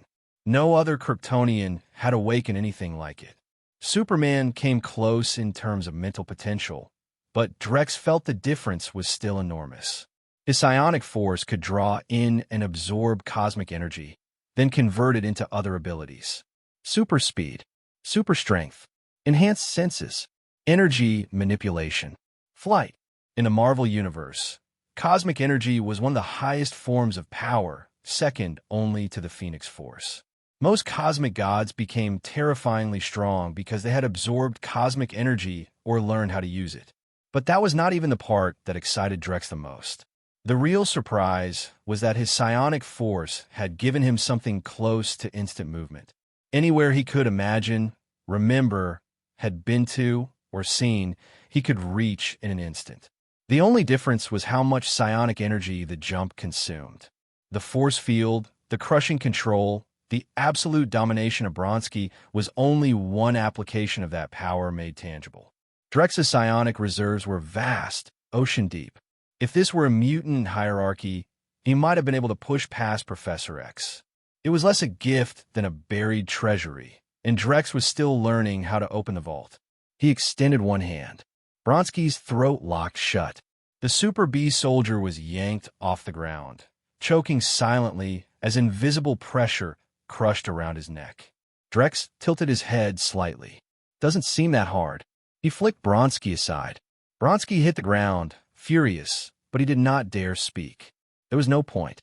With the psionic wave watching him, one stray thought from Drex and Bronsky's own head could be turned 360 degrees without permission. There was no counterattack to be made, no resistance to even imagine. Drex asked in an even tone, "They've successfully infiltrated Hydra," Bronsky replied after getting back up. "But Bucky has been frozen." Bronsky snorted. Hydra, the shadow hanging over the world, suddenly did not seem so impressive. World Snake was the real monster. Bronsky was ambitious. Being a beast soldier officer was not enough for him anymore. He wanted something higher. A super beast soldier. Maybe even one of those beast generals Drex occasionally mentioned. He did not know exactly what a beast general was, but the title alone sounded far above super beast soldier or even super soldier. Replacing Drex was impossible. The psionic wave made Drex the unquestioned leader of World Snake. But the second seat? That could still be taken. Good. Drex's plan was simple. Start with a small slice of Hydra. Brainwash them. Turn them into World Snake's nodes. Then slowly, step by step, eat away at North America's Hydra network. D will be World Snakes. 20 are already confirmed. Bronski was not only the Beast Soldier instructor. He was also head of the action team. That said, the structure of World Snake's departments had not been finalized yet. Nobody knew how long that action team would even last. Drex might decide it was annoying and scrap it tomorrow. Don't rush, Drex said. Erase every trace. Go slowly. If this operation exposed World Snake, he would drop the organization without hesitation and build a new one. After the sparring session ended, Dr. Connors came looking for Drex through Black Queen, visibly excited. What's got you so worked up? Dr. Drex's voice stayed calm. Connors said, practically vibrating with excitement. So Drex went down to the biolab. There, Dr. Connors explained his discovery. The vampire virus is unlike anything we've ever seen. It could destroy every known virus that exists in the human body. It could genuinely be called the king of viruses. He demonstrated it right there. Every cultured virus was wiped out by the vampire virus with ease. Then the vampire virus rapidly completed its own infection and cellular conversion process. What excited Connors most was the transmission mechanism. It was terrifyingly efficient.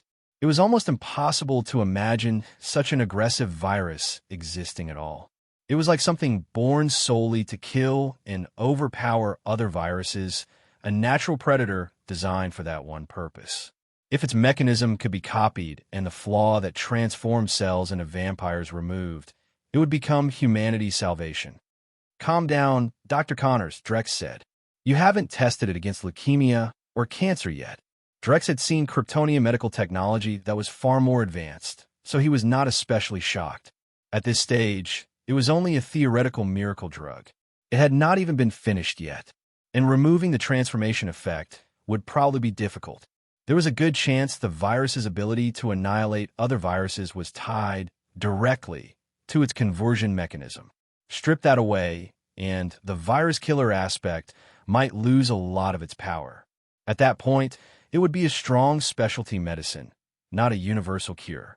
Connors nodded, thinking it through. That made sense. If the vampire virus could do more than destroy viruses, then the implications were frightening. Drex left Connors buried in his research and turned. That was when Ord approached him. After being rescued before, she had spent days tossing and turning at night. After years of being single and having never really dated, she still could not tell whether this was what falling in love felt like. But Ord had the temperament of a decisive woman. So she chose to take the initiative. From the way Drex looked, he was probably the type who put all his attention into research and forgot there was a world outside the lab. To a man like that, women probably ranked below atomic equations. If she did not act first, was she supposed to just sit around and wait for Drex to make a move? Ord had opened her mouth, ready to ask him to dinner as a way of saying thanks. Then Drex, without missing a beat, handed her something else to do. Chapter 3636.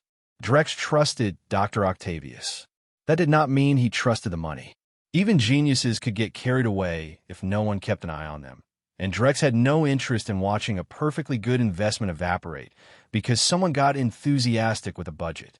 He was rich, not stupid. Waste was waste. Ord, as his chief assistant secretary, had that responsibility too. Dr. Octavius's lab still isn't finished, she said at once. Ord was quick on the uptake. In this industry, that had to be. If she did not perform well, she could be replaced any day. That meant more than intelligence. It meant a memory like a steel trap. With the kind of salary Drex paid, she had to earn every cent, then speed it up. Drex had a superhuman brain, so naturally he remembered the details too. Ord had personally checked the invoices and even gone to the site to inspect progress. And because this was not her field, she had also asked a college friend to help her verify the technical parts. We already have a palladium reactor, Ord said. Voicing the question she still could not quite shake. Drex glanced at her. To people outside the field, the answer is simple. More energy sources means more options.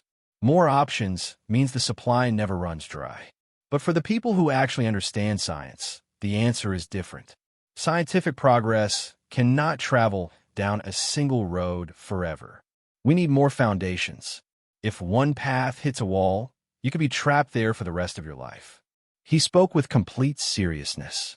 The palladium reactor was a monster of technology. Even by Marvel standards, it was absurdly advanced. But Drex preferred to stay grounded. Besides, he wanted to see whether a tritium reactor could meet his needs. In truth, he had already begun studying tritium-based nuclear fusion himself. He had read Dr. Octavius's papers. The logic was sound. There was no flaw in the theory. If anything went wrong, it was probably because the system was unstable. Then there was the matter of secondary kryptonite. After Black Queen had been built, Drex had her run simulation tests. His original kryptonite, the armor he had brought with him from before, had already been fused with vibranium into a super kryptonite suit. It was far stronger than the original material. Drex knew the formula for the original kryptonite, but in this world, that was no longer enough. He could not simply reproduce it the old way. "Sir," Black Queen said, projecting a set of charts into the air, "we have calculated a new alloy formula."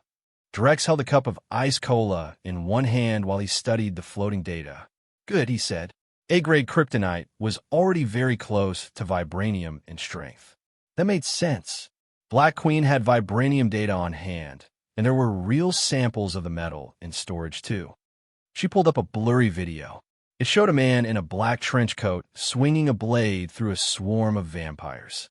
The footage was so poor it looked as if someone had smeared it with filth, then dragged it across a concrete floor for good measure.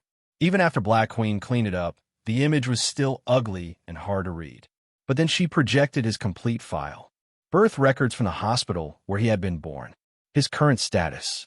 Everything. Blade. Drex recognized him immediately. Black Queen pulled up even more data. Anything that had ever been uploaded to the internet was already hers. And beneath that, on what looked like old parchment, was text he could not read at first glance. Strange symbols. Ancient-looking marks.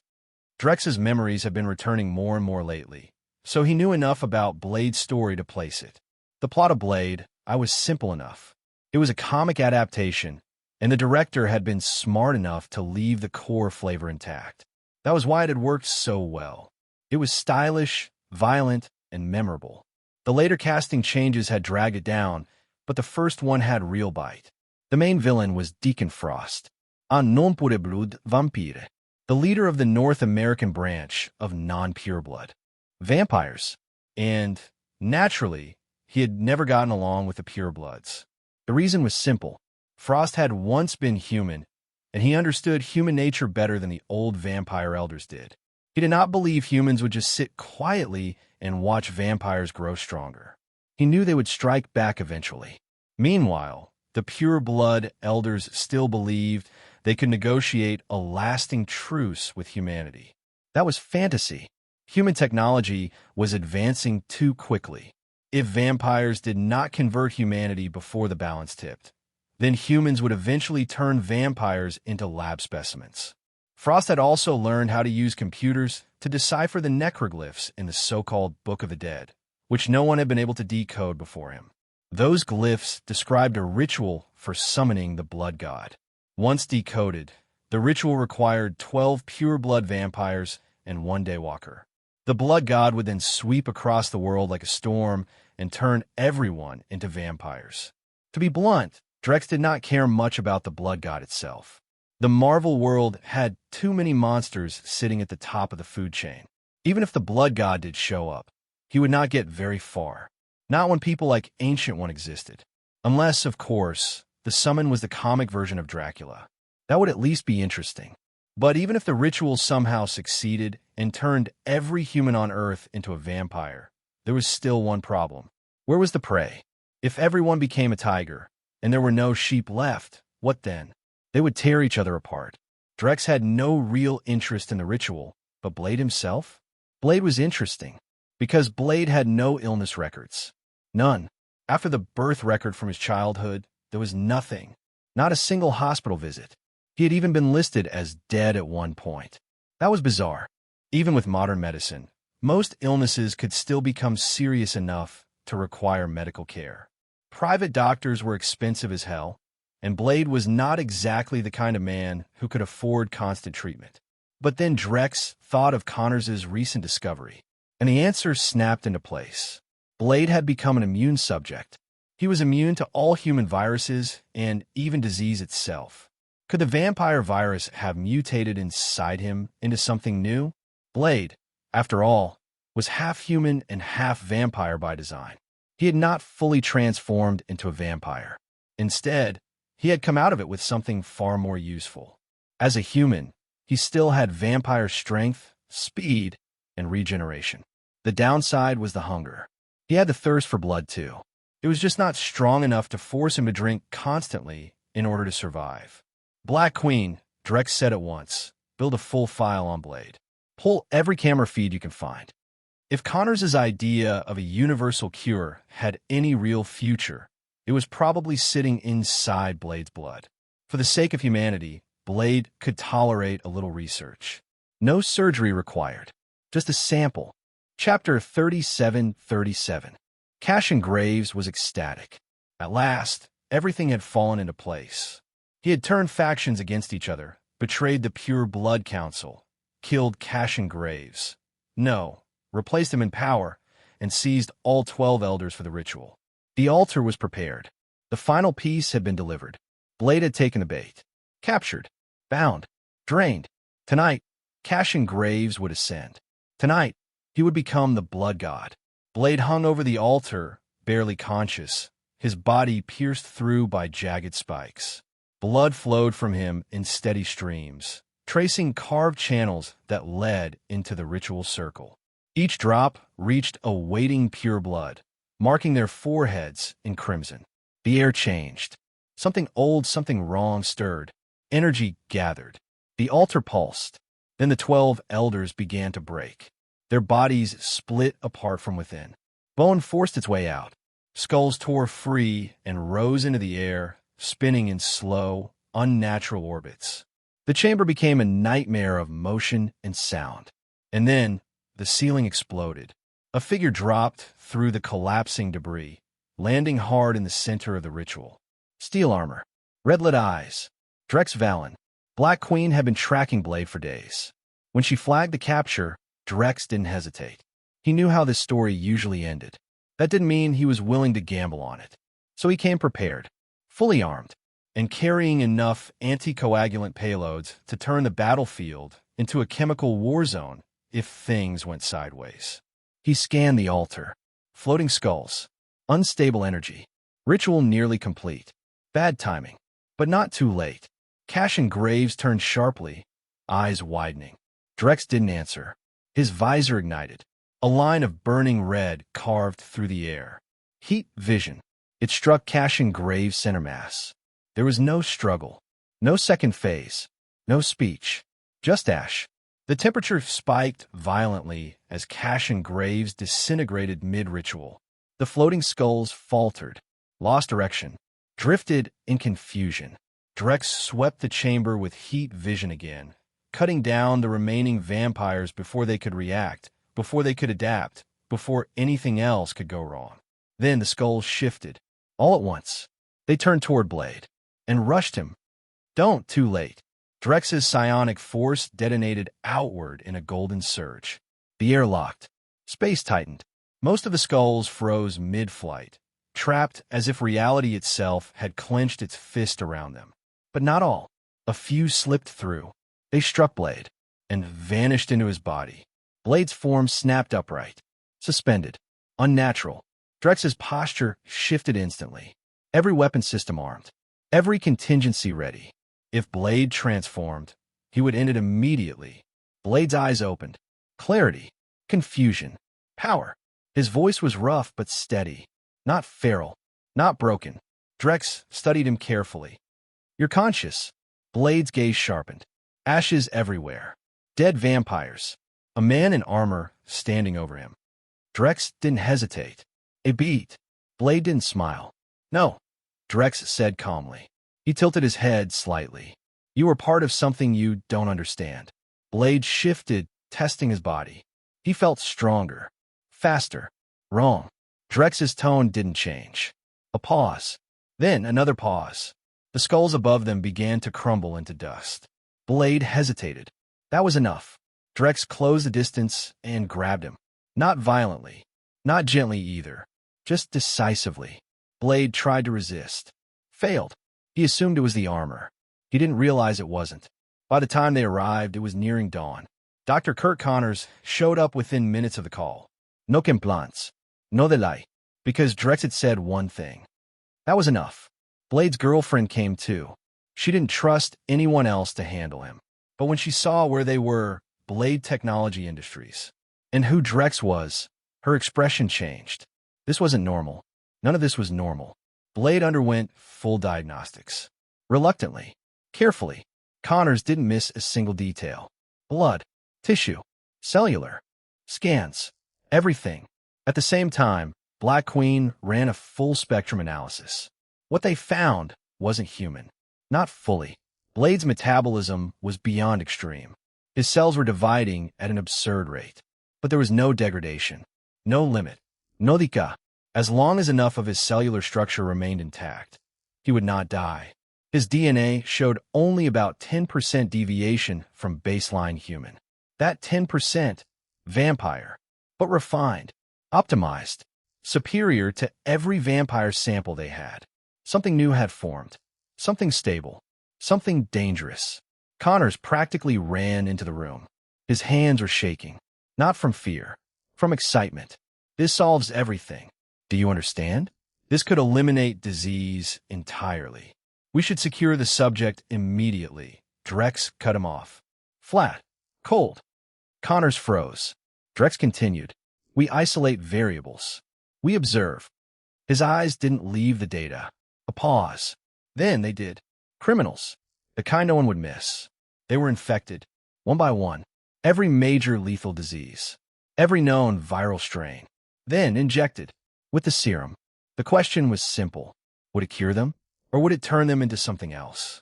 Drex set the observation period himself. 1 year. Long enough to catch slow mutations. Long enough to expose hidden risks. Because power like this didn't come without a cost. Chapter 38:38. Drex felt terrible. It was the same kind of discomfort he had felt when he first came to Earth, when his body was still adjusting to the sun. This time, though, he suspected something else was happening. Another ability was trying to awaken. The problem was that he already had the full package. Super strength, super speed, heat vision, frost breath, enhanced senses, psionic power. He had even developed abilities no other Kryptonian had ever shown. Now there was more? Word asked when she saw how uneasy he looked. She thought he might be sick. I am fine. A little sunlight will fix it, Drex said, refusing her support. He was not weak enough to need help walking. He headed for a specially prepared room and lay down on the bed beneath the bright sunlight pouring through the windows. Then he slept. Black Queen began scanning his body immediately, logging every microscopic change. In Drex's dream, it felt as if he had been returned to a womb. Kryptonians did not have a mother's womb experience in the normal sense, given their method of reproduction, but the sensation still felt strangely primal. Safe, warm, alive, and his body was changing at a frightening pace. When he finally woke, he understood what he had gained. A slow grin spread across his face. No way. This new power was absurd. At this point, Drex could almost be called a humanoid vibranium battery. His new ability allowed him to absorb all forms of energy and convert them into his own power. He could then release that energy back out again. In practical terms, that meant he could grow stronger by taking hits. Every attack against him would only feed him. He could absorb kinetic energy, thermal energy, and all kinds of other energy to strengthen his body, his strength, and his speed. And unlike temporary boosts, this reinforcement was permanent. He could also convert absorbed energy into output, giving him a third means of attack beyond heat vision and freezing breath. That output could take the form of heat, force, electricity, wind, and more. His Kryptonian body and biofield had already made him nearly untouchable by physical attacks. Now, with energy absorption added on top, Drex could stand still and let the world throw itself at him. It still would not be enough. And mentally, he was protected too. His psionic power meant mind control was no longer something he needed to fear. At this point, the only real threat left was mystical power. The Marvel sun actually caused a change this big in a Kryptonian, Drex muttered, looking at his own hands. At this rate, I'm probably not far off from Hale's level as a super Kryptonian. He could definitely call himself a super Kryptonian now. The thought made him curious. Could he awaken even more powers? For the moment, though, the new energy absorption ability gave him something else. The capital to break free of Earth's gravity. Drex had wanted to do this for a while, so he did not hesitate. He launched himself upward into the sky. Black Queen immediately began wiping away the traces he left behind, temporarily blocking satellite surveillance and masking his departure. As he climbed, the shock waves of his flight slammed into him. Drex absorbed the kinetic energy and used it to strengthen his body further. The heat generated as he broke the sound barrier and then pushed through thermal resistance was absorbed too. It did not bother him in the slightest. Soon, he broke through the atmosphere and entered space. Vacuum in space and what humans called a vacuum were not the same thing. Human vacuum meant airless emptiness. Space came with more than that. Deadly radiation, dust, harsh conditions that would kill an ordinary body almost instantly. For Drex, though, the radiation was pure nourishment. He released his biofield entirely and let his body remain exposed in open space. The sun was directly facing North America. From this angle, Drex was bathed in sunlight from head to toe. He could feel himself getting stronger with every passing moment. Part of him wanted to drift closer to the sun itself. He suppressed the urge. He knew exactly how Superman had died once before. Too close to the sun, too much energy flooding in, the body unable to process it. One day left to live.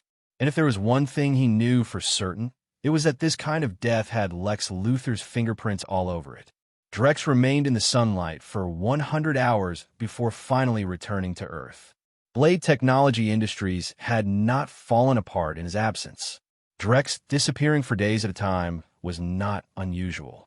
He often shut himself away in his research room and vanished from view. This looked like the same thing to everyone else. Aside from the red sun, every sun in this universe was a tremendous blessing to a Kryptonian.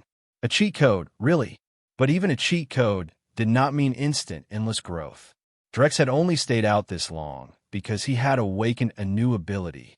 His body was now saturated with energy and needed time to digest it.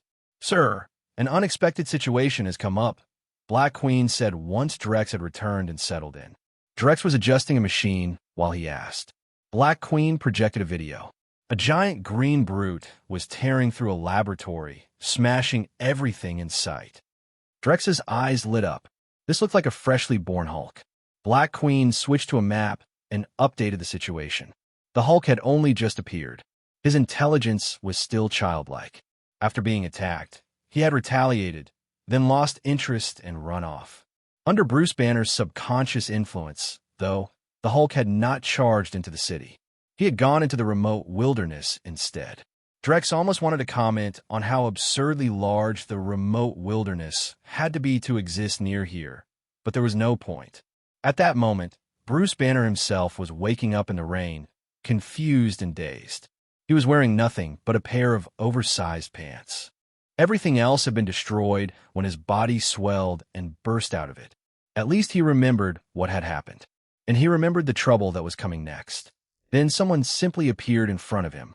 With psionic teleportation, Drex only had to look at a place once, and he could arrive there directly. It cost a lot of mental energy, but a little time in the sun restored it easily enough. Banner jumped back in alarm. This world still had not been flooded with endless superheroes and supervillains yet. Nick Fury had seen Carol Danvers, but he was not exactly the type to start gossiping. From Banner's perspective, a man in armor suddenly appearing out of nowhere was beyond comprehension. "Dr. Banner," I am here to help you, Drex said with a faint smile. He also wanted to see whether he could beat the Hulk in a fair fight. Stay away from me. Banner turned and ran. He was agitated already, and he knew exactly what kind of disaster he was capable of becoming. He was not going to trust some random armored stranger with a smile and a strange sense of timing. Drex watched him go, his eyes narrowing slightly. Banner's heartbeat was climbing fast.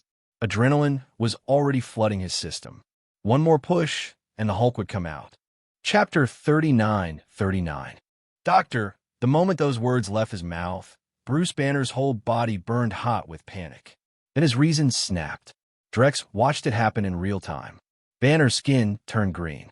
His frame swelled.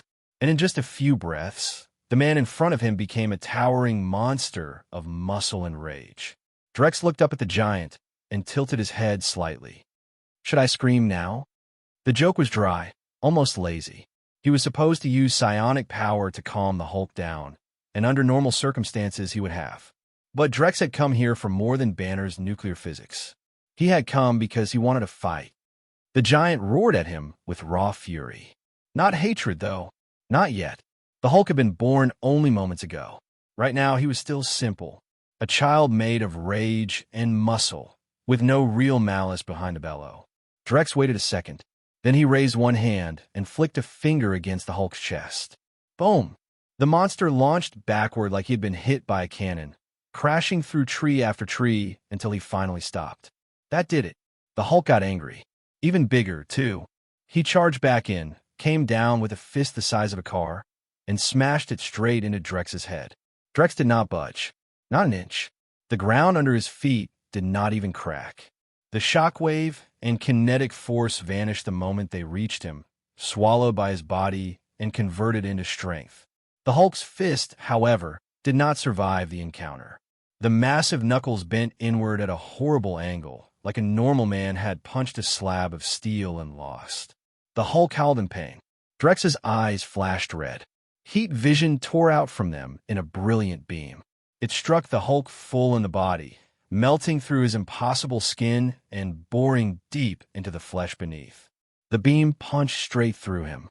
The Hulk roared louder, angrier. The wound healed in front of Drex's eyes, and the creature's body grew even more powerful as it did. Then the Hulk ripped up a tree and hurled it like a spear. Drex did not even bother to raise a hand. The tree smashed into him and exploded into splinters. The Hulk stared at the remains in confusion, just long enough for Drex to move. Crackle! He lifted one hand, and the energy inside him converted into electricity. A massive bolt of lightning slammed into the Hulk. 10,000 volts, then more. The monster convulsed violently, trembling from head to toe, but only for a moment. He fought through it. Drex was faster. His power shifted again. This time the energy became wind. A violent gust burst outward and became a screaming hurricane in an instant. The Hulk dug in his feet, trying to brace himself against the ground, but the force caught him anyway and dragged him into the storm. The wind kept feeding on itself, spiraling harder and harder until the simple hurricane became something much worse. A super hurricane. The Hulk spun helplessly inside it, slammed around by invisible force while Drex stood outside the storm with complete composure. Black Queen had already blanketed the area in suppression fields, so no satellite would notice the 6th-level disaster ripping through the wilderness. Humanity barely had a Category 5 scale for hurricanes. If they knew a 6 had just happened, Washington would probably start praying. Drex, meanwhile, did not feel like some unbeatable god. He just felt like a man who had found a very inconvenient ceiling. Above him was the father-level tier, and even that was only a midpoint in the Marvel cosmos. Reaching it would take time. A lot of time. Still, he was not unhappy. In a way, this counts as using softness to overcome hardness, he muttered. Watching the Hulk, a brute with absurd strength, get dragged around by an invisible current without any way to strike back. Yes, this definitely qualified. Drex nodded to himself, satisfied. Then he noticed the Hulk was not getting weaker. If anything, the monster was growing. Wider, heavier, harder to move. A newborn Hulk had no training, no fear, no discipline. He would not be cowed easily.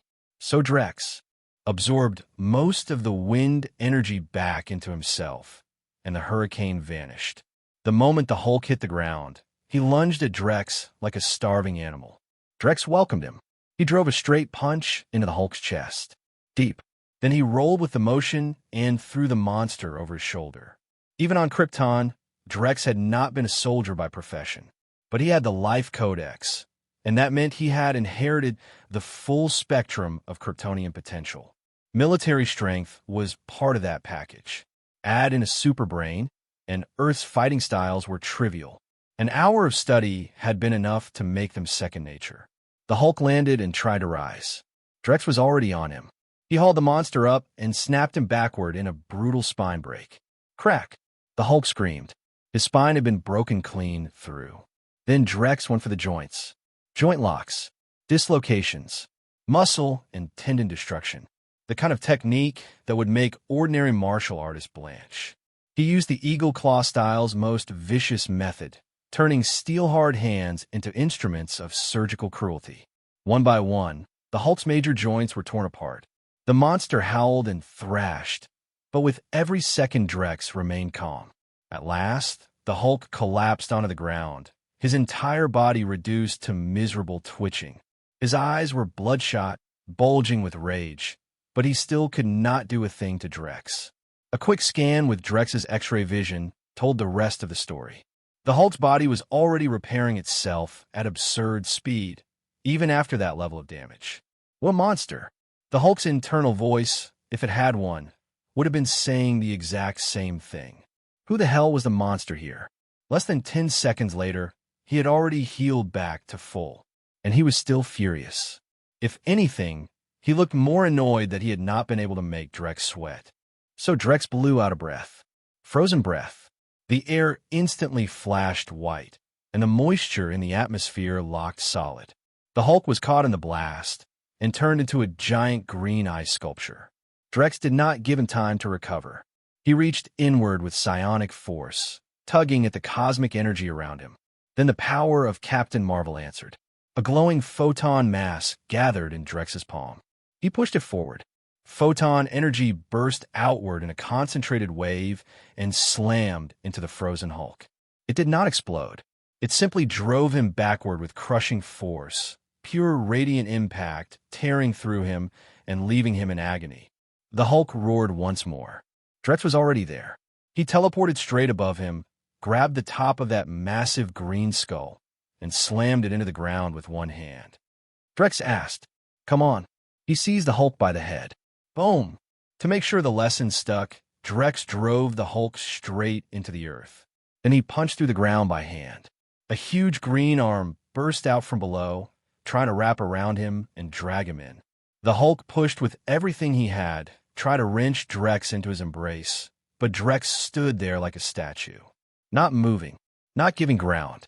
The Hulk strained until the veins in his arm looked ready to burst, and still he could not shift Drex even an inch. Instead, Drex grabbed the arm, gave it a light yank, and the earth exploded upward in a spray of dirt and rock. The Hulk was yanked into the air. Drex teleported above him in an instant, lifted his right leg, and came down in a brutal axe kick. The Hulk's bones snapped under the force. Gravity and momentum did the rest. The monster slammed into the ground hard enough to carve a crater hundreds of meters across and several meters deep. The impact shook the forest apart. The shockwave shattered the Hulk's organs, and the green giant coughed up pieces of them along with a spray of blood laced with high-intensity gamma radiation. Chapter 4040.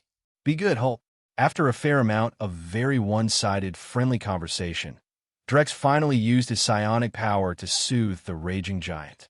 If he pushed the Hulk too hard and crushed that raw, limitless potential too early, then all that beautiful rage-to-strength growth would die before it had a chance to bloom. The Hulk calmed down. Then he collapsed into unconsciousness and shifted back into Bruce Banner. Drex carried Banner back to Blade Technology Industries. Dr. Connors took over immediately and drew blood samples from Banner's body. "Careful," Drex warned. Connors nodded and suited up before continuing his work. Even as a bee soldier, he was not immune to being cooked alive by prolonged gamma exposure. If Drex could turn the Hulk into a serum, then he could build an entire Hulk army. The thought was enough to make him almost grin. A Hulk army. That would be enough to sweep across the stars. What 3 great empires? What Dark Council? None of them would matter. Then everything stopped. The air itself seemed to freeze. Connor stood motionless mid-action, and a figure in a brilliant orange cloak appeared without warning. The voice was calm, but it carried absolute authority. The Ancient One stood before Drex, head shaved smooth, expression unreadable. For all the other changes Drex had forced into the world, the Ancient One had not interfered. Not for war machines. Not for secondary kryptonite. Not for the Firestarter reactor, Vitamin Infinity, or the bee soldiers. But Hulk research was different. This was a rupture. The future had gone blurry, distorted, unreadable. Drex knew exactly who he was looking at, but he did not say it. Instead, he played it like a first meeting. "I am a sorcerer," the Ancient One said. "Mr." Drex looked at her for a moment, then nodded. There was no point pretending otherwise. Right now, he was not a match for her. If he pushed this, the whole project would die here.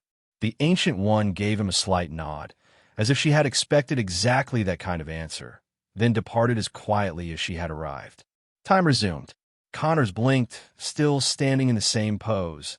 Only now, the blood sample and banner were both gone. Drex's expression had already gone flat again. Nothing. Then he vanished. He did not ask to go study magic at Kamartaj. That world came with a price tag attached. Magic in the Marvel Universe always did. Even white magic under the Vishani had a cost. Maybe not as ugly as demon bargains, but still a cost. Power extracted payment somewhere, and Drex had no interest in handing over his soul just to borrow a few spells.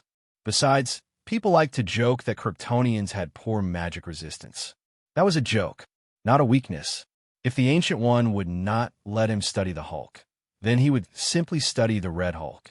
Ross was already right there. If gamma radiation could make Banner into a monster, then it could make Ross into one too. That would solve the problem from another angle. But for now, Drex had something more immediate to do. He slipped into Tony Stark's home. Black Queen masked his presence and suppressed Jarvis's awareness, while Drex scanned the floor plan of the Stark estate and the industrial model data tied to Stark Industries. That was enough. He extracted the particle structure of the new element. Back home, he started working immediately. That was when the real work began. Kryptonian chemistry and Earth chemistry overlapped in some places, but not enough to make this easy. This element was unlike anything he had seen before. In a way, it was impressive that Howard Stark had even found it in the first place. Once Drex understood the particle structure, reproduction became simple. In principle, a naturally radioactive alpha stream could be used to synthesize the element with the help of an accelerator. That was one possibility. Another was that the element was not truly an element in the ordinary sense at all, but an exotic isotope or stable energized state tied to the cosmic cube's energy signature. That would explain how Stark had managed to derive it in the first place. After all, Earth's technology at the time should not have been capable of identifying something like that under normal conditions. Still, Drex was less interested in the academic debate and more interested in what it could do.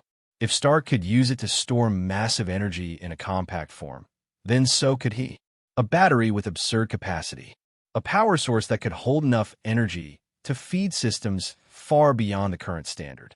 And if he could stabilize it properly, then the applications were endless.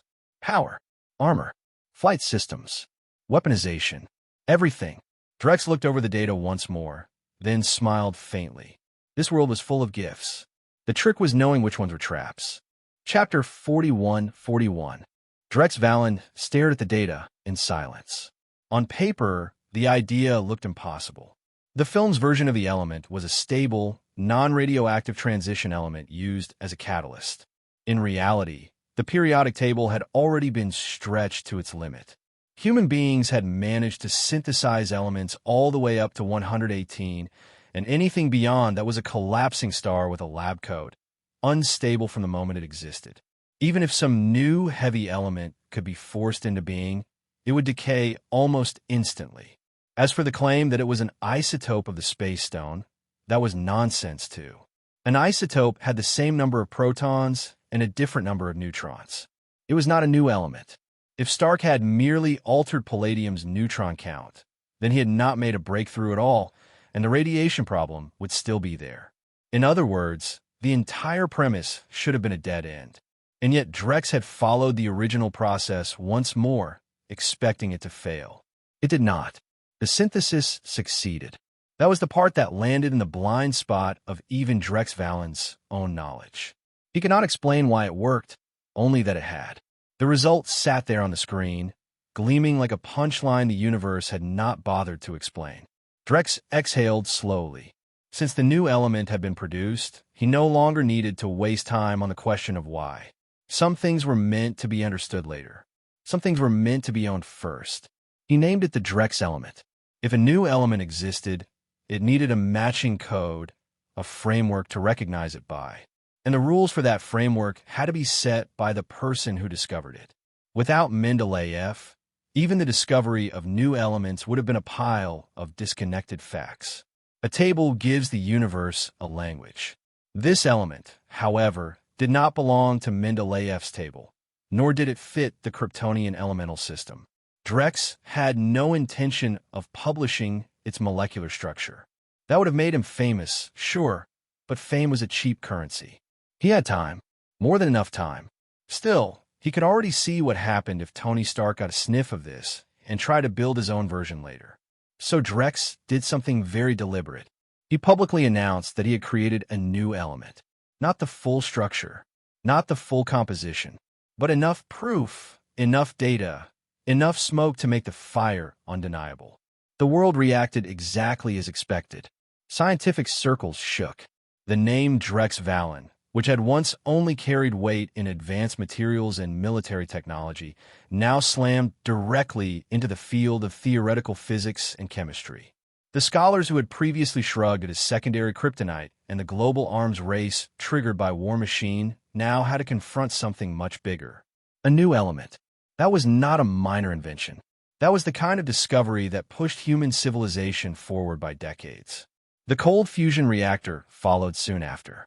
And because the new element was used in that reactor, the whole thing landed like a meteor. Some researchers were furious that Drex had not published the molecular structure. They argued that a discovery like this should belong to humanity. Drex did not care. He respected selflessness. He simply had no interest in performing it. People who tried to moralize others into surrendering their work were not worth debating. Those arguments never ended anywhere useful. Old handled the patent registration using the data Drex provided. After that, Drex put the matter aside. There were more important things than public approval. Tony Stark, meanwhile, saw the news and went completely still. A new element? That was the sort of discovery that should have been world-shaking by itself. It was the kind of thing that could alter the course of human progress. Stark looked at the report and stared at it as if it had insulted him personally. What the hell? So the young now were this insane? For a moment, even he felt the sting. But Stark was not a man who stayed down for long. If Drex Valen could do it, then Stark would do it too. He was still the genius, after all. The idea lit back up in him, sharp and hot. Elsewhere, the international attitude toward Drex shifted almost overnight. The old moves from the United States, the quiet little schemes and pressure tactics, all of it vanished.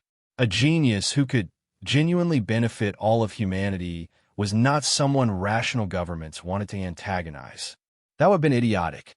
"Sir, we have a target," Black Queen said while Drex was still working. Drex did not look up. "Jessica Jones," Black Queen replied. Drex's eyes narrowed slightly. Jessica Jones, born Jessica Campbell, had once been a classmate of Peter Parker back in high school. On a trip to Disney, she had been riding in the back seat with her younger brother when they started arguing. Her father, distracted while driving, lost focus for a split second. Their car collided head-on with a military truck carrying a load of radioactive chemical agents. The entire family was exposed. They died from the radiation. Jessica was the only survivor. She was taken to the hospital and remained in a coma for months. When she woke, she discovered that she could fly, and that her strength far exceeded human limits. Later, the Jones family adopted her, and she took their surname. Drex had wanted the cargo truck itself. If he could get his hands on a vehicle full of that chemical load, he might have been able to trace the source of the mutation. But even he knew that was unlikely. It was much smarter to start with Jessica Jones herself. At the moment, Jessica was still lying in a hospital bed, unconscious. She would not wake until the Fantastic Four and Galactus ended up in a standoff near the hospital where she was being kept. Right now, though, she was just an orphaned high school girl in a coma, which made her easy prey for Blade Technology Industries. And since the Jones family had not adopted her yet, her current name was still Jessica Campbell.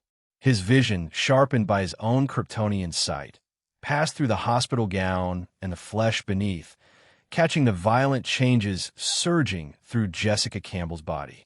Whatever had happened to her was still active deep inside her cells. "Understood, sir," Black Queen said at once.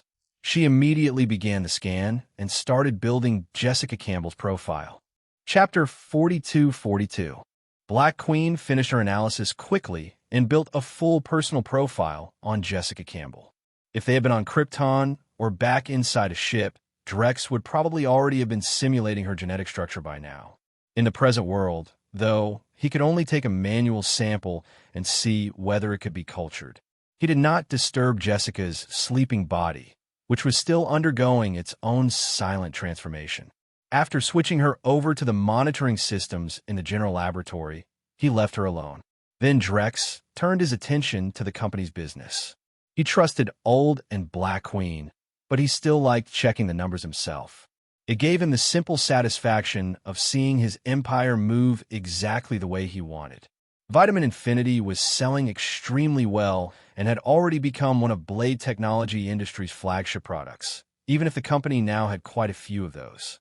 Recently, Old had been contacting several pharmaceutical production bases about acquisitions. Vitamin Infinity was already being used by more than half the population in the United States. It had swept through everyone who could afford it. The rest either could not pay $500 a bottle or had never even heard of it. In other words, the American market was already saturated. It had also crushed a lot of health supplement companies in the process. Old showing up to buy them out at that point was basically kicking a corpse, but bankruptcy would have left them drowning in debt anyway. Selling was the better option. At least Old's offer was fair, even if it was nowhere near as generous as it would have been before their businesses got wrecked. Blade Technology Industries was now aiming higher. Vitamin Infinity was ready to go global. Smugglers were already moving it into other countries. And because they were smuggling vitamins instead of narcotics or weapons, most countries would not even treat it as a crime if they caught them. Then there was the extermination drug aimed at cockroaches, mosquitoes, rats, and flies. That product sold far more than Vitamin Infinity. The profit margin was even higher. First, because it genuinely worked. Second, because the United States was, frankly, a country with some deeply questionable hygiene standards.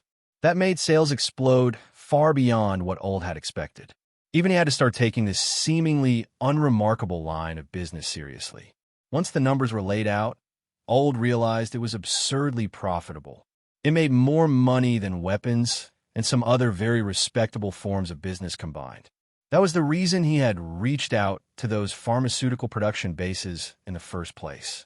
They needed scale. He had already printed the expansion proposal and handed it to Drex. Drex had not had time to look at it. "I forgot to add the libido boost, beauty, and breast enhancement labels to Vitamin Infinity," he muttered after noticing that its sales were slightly below the extermination drugs. He wrote the note down and planned to have Black Queen send it directly to Old's phone later. And he was not lying. Vitamin Infinity was extracted from a range of beneficial nutrients in the human body.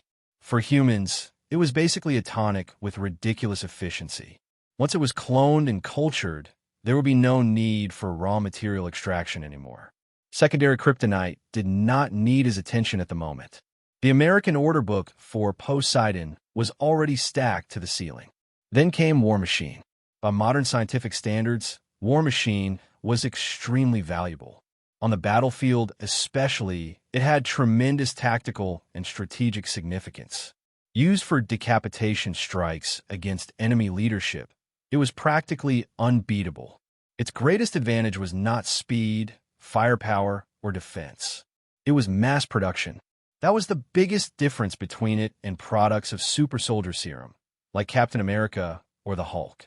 Those were one-of-a-kind miracles for one reason or another. War Machine could be manufactured by the dozen. Uld then told Drex that Stark Industries had also developed War Machine, except they called it the Iron Suit. By then, the lawyers from Blade Technology Industries and Stark Industries were already tearing into each other. Rich people, once they decided to get ugly, could be astonishingly shameless. After losing in a Los Angeles court, Stark Industries simply moved the fight to New York and appealed there instead. Then the war started all over again. Anyone with eyes could see what Stark Industries was doing. They were willing to drag this out forever.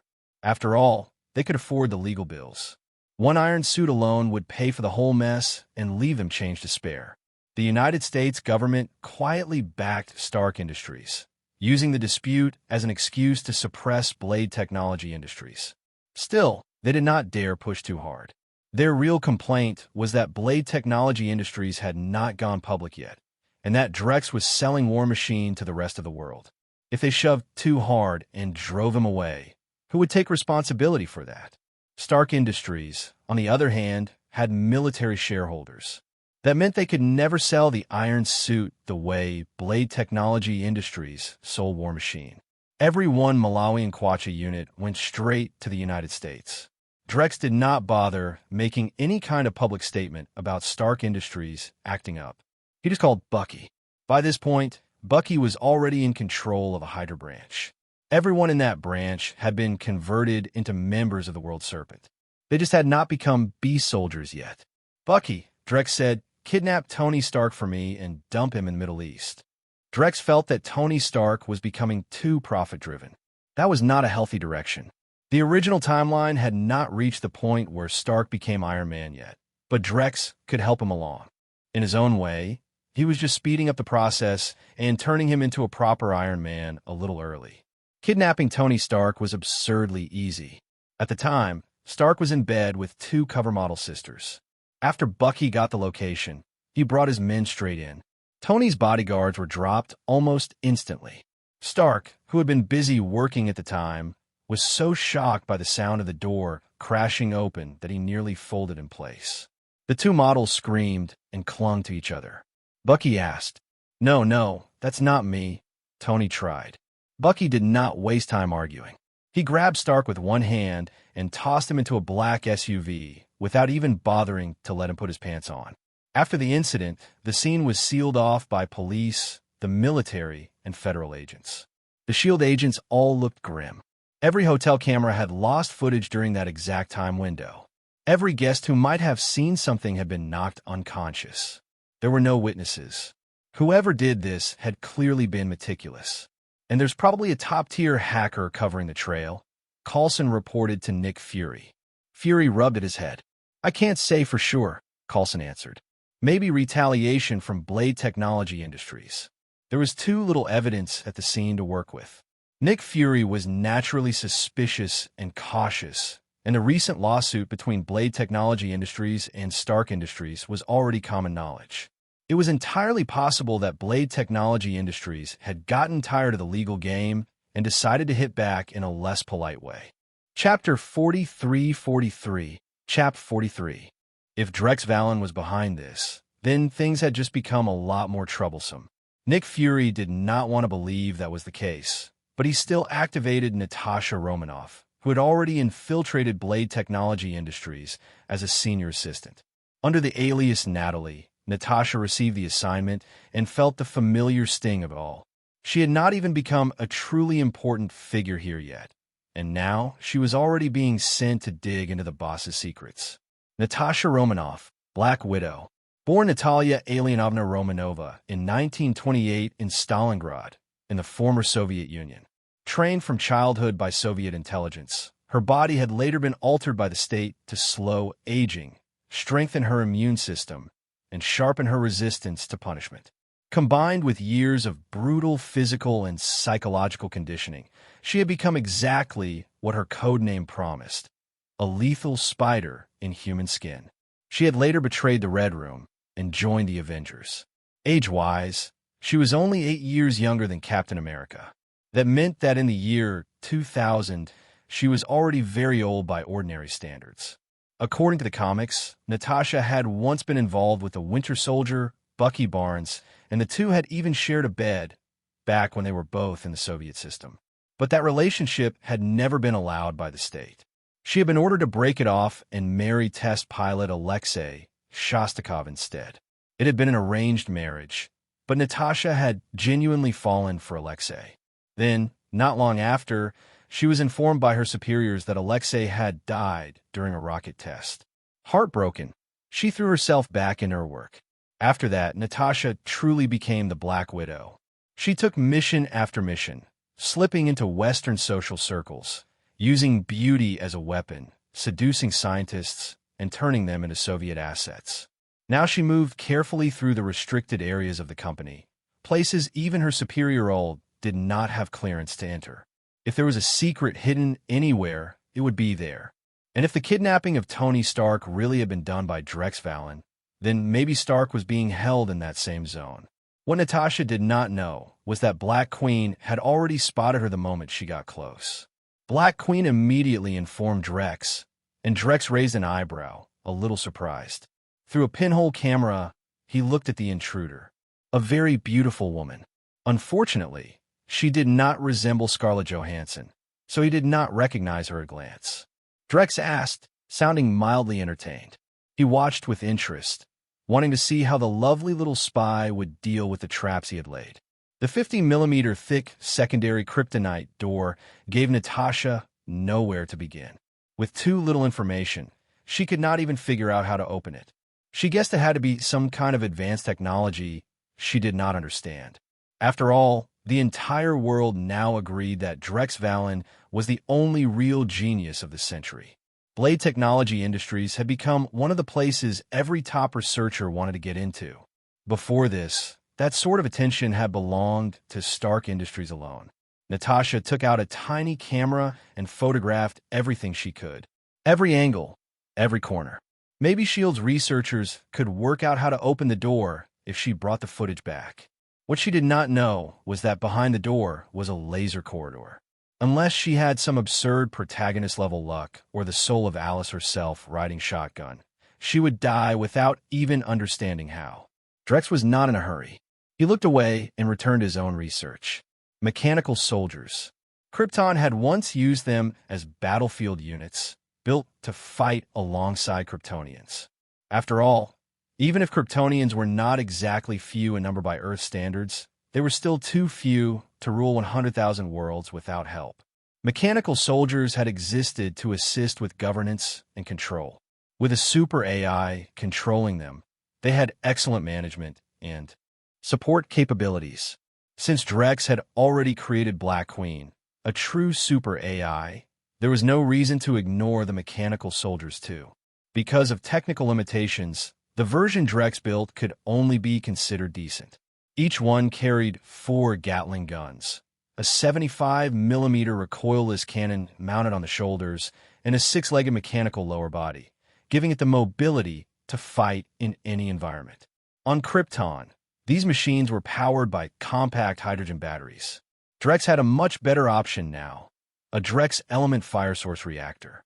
One unit could power a mechanical soldier until the machine was completely worn out, and the energy output would let it fight like a nimble steel spider, slashing and shredding across the battlefield. The outer armor was still layered in secondary kryptonite, which improved defense. Grade A kryptonite was far too expensive to use on these units. Drex built the mechanical soldiers with the Chitauri and Thanos' Black Order in mind. War Machine was the stripped-down version, but it still gave nations the ability to defend themselves instead of being left unable to fight back at all. Tony Stark was having a much worse day. Drex did not hand him over to the Ten Rings, because that might have been too easy to screw up. Instead, he had people pose as Middle Eastern terrorists. He wants you to build War Machine for him. Then he'll set you free said an old white man named Laffy, filling the role that Ensign had played in another timeline. Tony Stark stared at the man in front of him, who was practically lecturing at him like a stage villain. "He's not going to do that," Tony said flatly. He knew it. He also could not help wondering why he was the one who had been screwed over like this. If somebody wanted War Machine built, they should have kidnapped Drex Valen instead. Stark was the one making iron suits, not some genius in a lab coat.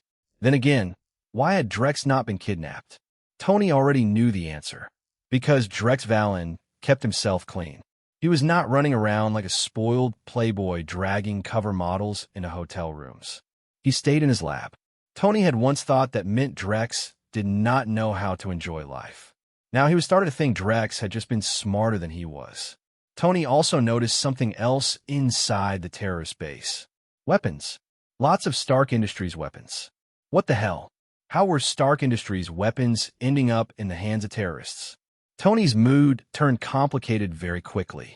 He knew Stark Industries probably had a mole, and not a small one, either. He had not suspected Obadiah Stane yet. After all, Obadiah had already been attacked and lost one hand and one foot. Tony had been kidnapped by terrorists now, so he had no idea how chaotic Stark Industries had become in his absence. The answer was simple enough. Stark Industries was in chaos because Tony Stark's disappearance had not been Obadiah's doing. At this point, Obadiah had not even begun thinking in that direction. And more importantly, the iron suit still required Tony himself to produce it. So far, only one iron suit had been built. Chapter 4444. Even if someone managed to get hold of the prototype, all they could ever produce was the shell. The core, the inner engine, the arc reactor itself, was another matter entirely. That part cannot be copied so easily. Obadiah Stane was furious. He scrambled through every connection he had, trying to find out where Tony Stark had gone. If Drex Valen had turned Tony over to the Ten Rings, there was always a chance the group might eventually send him back. They would not yet know that Tony had already built and sold an iron suit. Drex had considered that possibility, which was exactly why the men he used to play the terrorists were soldiers under his command. Every day, they took Tony Stark out at the same time, just long enough to let him see the ordinary civilians being crushed under the boots of men armed with Stark Industries weapons. Tony's emotions went through their own slow collapse. At first, it had been anger, then panic, then anxiety, irritation, and raw frustration. Now he had moved into guilt, self-reproach, and pain. Tony had always believed his weapons were helping fight terrorism. Now those same weapons were being used to hurt innocent people. That was the difference between him and the usual crop of arms dealers. Tony still had something precious and stupid inside him, a shred of innocence, the kind that could survive only until it got burned away. He had not become a hero by accident. The seed was already there. It had just needed the right spark. Drex had worried, briefly, that accelerating Tony's fall by several years might push him too far from that path. But after watching his reaction, he knew he had been overthinking it. Tony Stark was always going to become Iron Man. Tony needed more pressure, more pain, more time in the furnace. Because if he got off easy, he would never become what he was supposed to be. Tony's disappearance dragged Drex Valen into the spotlight as well. He was summoned for questioning, since he was the biggest suspect by far. Drex answered with simple logic. Blade Technology Industries was just a technology company. It had no ability to carry out terrorism or kidnap a billionaire industrialist. That was enough for him. He was also rich enough to do what rich people do best when cornered. He hired a ridiculous number of top-tier lawyers and paid them without blinking. The result was inevitable. He won. On the S.H.I.E.L.D. side, Nick Fury kept a close watch on Drex's every move. He monitored his signals too, only to discover later that Black Queen had been feeding him false readings. The real trail had been twisted back in the opposite direction, and S.H.I.E.L.D. itself was the one getting traced and watched. Days passed, then more days. Tony Stark still had not been found. No message, no ransom demand, nothing. By then, most people had already decided he was dead. The kidnappers had not even bothered to call for money. Stark Industries' stock began to slide.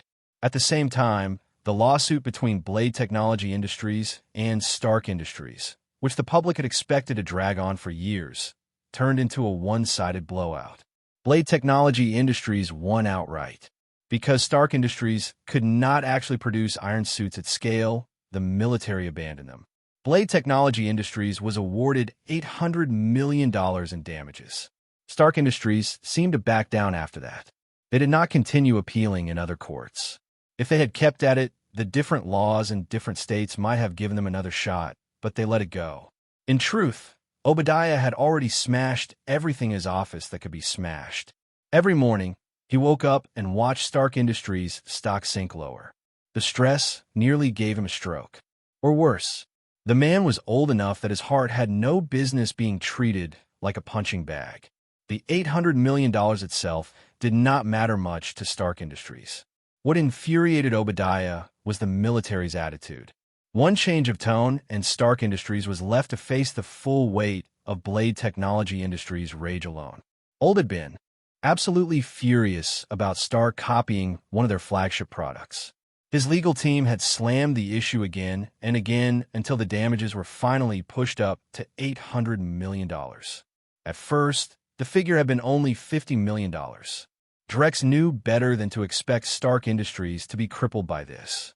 He was not the kind of man who got emotionally attached to every single outcome. If he cared about everything, he would never have time for anything else. Still, Blade Technology Industries had now quietly revealed plans to set up a branch in China. That made the United States nervous. A branch was one thing, but what if Drex Valen himself went there? Of course, Drex had no intention of going. Style containment of its own, in the form of the Superhuman Bureau, and they kept both heroes and villains on a very short leash. Even the Mandarin, Iron Man's enemy, had been driven out because he could not stay there. The Chinese side welcomed Blade Technology Industries openly. They even told them they could choose any city they wanted, and that they would be given land for the branch base. The United States secretly cursed the move as shameless. Then they countered. They offered Blade Technology Industries a plot of land in New York at half price, along with a collection of advanced instruments as a bonus. When Drex heard that, his expression turned strange. A plot in New York? No chance. That place had bad luck written into the soil. A cursed dump where insurance companies seemed to go bankrupt for sport. See, Old had not expected his boss to pull something like that, and before long, other countries started piling in too. One after another, they offered Blade Technology Industries free land inside their borders. Some offered 70-year rights. Some offered outright ownership for as long as the company existed. Some even promised to handle all construction themselves. That left the United States in a very awkward position. Luckily, Drex Valen had no interest in accepting those offers either. In China, he only sent Old to negotiate. Drex already knew that leaving the United States through normal channels would probably be impossible for him anyway. Customs would choke on him and never let him through. M stood for Advanced Idea Mechanics. In other words, Advanced Idea Mechanics was the full name. Their Chinese name was Pioneer Technology. M was a company from Iron Man 3 that developed the Extremis virus. That was the movie version. M, not Aldrich Killian. Drex looked at the meeting request Aldrich Killian had sent him. He claimed he had a project involving human DNA and wanted to discuss cooperation. Extremis then? This was 8 years before the movie timeline. Killian was probably still in the process of developing the virus. Then he had likely run into Maya Hansen, the woman who had had a one-night stand with Tony years earlier, and gotten hold of the equation Tony had once scribbled down casually. That pushed the Extremis project forward, which meant that no matter how much Killian hated the humiliation Tony had once given him, he still had to swallow his pride and seek help from Tony Stark. That was probably the cruelest joke in the whole thing. Chapter 4545. Extremis was like the centipede serum. Interesting on paper, limited in practice. Other than extreme heat generation and regenerative abilities, it did not offer much else. Worse, the regeneration vanished once the core was destroyed, and its thermal abilities only worked at short range, including the flame projection. As far as Drex Valen was concerned, Extremis soldiers were not especially impressive. Still, if the virus could be integrated into bee soldiers, then it had value. Giving them the ability to release intense thermal energy was a worthwhile upgrade. He could even try recreating something close to Wolverine. Extremis regeneration was already absurdly similar. The only thing missing was the metal skeleton. Decline the partnership, Drex told Black Queen. He planned to take several samples of the Extremis virus for his own research. Cooperation was unnecessary. Drex disliked getting too close to villains. Besides, he had already taken in the Vanko father and son. If he dealt with Aldrich Killian too, then who exactly was Tony Stark supposed to fight in the future? With Black Queen's assistance, Killian's location was identified quickly. An abandoned structure in the outskirts. M specialized in buying places like this for experimentation. If something exploded, nobody paid much attention. More importantly, the properties were cheap, which was useful, especially for situations like this. Drex floated high above the building, looking down. His X-ray vision pierced through the structure easily. No lead shielding. Beneath the abandoned shell sat the Real laboratory. Killian stood inside, observing an experiment. On the operating table was a heavily wounded soldier missing all 4 limbs. A researcher injected him with Extremis. Seconds later, brilliant orange light spread through the stumps where his arms and legs had once been. Then the limbs grew back. The soldier stared in disbelief, praising God through tears. Then Killian's expression changed. So did everyone else's. A warning light flashed red across the monitoring equipment. Another instability event. The Extremis dosage had spiraled out of control again. The soldier realized something was wrong almost immediately. Crimson light began shining beneath his skin. Killian and his researchers did not even bother unstrapping him. They started packing equipment and preparing to run. No, the soldier screamed. Nobody answered. As he roared, burning light erupted from his mouth. Then everything exploded. The detonation from an Extremis soldier was terrifying. The entire building vanished in a storm of fire and pressure, flattened into rubble in seconds. Drex descended slowly through the smoke. Not far away, Killian and his surviving personnel stood frozen in an open clearing, eyes dull and unfocused. Drex's psychic power had already taken hold of their minds. He casually removed a metal case from one of the researchers' hands. Inside were several samples of the Extremis virus. Then he pulled every piece of data and research information directly from Aldrich Killian's mind. His super brain absorbed and memorized everything instantly. Before leaving, Drex looked at Killian. "Remember this, Aldrich Killian," he said calmly. "You hate Tony Stark, not just because he humiliated your body. After kindly helping Tony Stark acquire a proper archenemy for the future, Drex teleported back to his base without leaving his name attached to the favor. Only after he was gone did the psychic control over Killian and the others finally disappear. "Boss," one of the researchers said nervously, "we moved too quickly." "It's fine," Killian replied, staring miserably at the ruins of the destroyed building. "We can make more." The loss still hurt. This location was unusable now, which meant more money spent buying another site. Funding was already tight. Damn Tony Stark. Back at his base, Drex immediately began researching Extremis. Over this period of time, he had accumulated enough knowledge that he no longer felt constrained the way he once had. The biggest problem with Extremis was stability.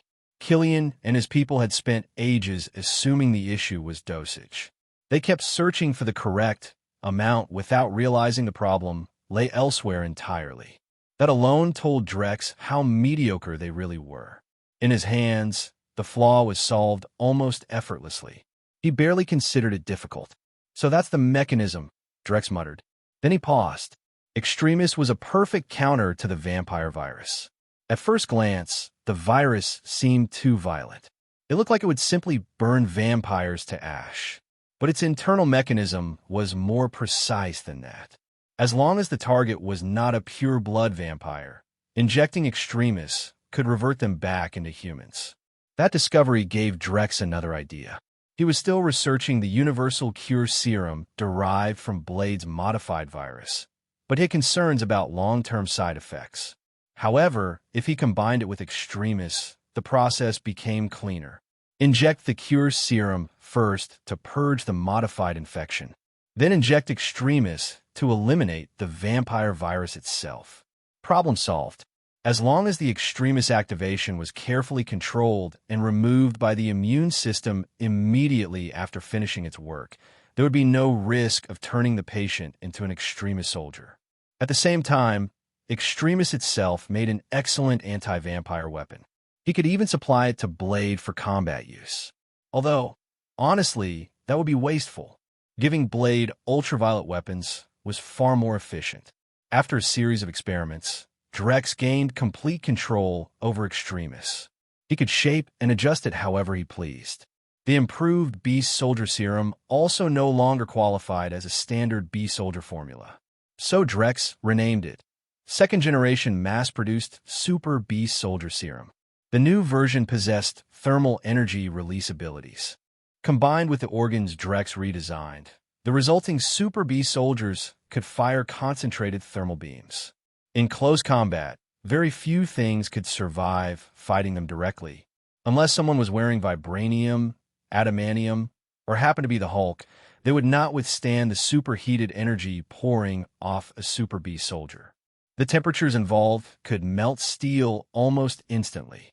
Granted, Drex suspected the movies had never really thought through thermal conduction speeds, but Marvel physics ignored reality often enough that he stopped caring. After solving the potential flaws in the Universal Cure Serum, Blade Technology Industries finally approached Blade himself and proposed cooperation. All Blade had to do was provide 1,000 milliliters of blood on a regular basis. In return, Blade Technology Industries would supply him with advanced anti-vampire weapons, such as ultraviolet rounds. Drex still remembered the events of Blade 2. Even if they were supposed to happen years later, there was always a chance the timeline accelerated. Once Blade started using Blade Technology Industries equipment, he became almost embarrassingly attached to it. Blade said, "For this stuff?" Chapter 4646. Blade Technology Industries had made another splashy headline. Drex Valen had developed a highly effective cure for AIDS. And not just an ordinary targeted treatment, either. This drug worked even against inherited forms of HIV. For millions of patients across the world, it was nothing short of a lifeline. HIV infection could sit quietly in the body for years, sometimes a decade or longer, before it developed into full-blown AIDS. By then, the immune system was often already wrecked. Opportunistic infections followed, one after another. Shingles, oral fungal infections, tuberculosis, intestinal infections, pneumonia, encephalitis, malignant tumors, chronic wasting. The body simply burned itself out. For many people, the tragedy had started long before they even knew they were infected. Some had taken precautions and still gotten it through blood transfusions. Because the incubation period was so long and so difficult to detect, they only found out years later. Those people were among the unluckiest of all. For million by the end of 2008. 1 million children under 15. But those were only the known and projected figures. The actual number of people still carrying the virus in silence was likely far higher. Blade Technology Industries selected a group of AIDS patients at random and treated them for free. In less than half a month, every one of them had recovered. Their immune systems and bodies, damaged by the disease, were then restored completely by the follow-up extremis treatment. The doctors were stunned. None of them could understand how the company's miracle drug worked. The World Health Organization sent an invitation and also requested inspection to confirm whether the treatment met proper standards. Drex Valen refused. He also made it clear that the cure would not be subjected to any regulation at all. That was partly to prevent the United States from dragging it off to some pharmaceutical factory in India for testing, and partly to stop anyone else from copying it. Though realistically, neither of the two viruses involved was something most people could get their hands on anyway. The ordinary vampire virus could kill every other virus in the body, but it came with hidden dangers. Blade's version of the vampire virus had been reduced to just 10% assimilation influence, and by adding a small amount of extremis, it could be controlled. Continuously bleeding blade dry for samples was not ideal, so Drex had already begun researching how to culture Blade's vampire virus himself and strip its assimilation effect down even further. Meanwhile, the world's confirmed AIDS patients went into a frenzy. So did the people who suspected they might already be infected and had been living in dread. Most of them were rich, and the reason for that was obvious enough. Even though Blade Technology Industries set the price extremely high, demand still far outstripped supply. The appearance of the AIDS cure pushed Blade Technology Industries even higher into the heavens. It had solved a problem the entire world had failed to crack since the disease was first discovered decades earlier. Drex Valen was no longer just a genius. He was a human treasure. Blade Technology Industries' influence spread across the globe, and Drex moved on to the next phase of his plans. Satellites, space stations, expansion into orbit itself. When Old returned from China, Drex immediately sent him to Wakanda. He wanted more vibranium. As for the heart-shaped herb, Drex had no interest in it. It was not some magical super soldier material. It was merely a hallucinogenic and toxic plant that brought people before the Black Panther god. If someone outside the Wakandan royal family took it, the god would simply crush them. Only the royal family could pass the trial and be reshaped into the super soldier known as the Black Panther. Drex also had no interest in Wakanda's own vibranium-based technology. He was confident he could do better. Besides, vibranium was so versatile, so absurdly close to a universal material, and they were using it for clothes and spears. That was practically criminal waste. Old felt like he was about to be buried under work. So he handed the company side of things over to Natalie and took a private jet to Wakanda. Wakanda's current king and current Black Panther, Chaka, was surprised that outsiders had come to their supposedly backward land.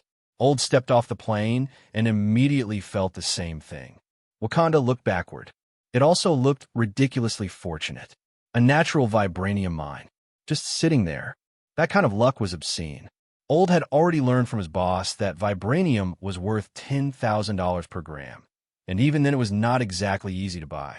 On the black market, it was openly circulating, but the price had been driven above $50,000 per gram.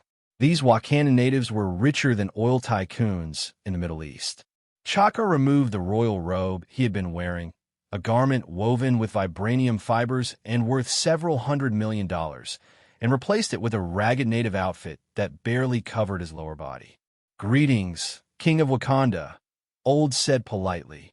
Chaka replied with a look that suggested he thought Old was joking. Old did not find it strange at all that a tribal leader from a backward society could speak English. He immediately explained his purpose for coming. Chaka was even more surprised after hearing it. He had thought the visitors were going to be Americans coming back to scavenge more vibranium.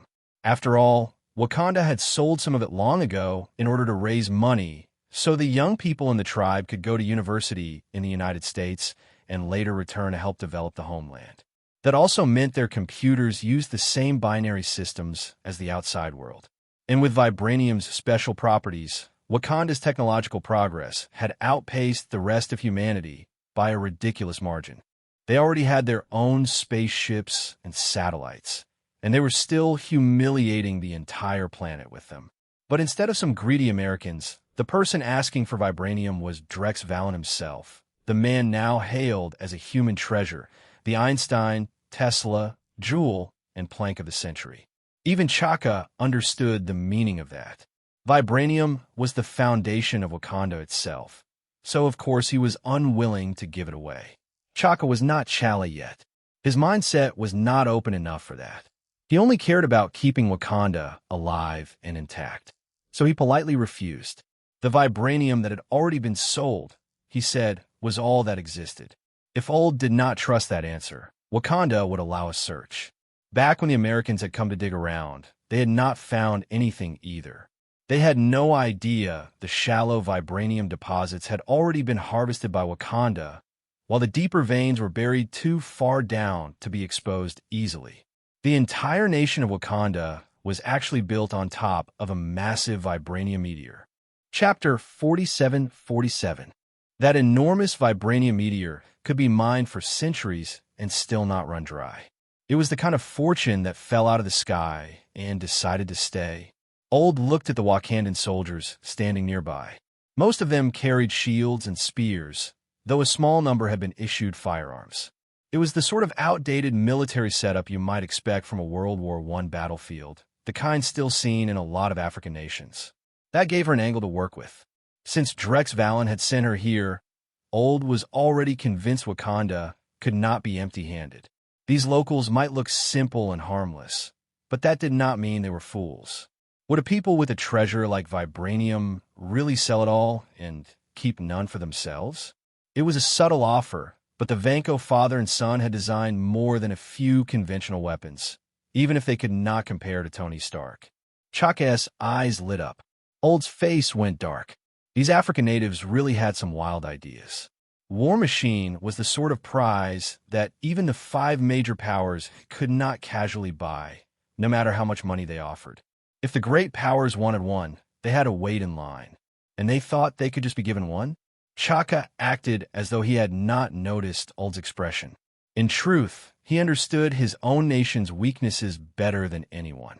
Wakanda had once sold vibranium to the American government in exchange for money, then used that money to equip a modern, American-style military. But the tribe's warriors looked down on guns and rifles.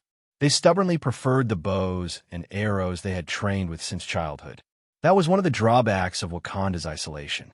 Without outside cultural pressure, the tribes remained conservative and resistant to change. Chaka had realized this the moment he took the throne. World War II only made the problem more obvious. He wanted to push national education forward, but the elders of the other tribes opposed him fiercely. They believed it would weaken the roots of the nation, and so the plan had been stalled ever since. It was not simply that the elders were short-sighted. Power in Wakanda depended on controlling knowledge, and knowledge created dissent. A population of obedient fools was easier to govern than a population of educated people with opinions. Even a child could see which sort of ruler would prefer which kind of people. But the outside world was changing too fast. Chaka knew that the elders' outdated thinking could not be overturned overnight. So he chose the path with the least resistance, starting with the Golden Tribe. He would strengthen that foundation first. 10 years, maybe 20, later, the other tribes would be forced to follow or be left behind. Once the gap became wide enough, old ideas would collapse under the weight of survival itself. Governance was never something that happened in a single stroke. In Chaka's plan, this generation would be the one to break Wakanda free from its primitive mindset. The true rise of a nation would belong to the next generation. He would clear the road, and then his son would inherit the throne and lead Wakanda into its ascent. He did not know that his son, T'Challa, would eventually fulfill exactly that vision. That was the future. At least it had been. With Drex Valen now interfering, nobody could say for sure anymore. If Wakanda sold a few more pieces of vibranium, they would certainly become richer than blade technology industries. But they did not dare. Every piece they sold attracted another predator. Vibranium was treasure. It was also a burning coal they could not put down. Only 10 kilograms of vibranium remain in the tribe's possession, Chaka said at once. He was trying to offer a small piece of bait to hook a bigger fish. War Machine's technology was excellent. If Wakanda could study it, they would not have to fear the outside world nearly as much. 10 kilograms? Old thought these natives were clever after all, so they still had that much vibranium. No, wait. By normal logic, they probably had even more hidden away somewhere. She immediately called Drex. Drex said without hesitation, "Of course. Trade. Whatever they have, take it." Wakanda's vibranium is definitely more than 10 kilograms. If he were not worried about the Ancient One or Bast, the Black Panther god, stepping in to interfere, Drex would have stolen it already. It was not as if he lacked the ability. War Machine already had Drex's own lock built into it. If someone tried to disassemble it without permission, it would simply explode. Black Queen would also monitor for exactly that kind of tampering. There was no need to worry about anyone cracking his technology. Drex was generous enough to tell Old to negotiate on that basis. one war machine for an equivalent weight of vibranium. Blade Technology Industries would take as much as Wakanda was willing to hand over. Chaka was not stupid. He knew perfectly well that the most valuable part of War Machine was not the shell. It was the core. At most, the suit was a glorified tin can, and they expected him to trade equal weight in vibranium for that. Still, Old held the line and refused to move. Chaka considered letting her stew for a few days. Instead, Old simply got on a plane and left without any hesitation at all. Chaka did not know that Drex had suddenly realized something useful. If he could not take it by force, he could steal it. In that case, he did not need to pay for War Machine at all. He could just steal the vibranium. Wakanda science was probably only a few years ahead of the rest of the world at this point. They had not reached the spaceship era yet. That meant it was worth testing. Using a photo from Old, Drex arrived in Wakanda. The shabby-looking exterior vanished under his gaze. In his eyes, the entire place was a high-tech city. "So they've already developed to this level," he murmured. He teleported straight into the city center without triggering a single alarm. Vibranium could not block his X-ray vision, so he began searching for his target. It did not take long. He found a warehouse-like structure filled with neatly stacked square blocks of silver-white metal. At first glance, it looked ordinary, almost boring. But this was the famous vibranium. Drex focused his supervision and examined the molecular structure carefully, just to make sure he was not mistaken. He had already confirmed it once before. This matched exactly. He had known Wakanda possessed a large amount of vibranium, but this was absurd. He felt as if he had stumbled into a mountain of gold. Wakandan workers moved the metal around casually, loading it onto forklifts and hauling it away. People came and went constantly, collecting more vibranium. Then a hovering transport vehicle arrived, opened its cargo bay, and revealed a fresh pile of newly refined vibranium. It had been extracted that very day by Wakanda's mining tribe. Drex released his mental power. Everyone froze where they stood. The people inside the warehouse turned mechanically and walked out in a daze. Then Drex dropped to the ground. He placed both hands on it and let his biofield spread outward. The field wrapped itself around the entire warehouse. With a slight pull, Drex ripped the whole structure out of the earth, roots and all. At that moment, Wakanda finally realized something was wrong. Alarms began to scream. People from all around came rushing toward the scene. Chapter 48:48. It was a shame Drex Valen had already vanished, warehouse and all, the moment he took the structure with him. Wakanda sealed off the surrounding area for kilometers in every direction. They searched for days and still found nothing. The stolen vibranium warehouse had simply disappeared into thin air. The entire nation was thrown into a panic. They had been watched. They had been robbed. And they had not even noticed.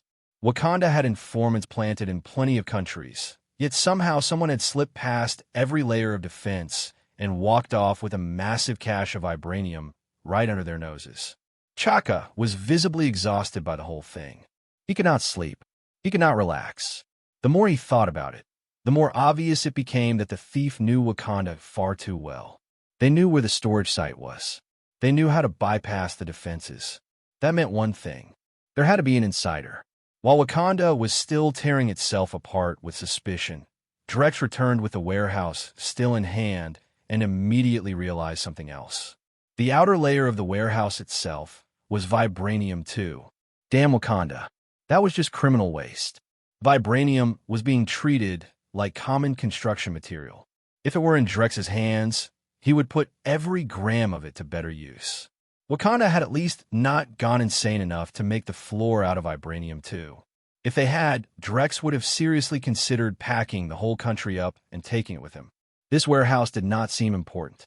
Inside were only a little over 500 tons of vibranium, which, converted into dollars, came out to about 25 trillion. Drex was still using the official Wakandan rate of $10,000 per gram when he did the math. In reality, the insider Wakanda had produced had already sold it for more than $50,000 per gram.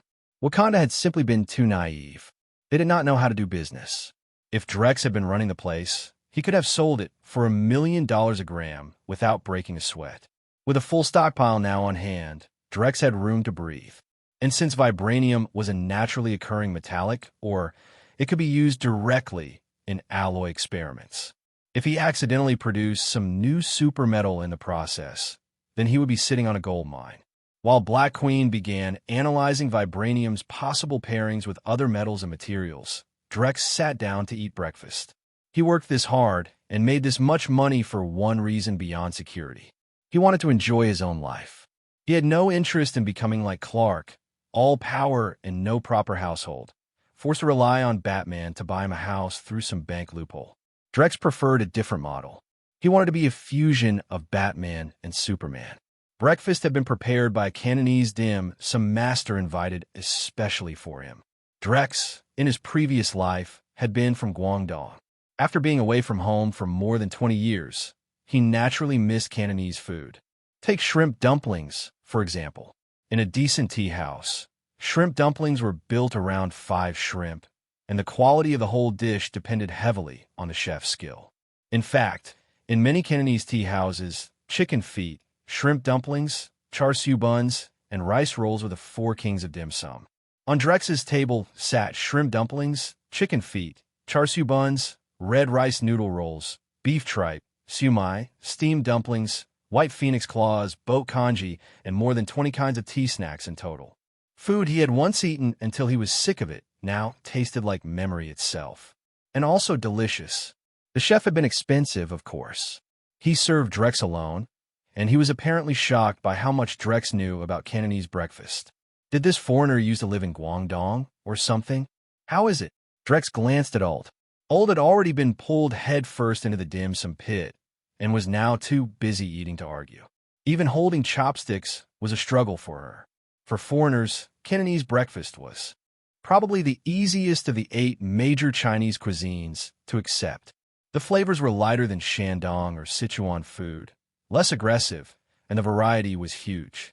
Even in Chinatown districts in places like San Francisco and Chicago, Cantonese breakfast places usually did not need to adapt their food much for local tastes. And breakfast was barely the right word. It could last from morning until afternoon. Some restaurants even stayed open into the night, serving the same style of food the whole way through.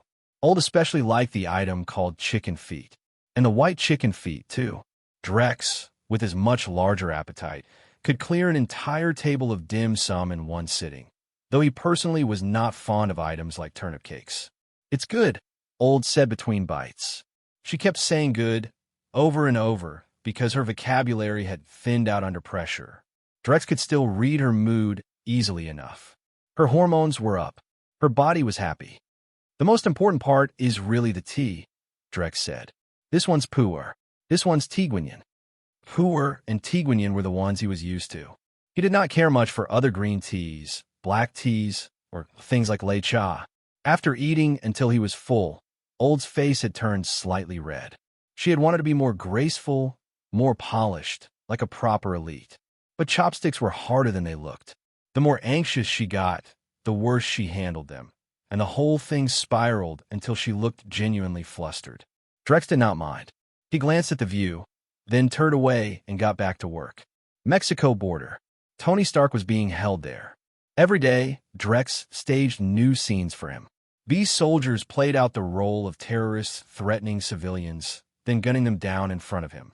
The translator and doctor who had replaced Eanson's role would step in at the right moments and explain exactly what Tony was seeing. It was a neat little machine designed to deepen his guilt. Drex did not know whether that would eventually create some darker version of Iron Man, some unjust Iron Man variant, but he did not really care. If that ever happened, he could kill him easily enough.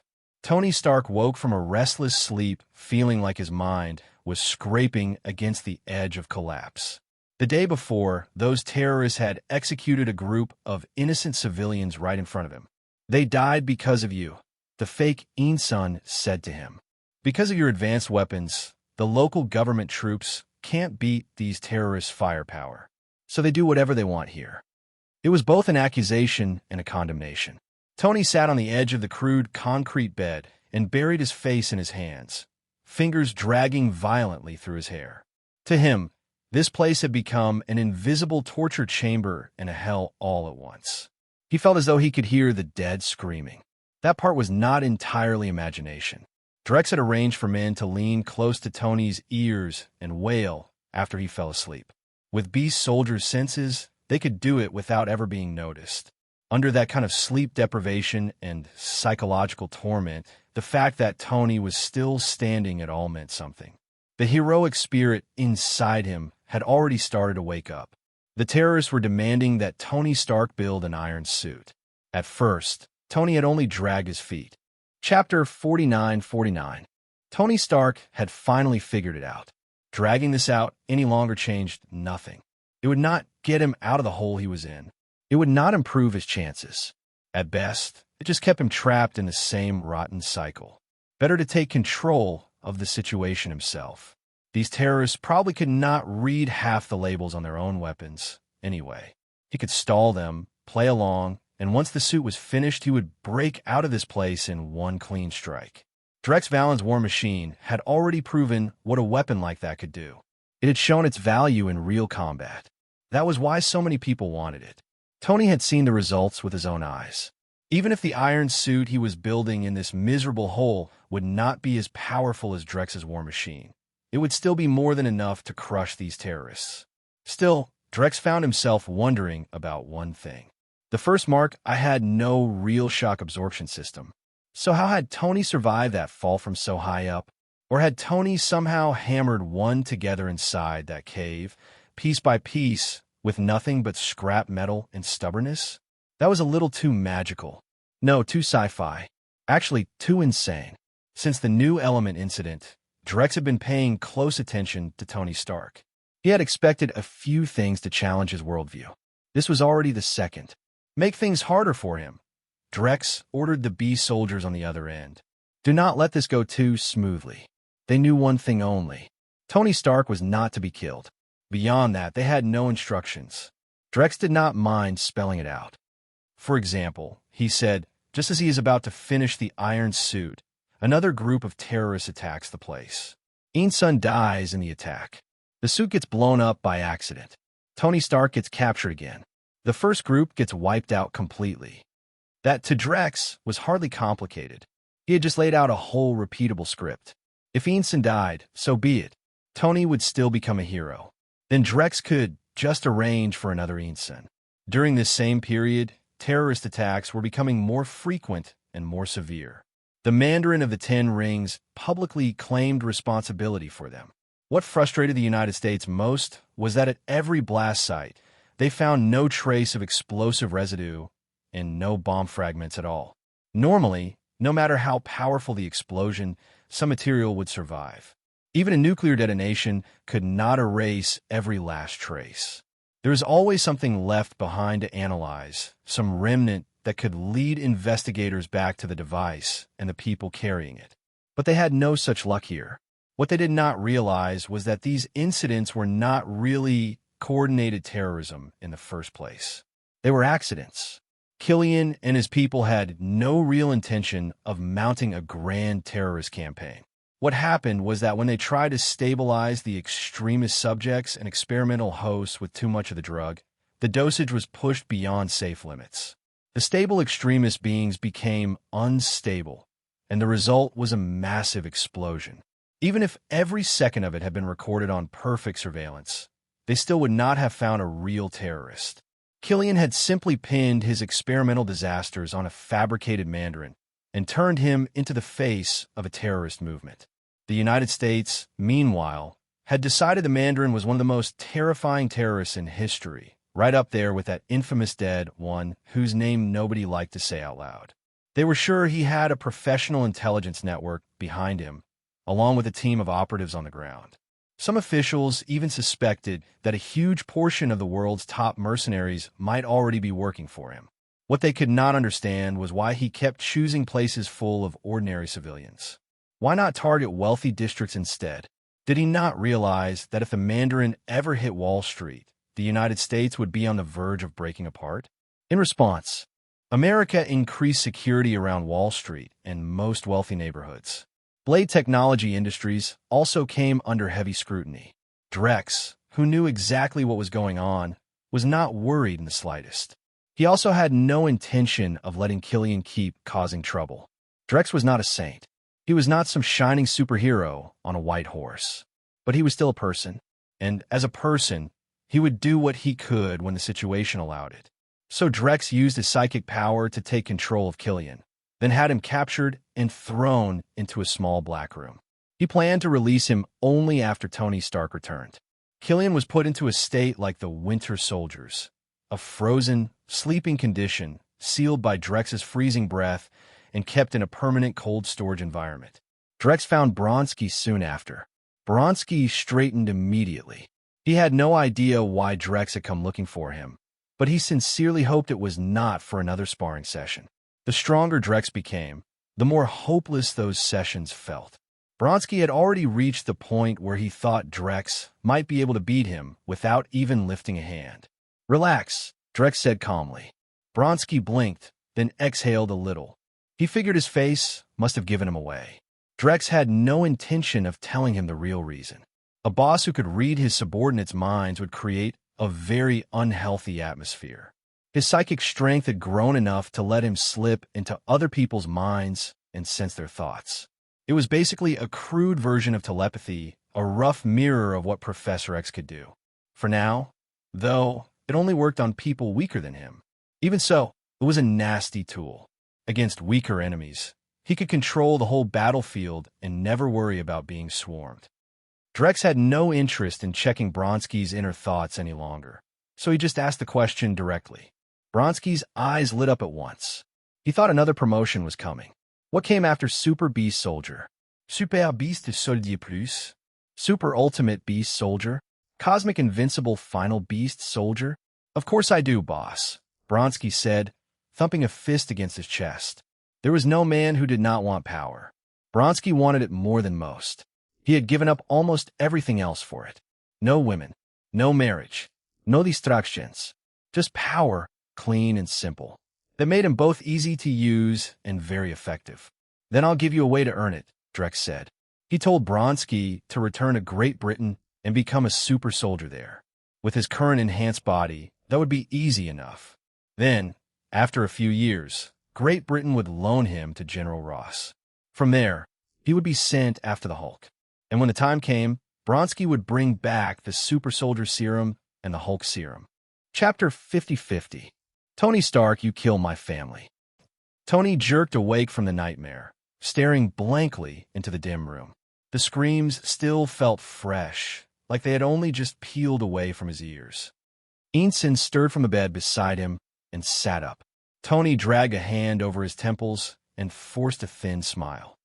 The dark circles under his eyes made him look half dead, but once the screaming in his head faded, sleep was gone anyway. He might as well get back to work and finish the iron suit. Ensign had clearly been woken by his shouting too, because he did not lie back down. A while later, a steaming cup of hot chocolate appeared beside Tony's hand. Tony blinked. He was genuinely surprised. Since arriving here, he had grown used to the garbage they called food. Sticky dough, fresh fruit, and meat only once a month. No coffee, no chocolate. Nothing a normal American would actually want. Just water, and even I was filthy. At first he had stubbornly refused to eat at all, but the terrorists had simply ignored him. After a few rounds of hunger, he had cleaned his plate so thoroughly it would have impressed a dog. No human being could outmuscle starvation with pure willpower. When people got desperate enough, they would eat dirt. "So I spent some money to get it," Ensign said with a small smile. Tony froze. His throat tightened. The shift in Ensign, from hostile suspicion when he first arrived to this quiet kindness now, hit him harder than he expected. Tony did not know what to say. In the end, he only made himself a promise. He would get Ensign out too. He would get him back to his daughter. Tony muttered a quiet thanks and drained the hot chocolate in a few gulps. Warmth spread through him, and for a moment it felt like he had been dragged back to life. He knew it was partly in his head. One cup of hot chocolate did not provide nearly enough calories to cover what he needed these days. Still, it was enough. Fueled by that small surge of comfort, Tony threw himself back into the iron suit with everything he had. When the suit finally began taking shape under his hammer, his chest tightened with excitement. Then the explosion started. Gunfire cracked outside. Beast soldiers were blazing away with machine guns, tossing grenades and explosives with brutal enthusiasm. In no time at all, the area had turned into a burning ruin of smoke and shrapnel. Tony frowned. Had the terrorists outside turned on each other? He was just starting to think he could use the chaos to get the suit on and fight his way out when a rocket streaked in through the opening. For one strange instant, Tony felt like he could see the rocket in absurd detail, moving through the air almost slowly. Everything around it seemed slowed too, as though the world had been stretched thin. The rocket's exhaust trail curled behind it. On the body of the missile, he saw the Stark logo. His pupils shrank. The rocket slammed into the wall and detonated. The blast shredded the iron suit Tony had been building with such hope. The explosion hurled him and Ensign backward, smashing them into the wall. Tony crashed to the floor hard. Before he could even process that his suit had been blown apart, he saw something far worse. A shard of metal had driven into Ensign's left chest. Blood was spilling out, staining Ensign's clothes black. No. Tony struggled to get up. Ensign shook his head weakly. He was already slipping away. Then he gave Tony a smile so calm, so final, that Tony would carry it with him for the rest of his life and never fully let go. Tony. And then Ensign's head fell sideways. Tony felt as if lightning had split the sky clean in half. He froze. The room, the shouting, the men rushing in, everything turned distant and unreal. He just stared at Ensign's body, stunned into silence. The men who stormed in did not get much of a reaction out of him. They hauled him to his feet and dragged him outside. As Tony was led away, he saw the floor covered in corpses. The terrorists who had once threatened him were dead. Then a hood was shoved over his head, blotting out the world. All he knew after that was the thump of helicopter blades. Once Tony was gone, the beast soldiers who had been playing dead immediately sat up and dug the still-hot bullets out of their wounds. One of them snapped at another. His whole body was riddled with holes. He would not die as long as his head remained intact. The damage would heal, but it still hurt like hell. Next time, he was stuffing a grenade inside that bastard's body. The helicopter did not stay airborne long. It landed soon after, and Tony had no idea that the entire aircraft had been teleported by Drex Valen to a second, carefully prepared Tony Stark torture chamber. The short flight made sense. There was no way a group of terrorists this incompetent would really have flown around for hours just to start a fight. When Tony was taken off the helicopter, the hood came off again. Another desert, another field of yellow sand stretching everywhere. But this place felt different from the last one. More organized, more dangerous. Apparently the first group had been killed off after all, which meant he had fallen into a second terrorist cell. Then Tony saw it. Stacks of Stark Industries weapons. His face went dark. One terrorist group having Stark weapons was bad enough. This group had them too. Who exactly were Stark Industries weapons serving? The forces of justice in the United States, or terrorists? The thought hit him like a knife. Every weapon he had ever been proud of was suddenly standing in front of him as proof of how many innocent people had died because of his work. Once again, his conscience twisted under the weight of guilt. "The men here recognized you as Tony Stark," said a voice nearby. A second Ensign was brought to Tony's cage by the terrorist leader. He was about the same build as the first one, and his face only differed by maybe 70 or 80%. Enough to be obvious, but close enough to sting. His role here was translation. Not that Tony really needed it anymore. Over these past days, while the first Ensign had been speaking with the terrorists, Tony had been listening in and learning. He already understood most of this strange new language now. He could hold an ordinary conversation with no problem. Still, seeing this man who looked so much like Ensign made Tony refuse to send him away. "Tell them it's impossible," Tony said. The blast had just destroyed his suit. Ensign was dead. He was grieving, angry, and sinking hard into a foul mood. Right now, he had no patience for demands.